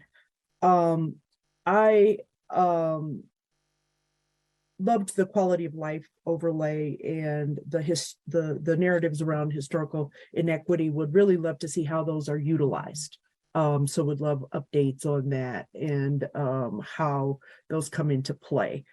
One question I do have, and it may be for the planning folks, when we see these small area plans, when they come across us, we are told that they will update Blueprint Denver. These recommendations update the plan, the Blueprint Denver plan. I'm curious, how is that documented? And for instance, similar to what Fred said, are there policy recommendations that are broad in scale that can be citywide? And if so, again, how are they documented and how do we consider them at this point? I don't know if you have a question, I'm sorry, an answer at this time, but I think it's a growing process. Each one seems to get better and, than the one prior, and you learn and incorporate new ideas. So I wonder if anything rises to the level of actually updating Blueprint Denver. Just a thought. Thank you. Thank you. Yeah, I think we're into deliberation, so we won't take that as a question to them, but I think I can give a small answer. Page 167 in this plan shows where the land use guidance is different than Blueprint Denver. It has all the heavy borders around it. So they literally update the blueprint map with this. That's the one thing that goes and updates that plan. Otherwise, these plan recommendations update Blueprint Denver only in the sense that this is a supplement. This document itself is a supplement to Blueprint Okay. Denver. Thanks for that. Thank you. Mary Beth. Okay, I'm going to try this again. I hope that my audio is working. Can everybody hear? It's doing kind of the same thing. If you speak up, I'm sure it'll be fine. The longer you talk, the more it tails off. Oh dear. Okay. Well, I just want to say that I just thought this was one of the loveliest plans I have read. I just was very excited about the mobility recommendations, the high comfort bikeways, the green infrastructure that y'all talked about, honoring the cultural traditions and the history. Interestingly, one I liked was the reuse of commercial property, particularly that property which is sort of a traditional architecture for the neighborhood. I just want to congratulate all of the people that were involved in this particular plan. I think it's one of the loveliest that I have seen that has come forward, and congratulations everybody that worked so hard on this. Thank you. Thank you. And we heard all of that loud and clear. You did. Oh, good. Melissa. Thank you. I just wanted to, I'll try and be quick too, but really appreciate all of the work that went into this. I also appreciated the presentation outlining the changes since the last time CPD was here. That was super helpful because I know this is really dense. We went through a lot. It was really helpful to go over what's different, what changed. I also just want to acknowledge that responsiveness and that willingness to work through real suggestions to get everybody to a place where they feel good about it, and it's doing everything that it can for as many people as possible, I think we heard a lot about it tonight, and I feel like I have seen that is really how this process has gone. And it shows in the kind of turnout that we got. This is not the kind of response that always comes to planning board for things like this. And hearing community members who can comfortably say that they didn't get everything that they wanted, but they still believe in this plan because of the way that all of these decisions were arrived at. I just want to make sure that we don't let that go. That's a huge deal. That's a massive accomplishment, especially having done this through the pandemic, to make everybody still feel connected, even if the makeup of the steering committee looks different now, is amazing through that. So appreciate all the work. I know that I shared last time that I also have concerns about how long this is. I know how much work went into it, and I don't want the length to make it hard to navigate or be a deterrent to anything that's in there, but really looking at it and hearing everyone talk about it, I also have to make sure that we acknowledge that this is the first time that these neighborhoods have really had an opportunity to say what they want to see in this area that includes all of the history, that has their actual input, and have it be in a public city document that has to be used. So if ever there is a place for something to be too long and have too much context, this is the one. I will take it. It is a different way to do this, but I think it's really important. And I think it is important that not every neighborhood plan looks the same. Not every, area plan needs the same things. Not every place has the same history. So to have that added context and protection and voice in this one, I think is totally appropriate. So really appreciate everyone's time and all of the work on this, and excited to see it get to this point. Thank you. Caitlin. Thank you. So initially, when I saw this on the agenda, I was very frustrated because I incorrectly assumed we had this really, really robust discussion with a lot of feedback and comments from planning board in January. And we're seeing this again here already in February. There's no way that they've been able to actually go back and make those changes, and they must have dismissed our comments. And I was delighted to see that my assumption was incorrect and that you all actually just worked very, very hard to turn a revision to a plan in a really tight time frame. So I just wanted to say thank you on that front to the hard work, and thank you for incorporating those comments and being really thoughtful in the approach.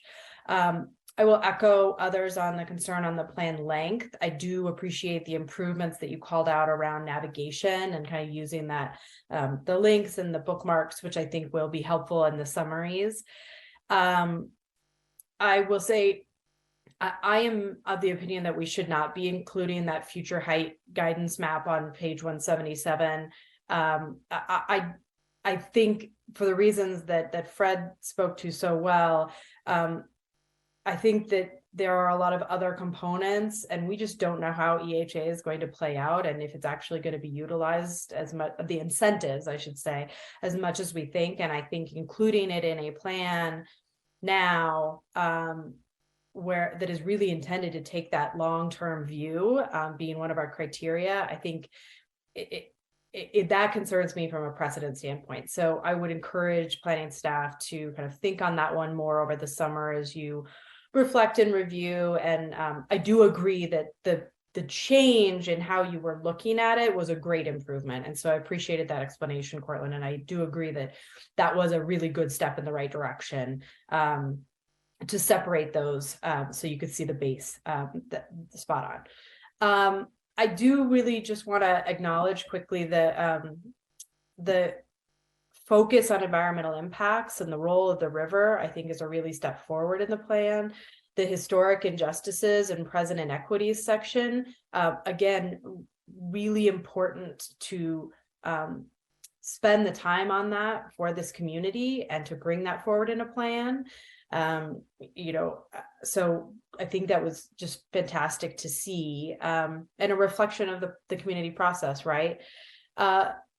Really appreciate the promotion and prioritization of bike and transit, and how you've really oriented the plan towards quality of life. I think really responded to the feedback you heard from the community about their priorities there. And so when you speak to criteria, I mean, I think doing those things and actually taking them a step forward from Comp Plan 2040 is really consistent with and taking that step on those vision goals and strategies for our criteria. I want to thank the people who spoke today and provided written comments, and the many comments you all received, and just what a lengthy, robust process. And to the criteria on inclusive plan and community process, I'm sure that there were lessons learned here that continue to be implemented. Jaime, for example, his comments about the process and contributions and the number of meetings that these community members attended was just incredible. And I also did want to call out the speaker that touched on the implementation recommendations at the end, and how they appreciated that as a neighborhood, because you're right, that's where it makes it so it's not a plan that just sits on the shelf. So calling out agencies that are responsible and that sort of thing. So thank you all for the work, and I will be voting in support. Thank you, Jordan. A lot of what I intend to say has been said in various ways by various people so far, so I will try not to take too much time. I want to commend everyone involved in this process in getting to this point. And you, and by you, I mean the community members, the steering committee, stakeholders, and city staff, and elected officials and others. This is probably one of the hardest plans, to have gotten across the finish line because of process, because of the time in which it was done, the pandemic, things like that. It was hard. It was probably grueling at times, but I think what you accomplished here was really impressive. And I don't have to guess at that, and I don't have to use too much opinion on that because of the amount of support this plan has gotten tonight. Generally, when we have a large number of speakers, it's either a mixed bag or we get a lot of concern and negative reactions. The fact that we not only didn't get those negative reactions here tonight, by and large, and in fact got some pretty intense outpouring of support and even some real strong emotion, is a testament to the work that went into this, testament to the feeling that people have towards it, and I think ultimately, hopefully, the success it will have as guiding the neighborhood. I also want to commend staff and the steering committee and the community for taking some feedback just a month ago. That was not just small little text amendments or things like that, but was actually big, challenging concepts, and making those changes in that amount of time. That not only not easy, but it takes a lot of thought and care. And I'm sure there was a lot of tough conversations in a short amount of time. So I think that's very impressive, and really appreciate you having heard our concerns and actually doing something with that. And hopefully it does support the goals of the community in the end. I do also want to say, during our informational item a month ago, we really zoomed in on the sort of the land use and the densities and the zoning, all that stuff. And I think it belied the fact that a lot of the other stuff in the plan was really good. We kind of harped on the stuff that we were really concerned with, but that's sort of like the Yelp review process, right? You hear the complaints and you don't necessarily hear all the good things, because people don't take the time to say that. So I want to take the time to say that a lot of the things in the plan that we didn't harp on last time are in fact quite good. And I think some of the innovations that were mentioned before, things like the approach to water, the focus on the context and equity and the history of challenges the community has seen over the years is really important and really well done. And I will end by saying, I look forward to seeing how this is all actually implemented over the next few years. That's no less of a challenge than creating the plan. And I think you guys are up to the task. So thank you all for all your work. Thank you. Rachel? Thanks, Joel. Appreciate everyone's thoughtful comments this evening. I just wanted to say that I personally really appreciate the thoughtfulness of this plan and being both forward thinking while also acknowledging and being responsive to the past. I think that's something that this plan gets really right, and I think is a great model for future plans.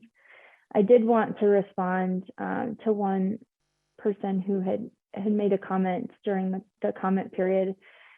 Kathy Sandoval, I was one of the members who during our informational session talked about a need for action on equity issues, not just plan language. And that was really in response to another item we had up that evening in Villa Park. And in looking at the Villa Park neighborhood plan from 1991, I think it's really disappointing the number of forward-thinking items that plan calls for from an equity standpoint that 30 years later have not been implemented.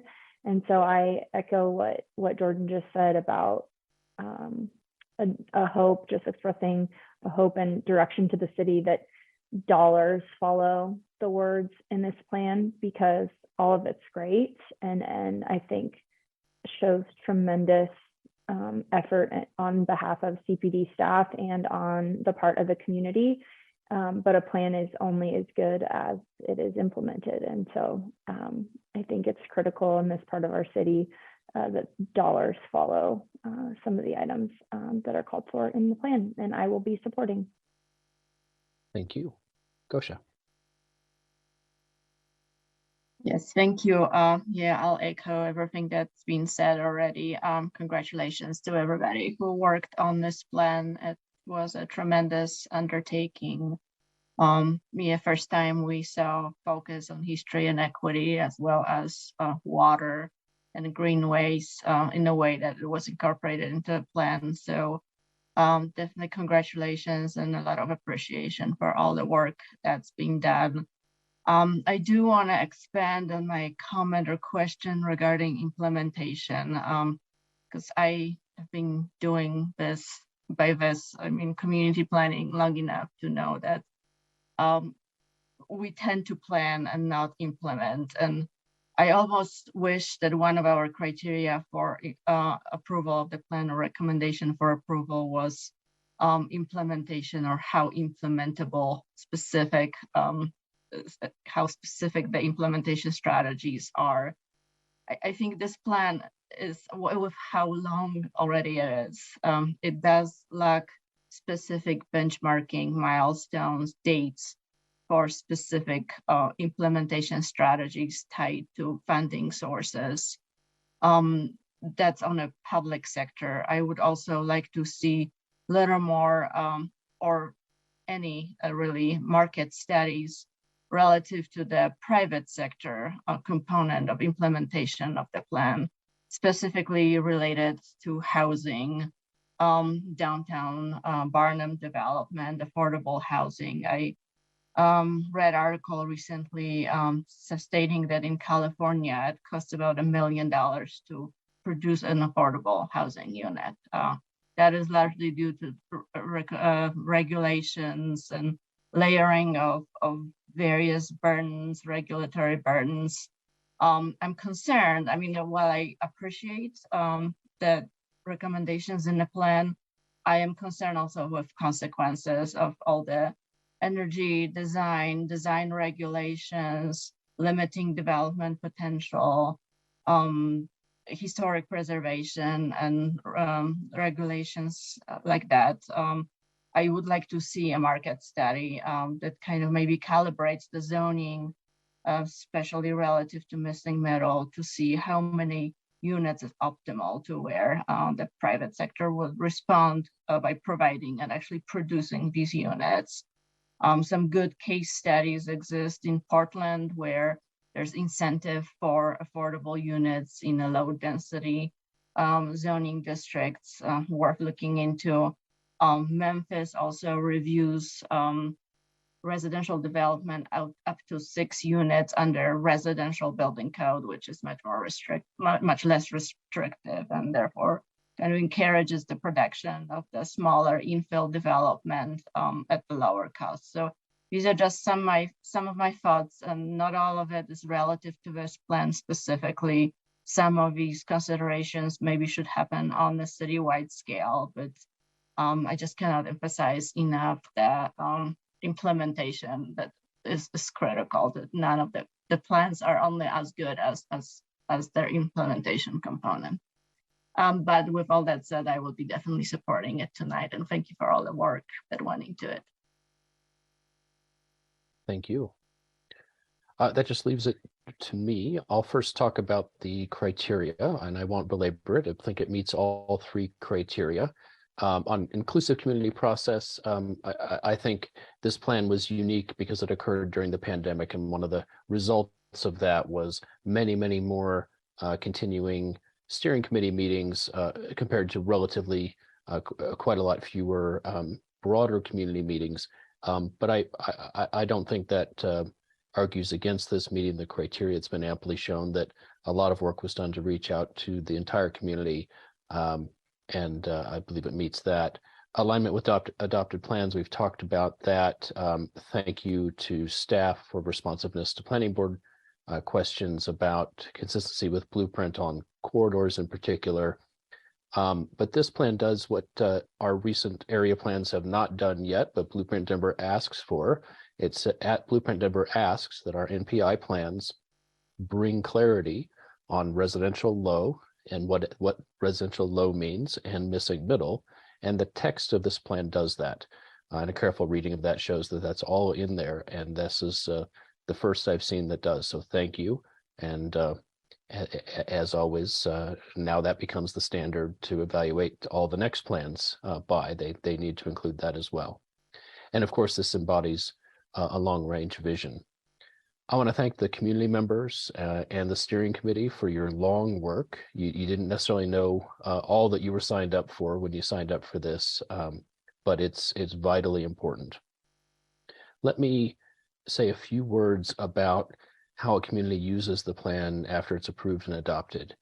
Many of you in your public comments talked about we need to get to implementation. It needs to not sit on the shelf, and you've heard that reflected back from my colleagues as well.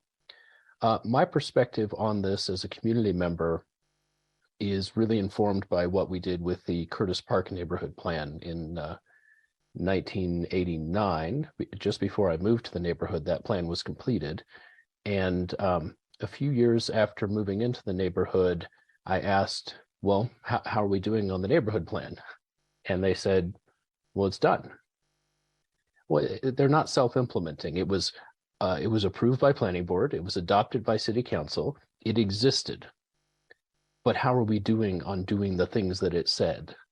And so it became my goal to work with my neighborhood organization to start picking out the things that the plan called for that were ripe, that were ready to work on, and work on them. And we could hold up a document and say, planning board approved this, city council adopted it, this recommendation, public works, as they were called at the time, Parks and Rec, whatever the department was, we need to work on this. It's already been agreed to. When can we get this into your work program? I agree that it would be great that the implementation matrix had dollars assigned to it and every department already knew when they're going to work on it and that they had funding for it. That's not exactly realistic.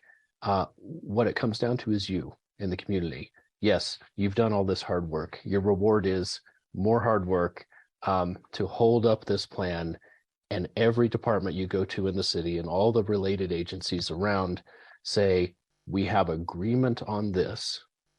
Planning board has approved it. City council has adopted it. Let's work on this and keep pushing forward. And if you've heard a lot of comments about the length of the plan is this long because you put in it all the things you needed to put in it. What I hear from my colleagues when they're talking about the length of the plan is just the concern that as new members come into your community to keep pushing forward on all the things that are in the plan to do, that they might have a hard time picking it up because it's a little daunting. So that becomes something for you to help with as well, as you bring more people into your community who have the time and interest to push forward on their piece that is interesting, orient them to this plan, show them how to use it, and show them how to continuously remind the city of all the great things that are in here. You've got great council members who are committed to implementing this plan. This plan will outlast these council members' terms. It's your plan in the community. Keep holding it up, keep orienting your next council members to it, and keep pushing forward. Congratulations. Do we have a motion? Yes. Please.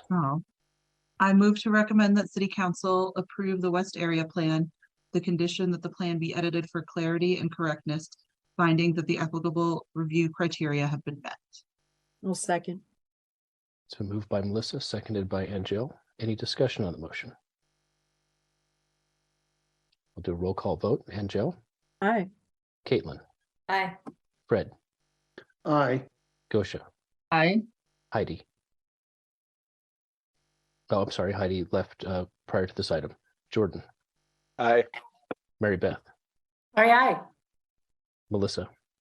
Aye. Rachel? Aye.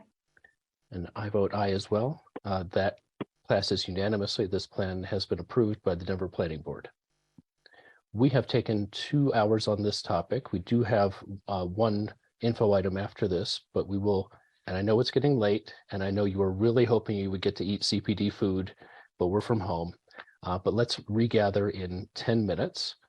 If you would turn off your cameras and turn them back when you are back, we will reconvene at 8:37. It's a strange number, 8:37. See you all in 10 minutes.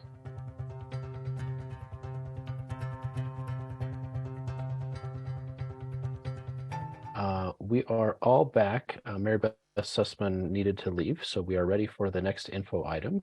We'll hand it over to Brad Johnson, who's going to tell us about the Outdoor Places program. Yeah, thanks for hanging in there, guys. And Jay Decker. Hello, Jay. Yeah, and Jay is here as well. And so I'm Brad Johnson. I'm a planner and urban designer in CPD, and I am the project manager for the Outdoor Places program for CPD, which is a project being co-led by CPD and Dottie. And so I'll now let Jay introduce, and then he's going to handle the first part of this this slide deck, and then I'll do the second part.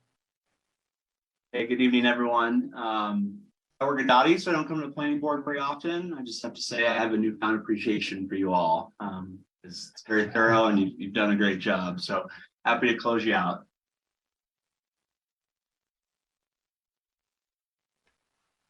I imagine there's a screen share coming. I'm working on it. All right. Yeah. Are you seeing anything there yet? We're seeing it. It's not in presentation mode yet, but no. No, it's still the regular mode. All right. Let me try it this way.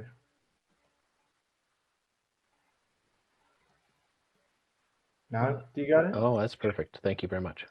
Okay. Well, I'll start us off here and then hand over the meat of this to my colleague Brad. But today we're going to talk about the Denver Outdoor Places program. We're going to give you a quick overview of what Dottie has been working on and will be working on. But then Brad will actually take you through the planning board specific items related to zoning. So, just going a couple years back, back in May 2020, during the height of the pandemic and, a lot of the restaurant capacity or just restrictions that the state put out, the city actually moved to actually have regulatory relief for patios in the right of way. And so we were actually able to, I think it was about a month, all kinds of different city agencies came together and basically created this new permit called the Temporary Outdoor Expansion Program. It's been many, many years going on this, and they've been incredibly well received thus far. It's been kind of an interesting process over the last few years, is that as things have gotten more back to normal, we've actually have seen a large reduction in the number of patios permitted. I think at one point it was around 350 or so, and I think right now we're closer to the 100 mark. So really the ones that have remained in Denver are the ones that are really well loved and used for the most part. So we're starting to really see the impact of the city and what it can do in the longer term. Next slide, please. But really, while we had the temporary program, it was great. We know that ultimately there was things to change and we wanted to make it permanent. So we worked with the mayor who advised us to create the Outdoor Places program, which is the new formal permanent program, October 2021. And we've been working diligently on it ever since. Officially last October is when the temporary outdoor expansion permits expired. But any active participant or patio that had one of those permits were permitted to continue during a transition period while the city needed a little bit more time to figure out the different specifics of the permitting process. And that gets us to the project scope for Outdoor Places. And so it's incredibly varied, covers many different departments. And really what we're looking at here is, what are some of the uses that we can use in the right of way and private property to make sure that we learn from our peer cities, because while this is relatively new for us, it's relatively new for tens of hundreds of cities across America that have experimented with this and are making it permanent. So it's really important that we learn with our partners in this, so we're not out there reinventing the wheel with ourselves. Also for this one, and why it's co-representative here, is it includes the right-of-way and private property. And we really wanted to make sure that we had a lot of outreach with the community and also key stakeholders, because we were not able to do that at the time of creating the temporary program. And we do expect the full program to be enacted and in place by the summer. As far as kind of what we're talking about here, the different types of patios, an easy way to think about this are breaking it down into 3 different typologies. So we've got the 2 that are within the right of way. So that would be above curb, which is really just dotted language to me, anything at the sidewalk level. And then you have below curb, which is split between on-street parking So any patios in formerly vehicle parking spaces and full street closures, which we do have a few. And then finally, and the one again we're going to talk about the most today is private property, which is not governed by DOTI. And so that's where CPD and yourselves are going to be advising us there. As far as why we focused on above curb first, it's twofold. The first one was the majority of the existing patios are actually on the above curb level, that sidewalk level. So we knew by addressing that first, we can kind of get the most bang for our buck there. And then also, DOTI actually had what we called the table, chairs, and railing program prior to the pandemic. You may have dined at one. Here's a couple of photos of them.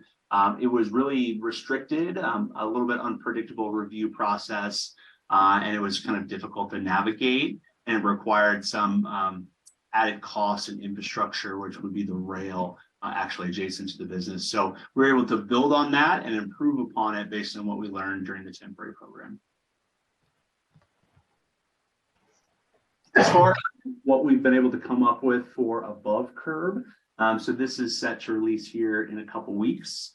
And really what we're looking at here is the prior photos, and the top right photo is a good example of this, is that in the table, chairs, and railings program prior to the temporary program and now the permanent program, outdoor seating had to be immediately adjacent to the business, and it had to be almost 100% confined within a railing. So obviously we had a few of those in Denver, but it's more restrictive, so it was difficult to do.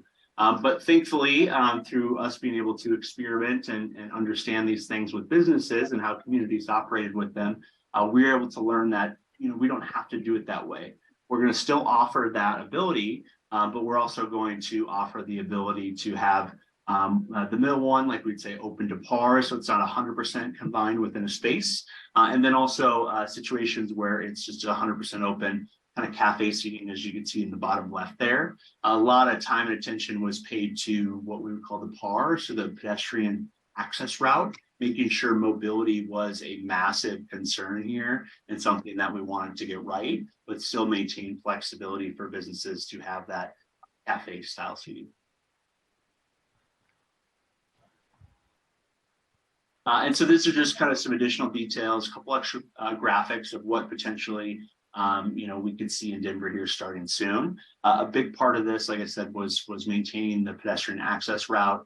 And one big difference between TCR and this is with the previous table, chairs, and railings program, DOTI mandated a 5-foot width PAR. And so where we can make it happen, we're actually going to be increasing that to 6 feet. So this new program will actually make it easier and better mobility-wise and accessibility-wise. And then there's other things, it really depends on where the patio is located as far as what could be accomplished. And so paying attention to entries and exit ways, where there's parking allowed, signs, trees, vehicle conflicts, things like that, is kind of a choose your own adventure based on what's out in front of your business if you want to go this route. And then last, but certainly not least, is that we were able to streamline the review process. Like I said before, it was complicated, a bit arduous. There wasn't really a clear hierarchy of who approved these and how we got them done. So we were able to work with more agencies. So we actually have more people involved. So you would think there'd be more red tape, but we were actually able to streamline, and we are formalizing this in a MOU between the different agencies. So it will be a much cleaner and easier navigation process. And then also really importantly, CPD hired a program administrator to be the singular point of contact and to help you navigate through the different permits that you may be requesting from DOTI, fire, could be a building permit, variety of those issues. One singular person will be able to guide you through that process. So it should be much more user-friendly now. Like I said, we're actually going to begin accepting applications here really soon. And we do expect that all of the existing patios at the above curb level that have a current tow permit will be transitioning into this new outdoor places above curb typology. And probably all be done by late summer. It really kind of just depends on the complexity of some of these and how long it will take to get their individual permit out. And then one other topic that Dottie wanted to talk about today is we've done about half the work on below curb. So we are starting parking, the patios and parking lanes here probably within the next few weeks. But before then, we actually established and codified and adopted a policy around full street closure pilots.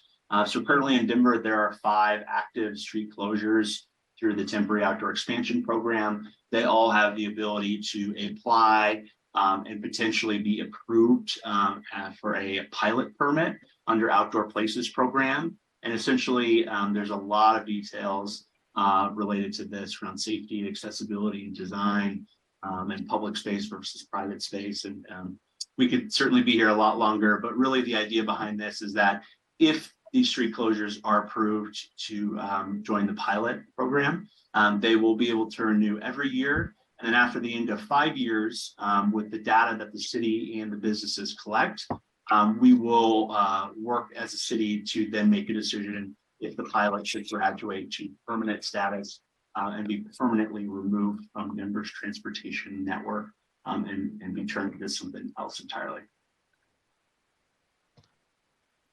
All right, thanks, Jay. So now move us on to the next typology, which is private property. So during the pandemic, we, through an ordinance of City Council, an emergency order, authorized the zoning administrator to issue a temporary use order, which allowed very little oversight for patio expansions on private property, given the crisis that we were in at that time. And that order expires in December 2023. The biggest relief that was provided for private property is that all those off-street required parking spaces were essentially forgotten about during the pandemic. And we allowed businesses like the one in this photo, Cherry Cricket and Cherry Creek, to expand outdoor seating onto otherwise what would have been required off-street parking spaces. And so I just want to talk about a few things here. Just some high-level intent that we're kind of using as a baseline for the work that we're doing right now. Some preliminary zoning concepts I want to share with you guys to get your feedback on, and then some thoughts about how we might be able to, through some regulatory structures and even incentives, try to facilitate higher quality design, encourage patios that activate our streets in a really beneficial way, and how we can integrate administrative flexibility into this program.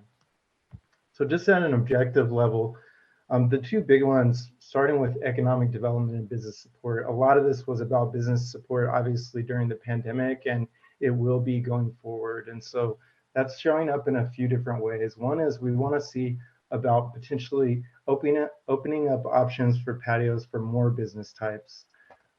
Looking at opportunities to streamline the review process, and really importantly, looking at opportunities to increase design flexibility and options for how business might set up a patio on their property.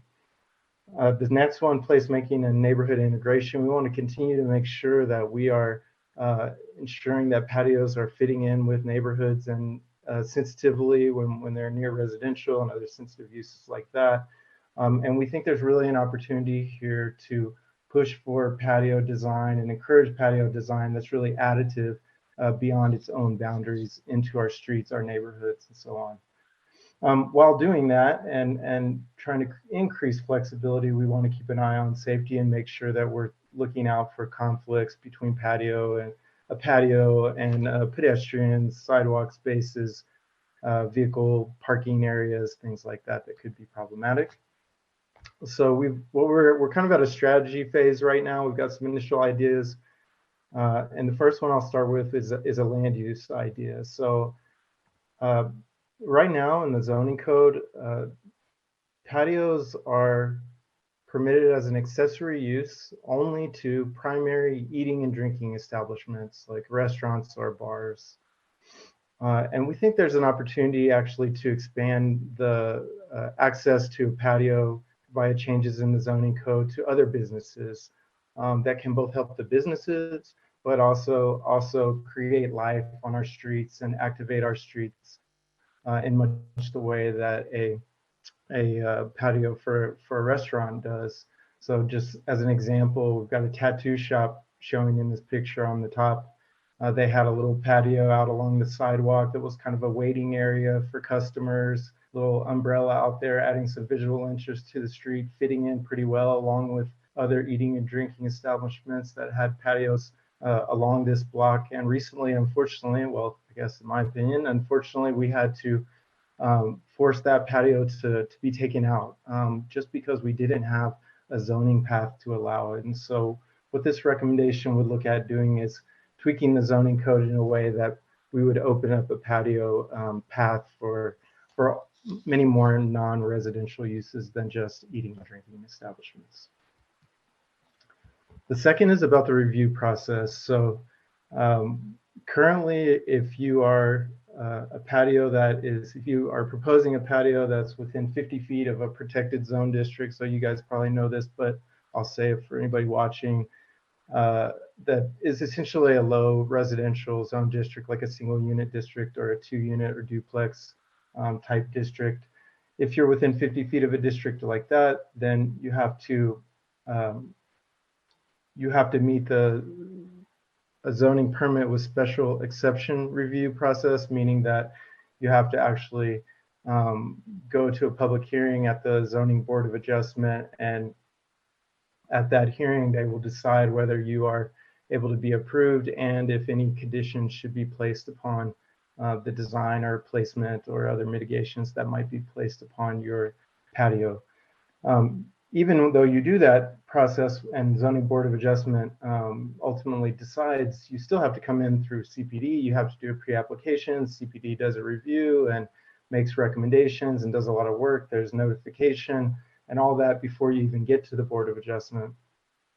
So we wanted to see if that was maybe an opportunity to streamline. So I did some reaching out to Austin Kiefler of the Zoning Board of Adjustment, and he helped me to look at some data about these ZIPC or BOA cases that had come before the board. And so he first let me know that only 20 cases like this have come before the board in the last 5 years. Of those cases, only one patio was just flat out denied. And that particular denial was also in line with the recommendation of CPD. There were a few that were withdrawn, but by and large, almost all of them were approved, and the conditions that have been placed on them were generally consistent between what CPD was recommending as conditions or conditions of approval and what ultimately the Board of Adjustment codified as conditions of approval. And so given that alignment and the lack of controversy with many of these cases, we think that there's an opportunity to change that ZIPC, that's short for that special exception review process with the BOA, from that process to what we call in zoning a ZPIN, you guys know, so that's zoning permit with informational notice. Still requires notification of the neighbors, still requires a review considering the same criteria that we would consider, that the board would consider, but ultimately does not require that public hearing with the Board of Adjustment and allows for CPD to approve a patio like that administratively. Here's one example in Council District 1 along West 38th Avenue, Bodega. This is a small sandwich shop, closes at 4:00 p.m. And that is on a busy arterial, as you guys know, West 38th Avenue. They were required to get a zoning to go to the BOA for approval. So that's an opportunity to consider. So then the next thing we're thinking about is design. And our strategy here, first, we wanted to step back and just do some urban design analysis, think about the types of patios that might occur on private property. And so we started to develop some sub-typologies of the private property patio type. The first being, I don't know if you guys can see my mouse, but the first being type 1, like a patio that's generally in the back of a lot, maybe isn't very visible from public streets or even public alleys possibly, is a little bit hidden and more really focused internally to the business itself. Oftentimes it's behind an allowed fence, and to actually access a patio like that, you have to actually enter the business and then exit out to get to that outdoor space. So that's one type. Has very little impact on public space or public elements of a private property. The second we're calling for now internal, and so here you have a street, just a concept here to demonstrate a patio that is open and very impactful to a public element of a private property space. And so here we're suggesting like a paseo connecting onto the private property. That's why we call it internal, but that paseo is sort of flanking two different buildings, perhaps two different businesses. And so it does have an impact on users of that private property, but it doesn't really have an impact on, as much anyway, on the actual public street or the sidewalk. And then the third type is this public oriented. So that's a patio maybe that's placed and immediately abutting, for example, the public street. And so that patio has a much bigger impact, not only on users of the site, but also people that are walking by that maybe don't have anything to do with that business. So just some visual kind of photo examples of that. On the left, this is Thin Man, East 17th Avenue. That's a patio that's in the back. This picture is taken from the alley. It's pretty cool how they set it up, even though it's not very visible. There is like kind of this tiny view in from the alley, but this would be an example of a low visibility type 1 patio. The picture in the middle is Edgewater Market. So you're thinking like a very big lot with multiple buildings on it. Has some important internal pathways that are publicly accessible. And here you have a patio flanking one of those publicly accessible pathways, but this is hundreds of feet off of the public street. And then the third is Marzix on East 17th Avenue. You have a condition that's very much similar to what you described in the right-of-way, which is above curb. This is actually on private property, but it has just as much impact as an above curb patio in the way that it abuts the public right-of-way, the sidewalk, and interfaces so directly. So in terms of some initial ideas for how to take forward that thinking into incorporating more flexibility into the code. So just quickly, we have a bunch of rules in there right now about patios on private property. They have to be contiguous to the primary use.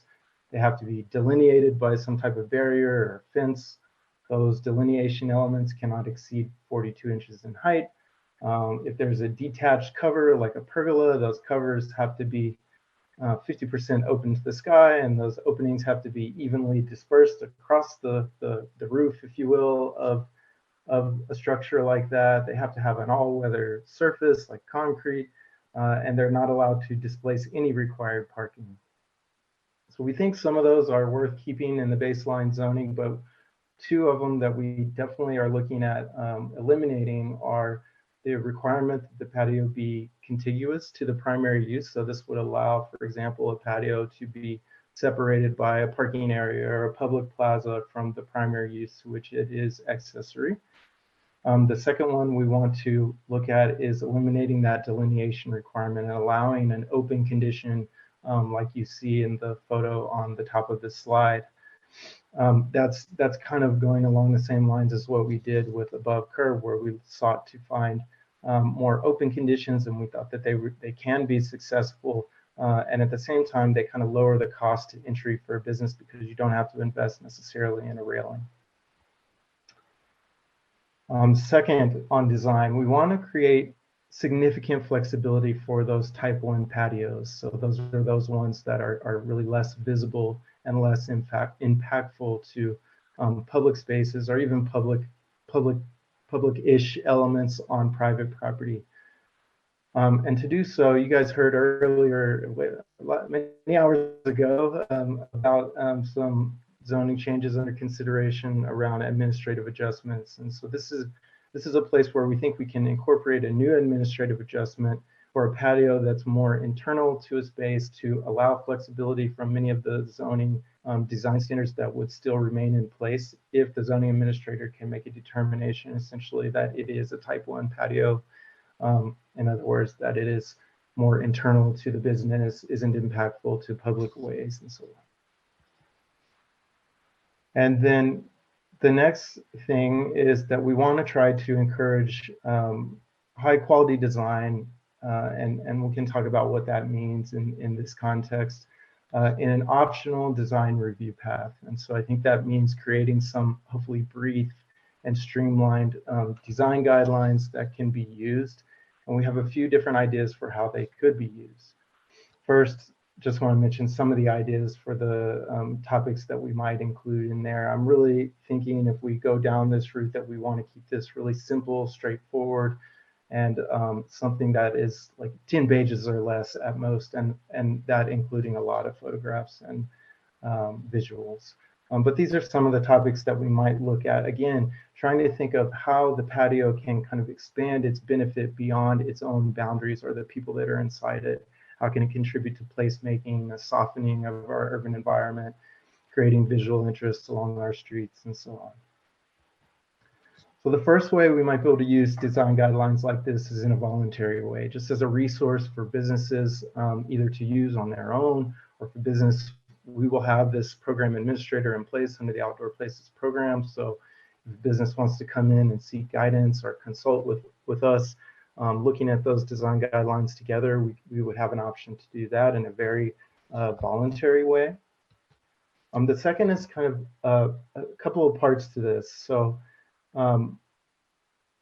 even though we want to push for a lot of flexibility in the baseline zoning code standards that we end up with here, we also know that through a lot of the analysis and research that we've done over the last 3 years is that patios are just really case by case, and it's just hard to regulate something like this and not prevent something cool, something great, something that's additive to our city. And so the way that we would go about this is we would create a path through the zoning code for administrative flexibility from whatever design standards are in there.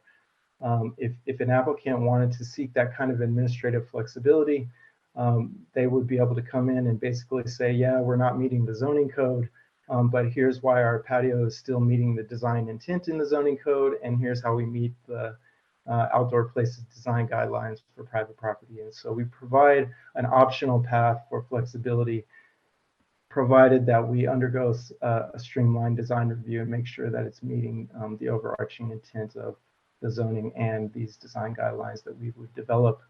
One of the poster childs for this is the Denver Art Museum. So the new edition there, they had a patio space out there. At first, it wasn't covered. This kind of pergola structure, this metal structure wasn't there originally. They came in, they wanted to provide some shade to their to the patio users here. And because of this kind of angled nature of these louvered sort of roof structure, it wasn't 50% open to the sky. So meaning you know 50% of that roof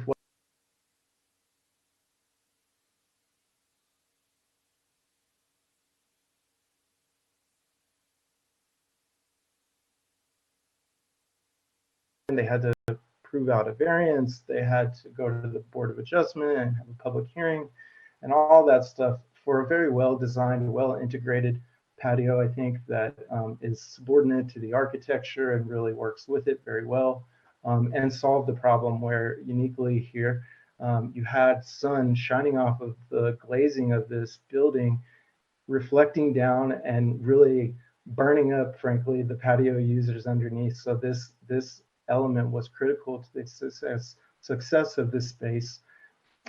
If we were to have this kind of element within this program, we could approve something like this administratively, provided that it met the design guidelines that we would have in place.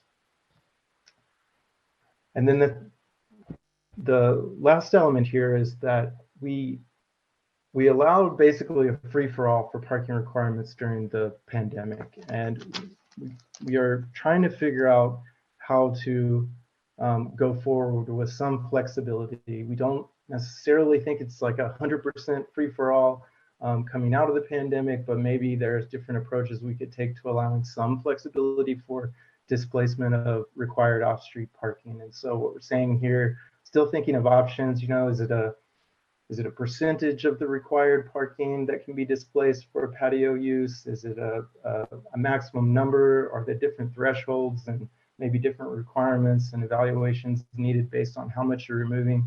Different things like that. But this is another place where the design review could come in. So we're offering an incentive, which is an ability to displace off-street parking requirements. And in return for that, we would ask that you potentially go through this design review process so that we can prove out that this patio is truly additive to the neighborhood and additive to our placemaking goals.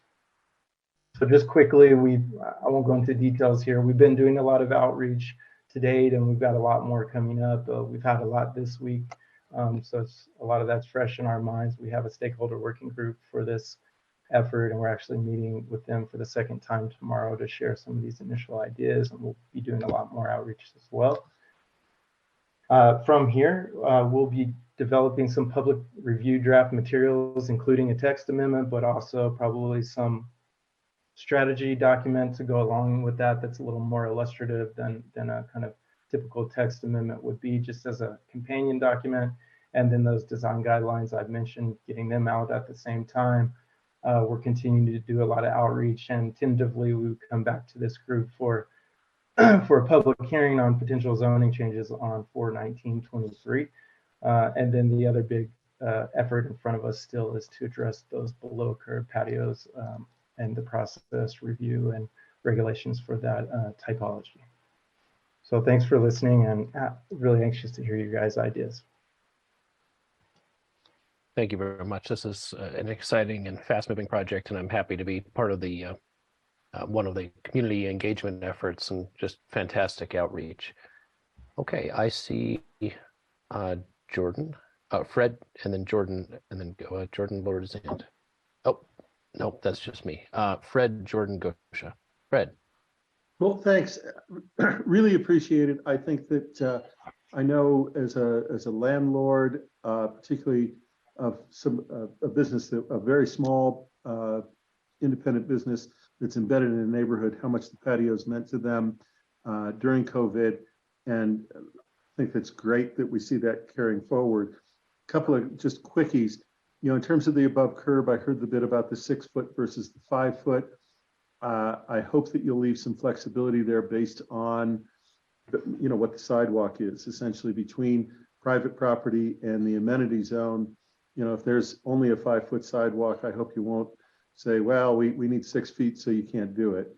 You know, in terms of process, I hope that, I guess what I would pitch on kind of all of this is that one of the distinctions might be the size of the business or the size of the which I think is related to the size of the impact.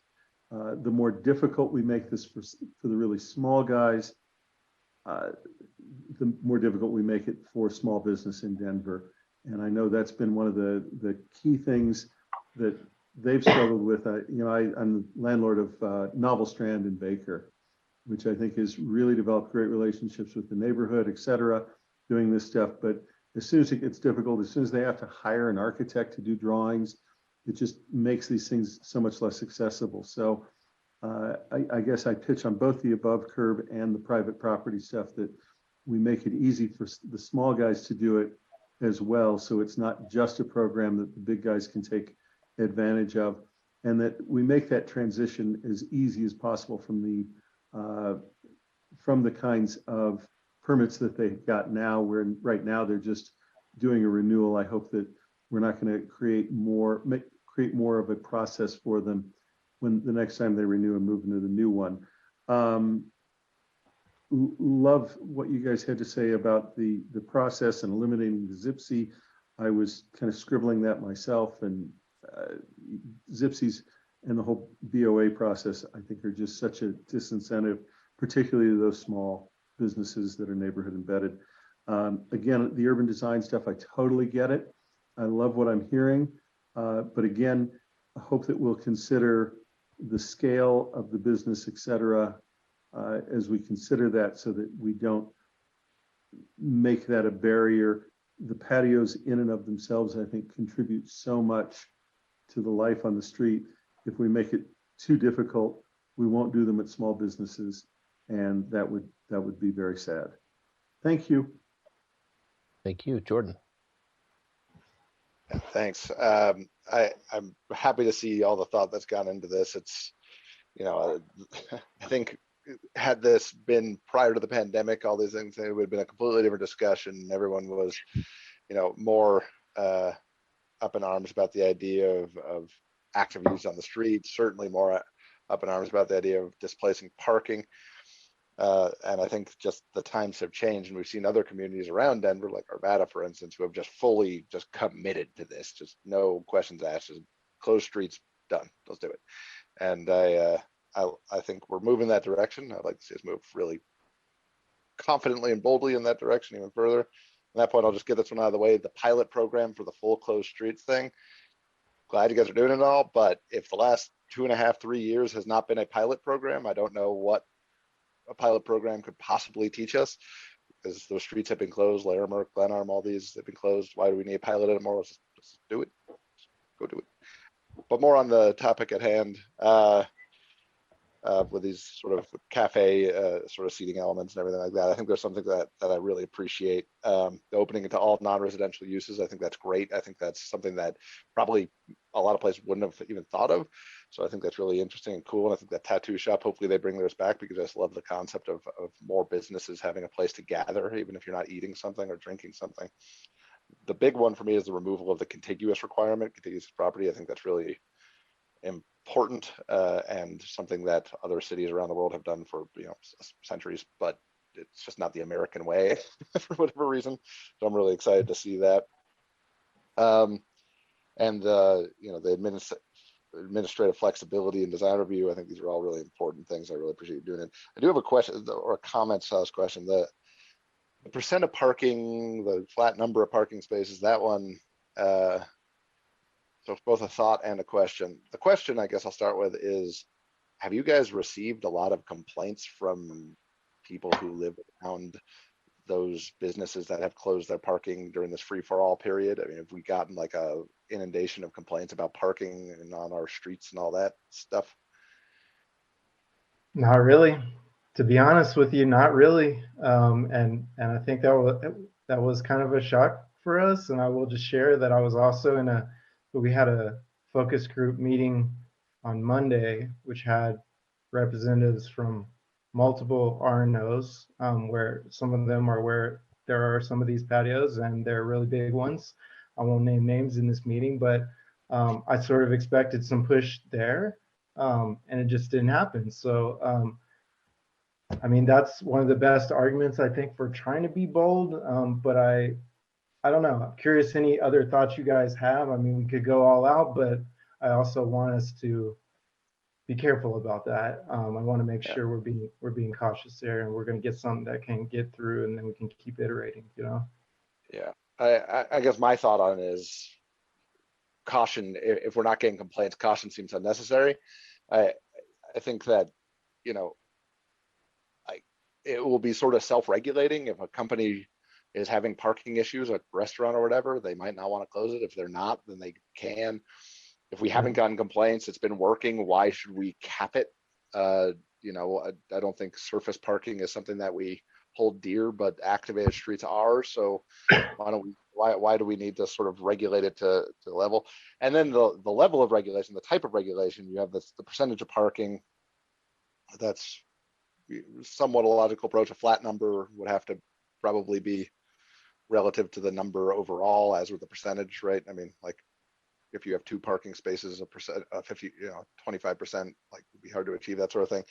Have to be kind of scaled. And then there's a TDM requirement. You didn't really talk about that. That seems like Fred was saying, that's a big lift to have someone to, you know, draw up an idea of a TDM plan to address displacing a few parking spaces at a restaurant. Seems totally overburdening to a small business. So I don't know that. I mean, maybe I don't understand what you're proposing there, but that seems heavy-handed to me. So I guess I love everything you guys are doing. I love the flexibility you're doing here. I think that this is just a long time coming, and we just want to create cool, funky, active streets that you know, create excitement and generate, sort of activity and safety and all these things. But the parking one is just the one that I come back to, like, just excuse my language here. Fuck it. Let's just, we're not getting the complaints. Let's just be bold about this. So that, I guess that's it. I'm a little squirrely right now because of how late it is. So I'll end there. Thanks. Thank you. Gosha. Yes, thank you. Definitely agree with everything that Jordan and Fred said. Yeah, if there's one lesson we learned from COVID is that we don't need all this parking after all. Like, we just don't need it. It's been fine. Let's not bring it back. Let businesses decide, self-regulated. Somehow they decided how many parking spaces they need, how many they can spare for benefit of seating. It worked. Let it be. Definitely, let's not try to regulate it. Let's not try to put some hard numbers on it. I also echo the comments, concerns about design review or any kind of complicated regulatory submittals. Yeah, I would prefer not to have to be hired to design patios. I think we should look at it as a weekend project for small businesses. I think we're going to see a lot of great creative solutions for seating and for enclosure. Yes, it has to be safe and not get blown off in the wind. But again, I don't think it has been the problem in the last 3 years. So, and I love to see all the creative solutions, beer barrels for seating, etc. It's all fun. It's quirky. It's colorful. Thinking about streets like Paris, where it's pretty much all seating sometimes, and that's what makes those places great and people friendly. And I think that's what we want more of. I love the idea of outdoor tattoo. Would love to see how it works, but I think that's also very interesting and enticing. Also love the idea of removing enclosures. I think it used to be tied to a liquor license. I don't know if that requirement went away, that we had to fence out drinking as if people fall off the chairs and roll into the street after a beer or two. I'm glad that's going away. That's been very strange and restrictive. So yeah, I love it. I'd say let it be, and let it be creative and spontaneous. Thank you, Angel. Yeah, so I think there were a lot of outcomes from the pandemic that have been dire, but the addition of these patio settings, I think, is one of the positives. And so I'm really excited to hear about this plan, and that it's not going to be overly restrictive. I really love it, and I'm excited to see more of this. I think it's a win-win. If there's a downside, I can't think of what it is. It's good for businesses, it's good for placemaking, for communities as destination spots. So I think it's very positive and very supportive of it. Thank you. Thank you, Rachel. Yeah, I echo my colleagues, and I would say I think this is a really great step in the right direction. My advice would be to take it as far as you think it can go, and then go 5 steps further. Because I do echo what Fred and Gosha said, that while this is headed in the right direction, on 99.9% of these things, it's not a life safety issue. It's not, these are all things that businesses and the market will regulate themselves, from parking, et cetera, the amount of patio space needed. And so beyond, I would argue, access issues, I think the reprogramming or programming of public space around our city, there can't be enough. There cannot be too many surface parking lots. unused alleys, adjacent extra sidewalk space that can be used. So I just encourage you guys to take a look at, you know, can you even get the regulatory framework even less burdensome? Great. But Caitlin. very excited and appreciate all the work. Sorry, Joel. No, thank you. Caitlin. Yeah, what Rachel said there at the end was just the one piece I wanted to echo. I won't repeat a lot of the comments you've heard. I think they're spot on from the other planning board members. And I do think, you know, anytime you're thinking, do we need a program for this? Do we need a process? Do we need, you know, what level of requirements do we need? Like really push yourself to say, like, do we need a process, or do we need a regulation around this? Or should we just kind of get out of the way, because it did work when we really let them just move forward. So I think calling that question each time will be really helpful. And then just wanted to note, really glad to see the railings disappearing. I think, you know, it's something that's so noticeable in Denver when you compare to traveling to other cities, that there's just this odd separation between that space and the public, and it really doesn't, you know, it's not this spilling out into the public and kind of connection of the public space and the patios is just so absent. And I think it's something that's so beautiful and wonderful in other cities. So really glad to see that change. Thanks. Thank you.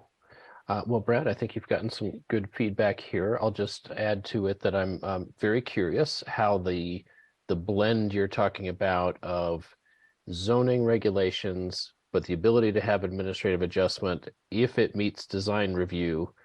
I mean, you're crossing all kinds of fascinating lines here, because I'm familiar with each of these separately, like design review standards. And if you don't meet the standards, you can at least demonstrate you meet the intent in a different way. But then having that give you relief from zoning regulations is an interesting mashup of things. So I'm interested in that from a technical perspective. On the private property in parking spaces, I generally agree that you know, we need to start recovering from this notion that it's up to the government to decide how much parking there needs to be, when the business knows best where they're drawing customers from. Is it far away? Is it close by? Are there transportation options, or must people drive? They're going to take all that into account in a way that zoning regulations couldn't. And so while we're not seemingly on the cusp of just eliminating off-street parking requirements, I don't see any reason not to say you can reuse all of this space for these kind of uses without limit, except, and this, I can't take credit for this, this came from the community meeting you held the other day, handicap spaces. I don't think we want to do anything to either sacrifice the number or the true accessibility of handicap spaces. So I know you'll be keeping that in mind. And thanks for asking for our feedback early, and we look forward to seeing you back here soon. Appreciate it, guys. Thank you. We're on to the last item on our agenda, and we don't have a presentation for this. You've all received a presentation in the past, and you have the draft of Appendix 3 and 4 that we're proposing for our bylaws. And this covers our processes for doing documentation of deliberations when we choose to do that, and additional recommendations when we choose to do that. So this time on the agenda is just to get any questions, anything that you need clarified, or suggestions that you want to talk through as a group. Heidi left early, but she did send a suggestion. She would like to see the word preferably removed from when documentation of deliberations comes back for its final vote. It will always be put on the consent agenda. I think that's perfectly fine. And then, of course, it can be taken off of the consent agenda if it needs to be. And so we'll keep that second line that says, if it gets its own vote, you know, here's the form of that vote, but it will start on the consent agenda. She also had a question as to what will happen if during that period where we're all sending in comments and edits, if staff is receiving contradictory recommendations from different people, they can't do all at once. And I think the simple answer is the staff will work with the chair on that. And so the final proposed draft that's sent out prior to the meeting that'll be put on the consent agenda and then could be further discussed if it really needed it, will just be finalized between staff and the chair. Mary Beth Sussman also left the meeting early. She said she had no questions or edits. What do you all think? Yeah, Rachel? Just a question for staff, because this puts, some of the responsibility on us, but some of the responsibility on you. Does staff feel comfortable from a staff capacity standpoint with what's being proposed? Yeah, thanks for that, Rachel. We have talked about this quite a bit internally, and for the time being, that staff would be me, and I certainly I do feel comfortable with what's proposed and our capacity to do this. We'll monitor as we move forward and see what the volume of these types of requests is, and we can certainly revisit these two tools if necessary, if it seems like it's pushing the limits of our capacity. Great. Thanks, Andrew. Thank you. And I will note that each of them, there's a line on the top of each of them, will be used sparingly. So that's a note from us to our future selves saying, we'll use these when we really have something to say. And Jill. And then, yeah, Rachel. I just had one second question on the Exhibit 4 on the additional recommendations. Those additional recommendations should be used only for legislative matters, not for quasi-judicial, such as site-specific rezonings. I was thinking back to our Park Hill Golf Course situation, where part of the consideration or the note that we wanted to make was that if City Council were to vote down the small area plan, Planning Board's recommendation would not be to approve the rezoning. So just a point of clarification on that piece. Yeah, that was actually a condition. So it was a different tool.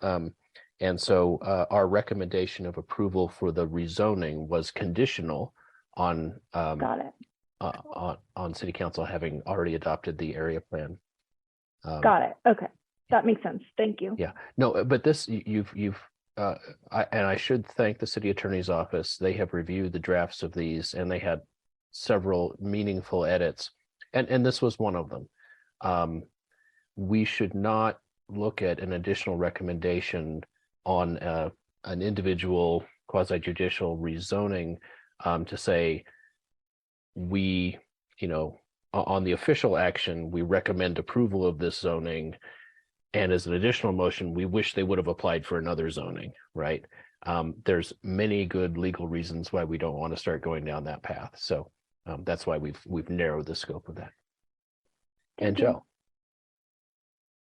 Yeah, a couple of questions, trying to remember what they are. They're about time frame, making sure I understand. Okay, so if we do have these recommendations, or we're not calling them conditions, but recommendations after a meeting, say tonight's meeting, then we would do all of these, the edits and analysis, what have you, and present it on the consent agenda at the meeting 2 weeks from today.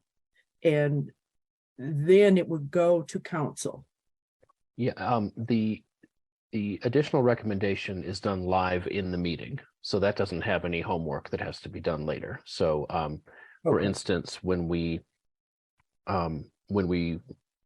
approved the East area plan, we also made a motion, and the motion passed for an additional recommendation that they restudy parking exemptions along along high capacity transit. So we did that right there in the meeting. And the city attorneys have recommended those are two different votes because one's the official motion and one's an additional recommendation, but there's no homework. For the documentation of deliberations, that's where we have homework where, boy, it took us a lot of thinking and back and forth, and we came up with a recommendation, whatever it was, approval, denial, whatever.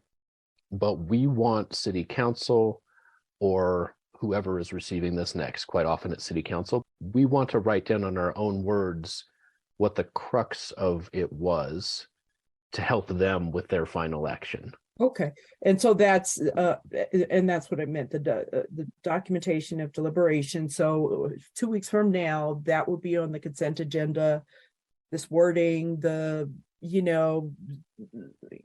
synthesizing all of what was said, and then it immediately goes to council or LUDI or what have you. We're assuming that none of these are going to meet, any sooner than 2 weeks from our, initial deliberation.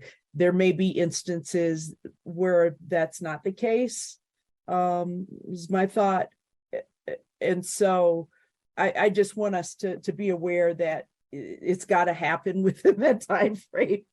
Otherwise, it may be for naught if we get it to the body of voters past their deadline or what have you.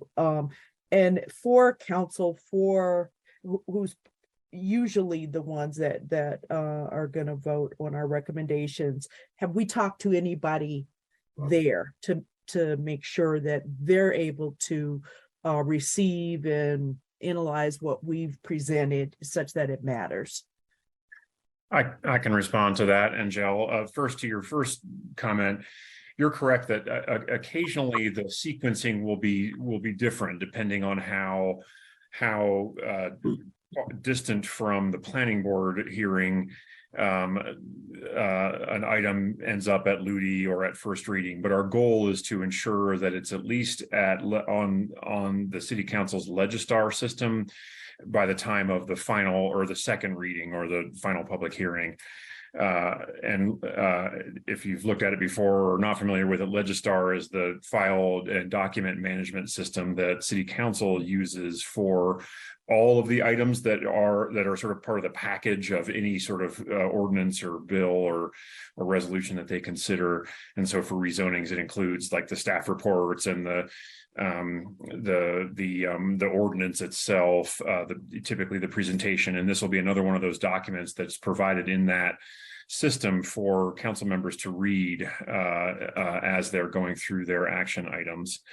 And then to your second question, we have I met with the central staff from the city council office about a week ago and kind of gave them a basic overview of what's proposed in these processes, and they were very receptive to that. So the next phase then will be, so we know that the mechanics of it will work. They'll be able to receive that and ensure that it's posted on Legistar. The next steps will be having a conversation with city council members, probably a brief presentation at a committee meeting or committee of the whole meeting at some point, just to basically give them an overview of what these tools are and an expectation of how frequently they might actually see them. Okay. And if I could just jump in, Angel, just to again kind of reassure you on that, the recommendation that it be posted to Legistar and that all of that actually came out of interviews that I did with city council central staff and with some council member staff as well. So that came from that staff. That's where that suggestion about how to communicate that came from originally. That's good that they're receptive and cooperative and wanting this. If I can also just jump in, Angel, something you mentioned about timing, I would say, or I guess my advice would be that you should probably take your time to make sure this is as accurate as possible and not worrying about getting this to LUDI. According to the code, LUDI really is just a forum for the council to say, do we have all the information to move this to the full body? It's really not a time for council to start debating the merits of that. Oftentimes, they will ask specific questions, but my advice would be take the time to get this right. Don't worry about getting a time frame for any committee meeting. Great. Caitlin. Thanks. First comment, I would just echo, I agree with Heidi's comment on the consent agenda component. Second question I had is we have both for the documentation of deliberation and the additional recommendations. I'm just curious how we would want to see that reflected in the minutes. I mean, I know it will exist as a document, but our minutes are relatively kind of content oriented, right? It's more this person commented, this person discussed, but it doesn't go into the detail. And I'm just curious to the group of kind of how maybe the additional recommendations motion gets expressly put in, I think. And then what do we do with the documentation and deliberations document? Does it get attached to the minutes? That's an interesting question about the document. There's a motion. I move, we just completed an item, and then maybe I move that we document our deliberations, right? And we maybe have a discussion about that and vote. Yes, there was a lot of city council would, appreciate us going through how we did that analysis. So that motion is documented in the minutes. It comes back to us with the process that's outlined to say, here's our draft. We agree with this draft, and there is a vote. It could be on the consent agenda, but there is a vote to approve that. That's in the minutes.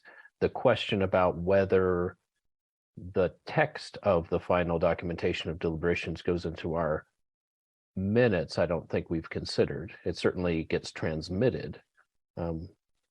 Andrew, Adam, do you think it needs to be in our minutes as well?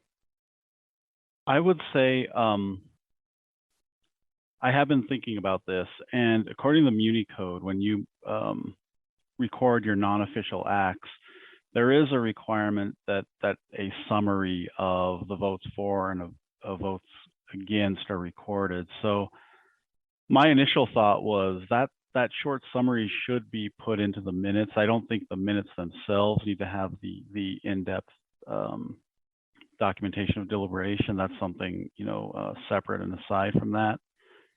But because these are non-official acts, they will need a little bit more meat on the bones in terms of what goes in the minutes going forward.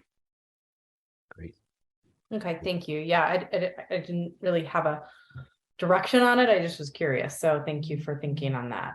And then the last is really a question and the discussion you all had around and the comment right near the end for the, what are we calling it? Additional recommendations motion. So the note on the additional recommendations should only be used for legislative matters, not for quasi-judicial matters such as site-specific zonings or rezonings. So I just wonder if we could hear a little discussion from Adam on that point. It's funny because when we were really kind of struggling with the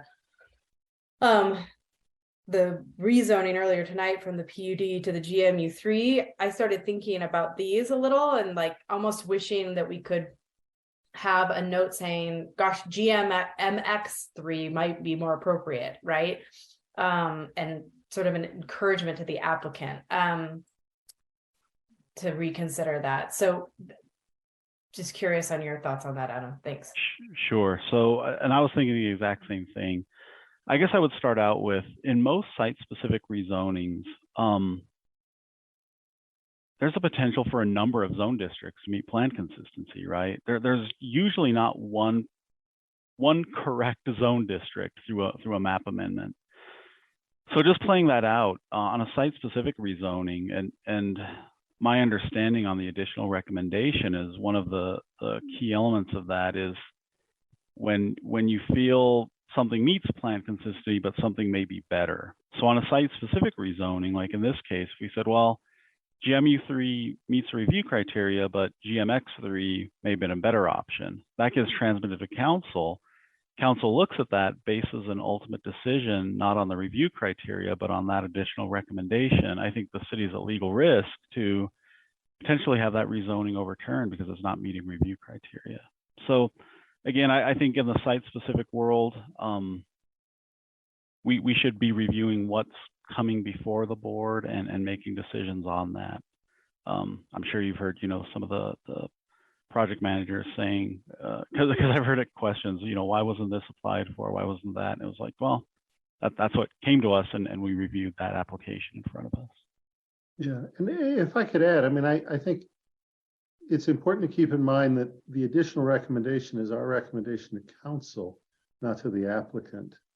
And I think we can kind of signal that, boy, applicant, you might have considered something else, and you might consider withdrawing the application and thinking about if you want to resubmit on something else. But we're really here in terms of the action that we have to take to respond to the application that they submit. And we, and as I say, any additional recommendation that we're making is a recommendation to council, and I don't see any way that we can recommend that council act other than on the application before them. I think one other issue I thought of is obviously this board has a role in the map amendment process, and that's to make those recommendations. You definitely don't want to get in a situation where that can be confused, where this board is providing some sort of testimony at a council meeting either. And I think based on what type of recommendation goes forward, it could be blurring that line in certain scenarios. Yeah, thank you. Thank you. I just wanted to kind of flesh it out and hear your thoughts, so I appreciate that. Yeah, and I just, I'll repeat myself slightly. This whole write-up was greatly improved by input from the city attorney's office on this point and several others. So thank you. And Fred, I should mention, these are things that were knocking around in my mind for years, saying we need more ways to express ourselves. And the work that Fred did in his thesis and interviews and stuff really sharpened this and was able to bring us to this point. Okay, well, with that, we will make a couple edits and propose the final version. Fred, you're just gesturing. Oh, I saw Angel had a hand up, but it looks like that's gone down. Yeah, it's not related to this, but to don't worry about it. I'm tired and I can't remember anyway. So. Okay, so next you'll be seeing a draft for vote to incorporate into our bylaws. Over to you, Andrew, for last announcements. No other additional announcements, Joel, but thank you all for a long night and a lot of really thoughtful discussion. Really appreciate your time. Thank you all. We are adjourned.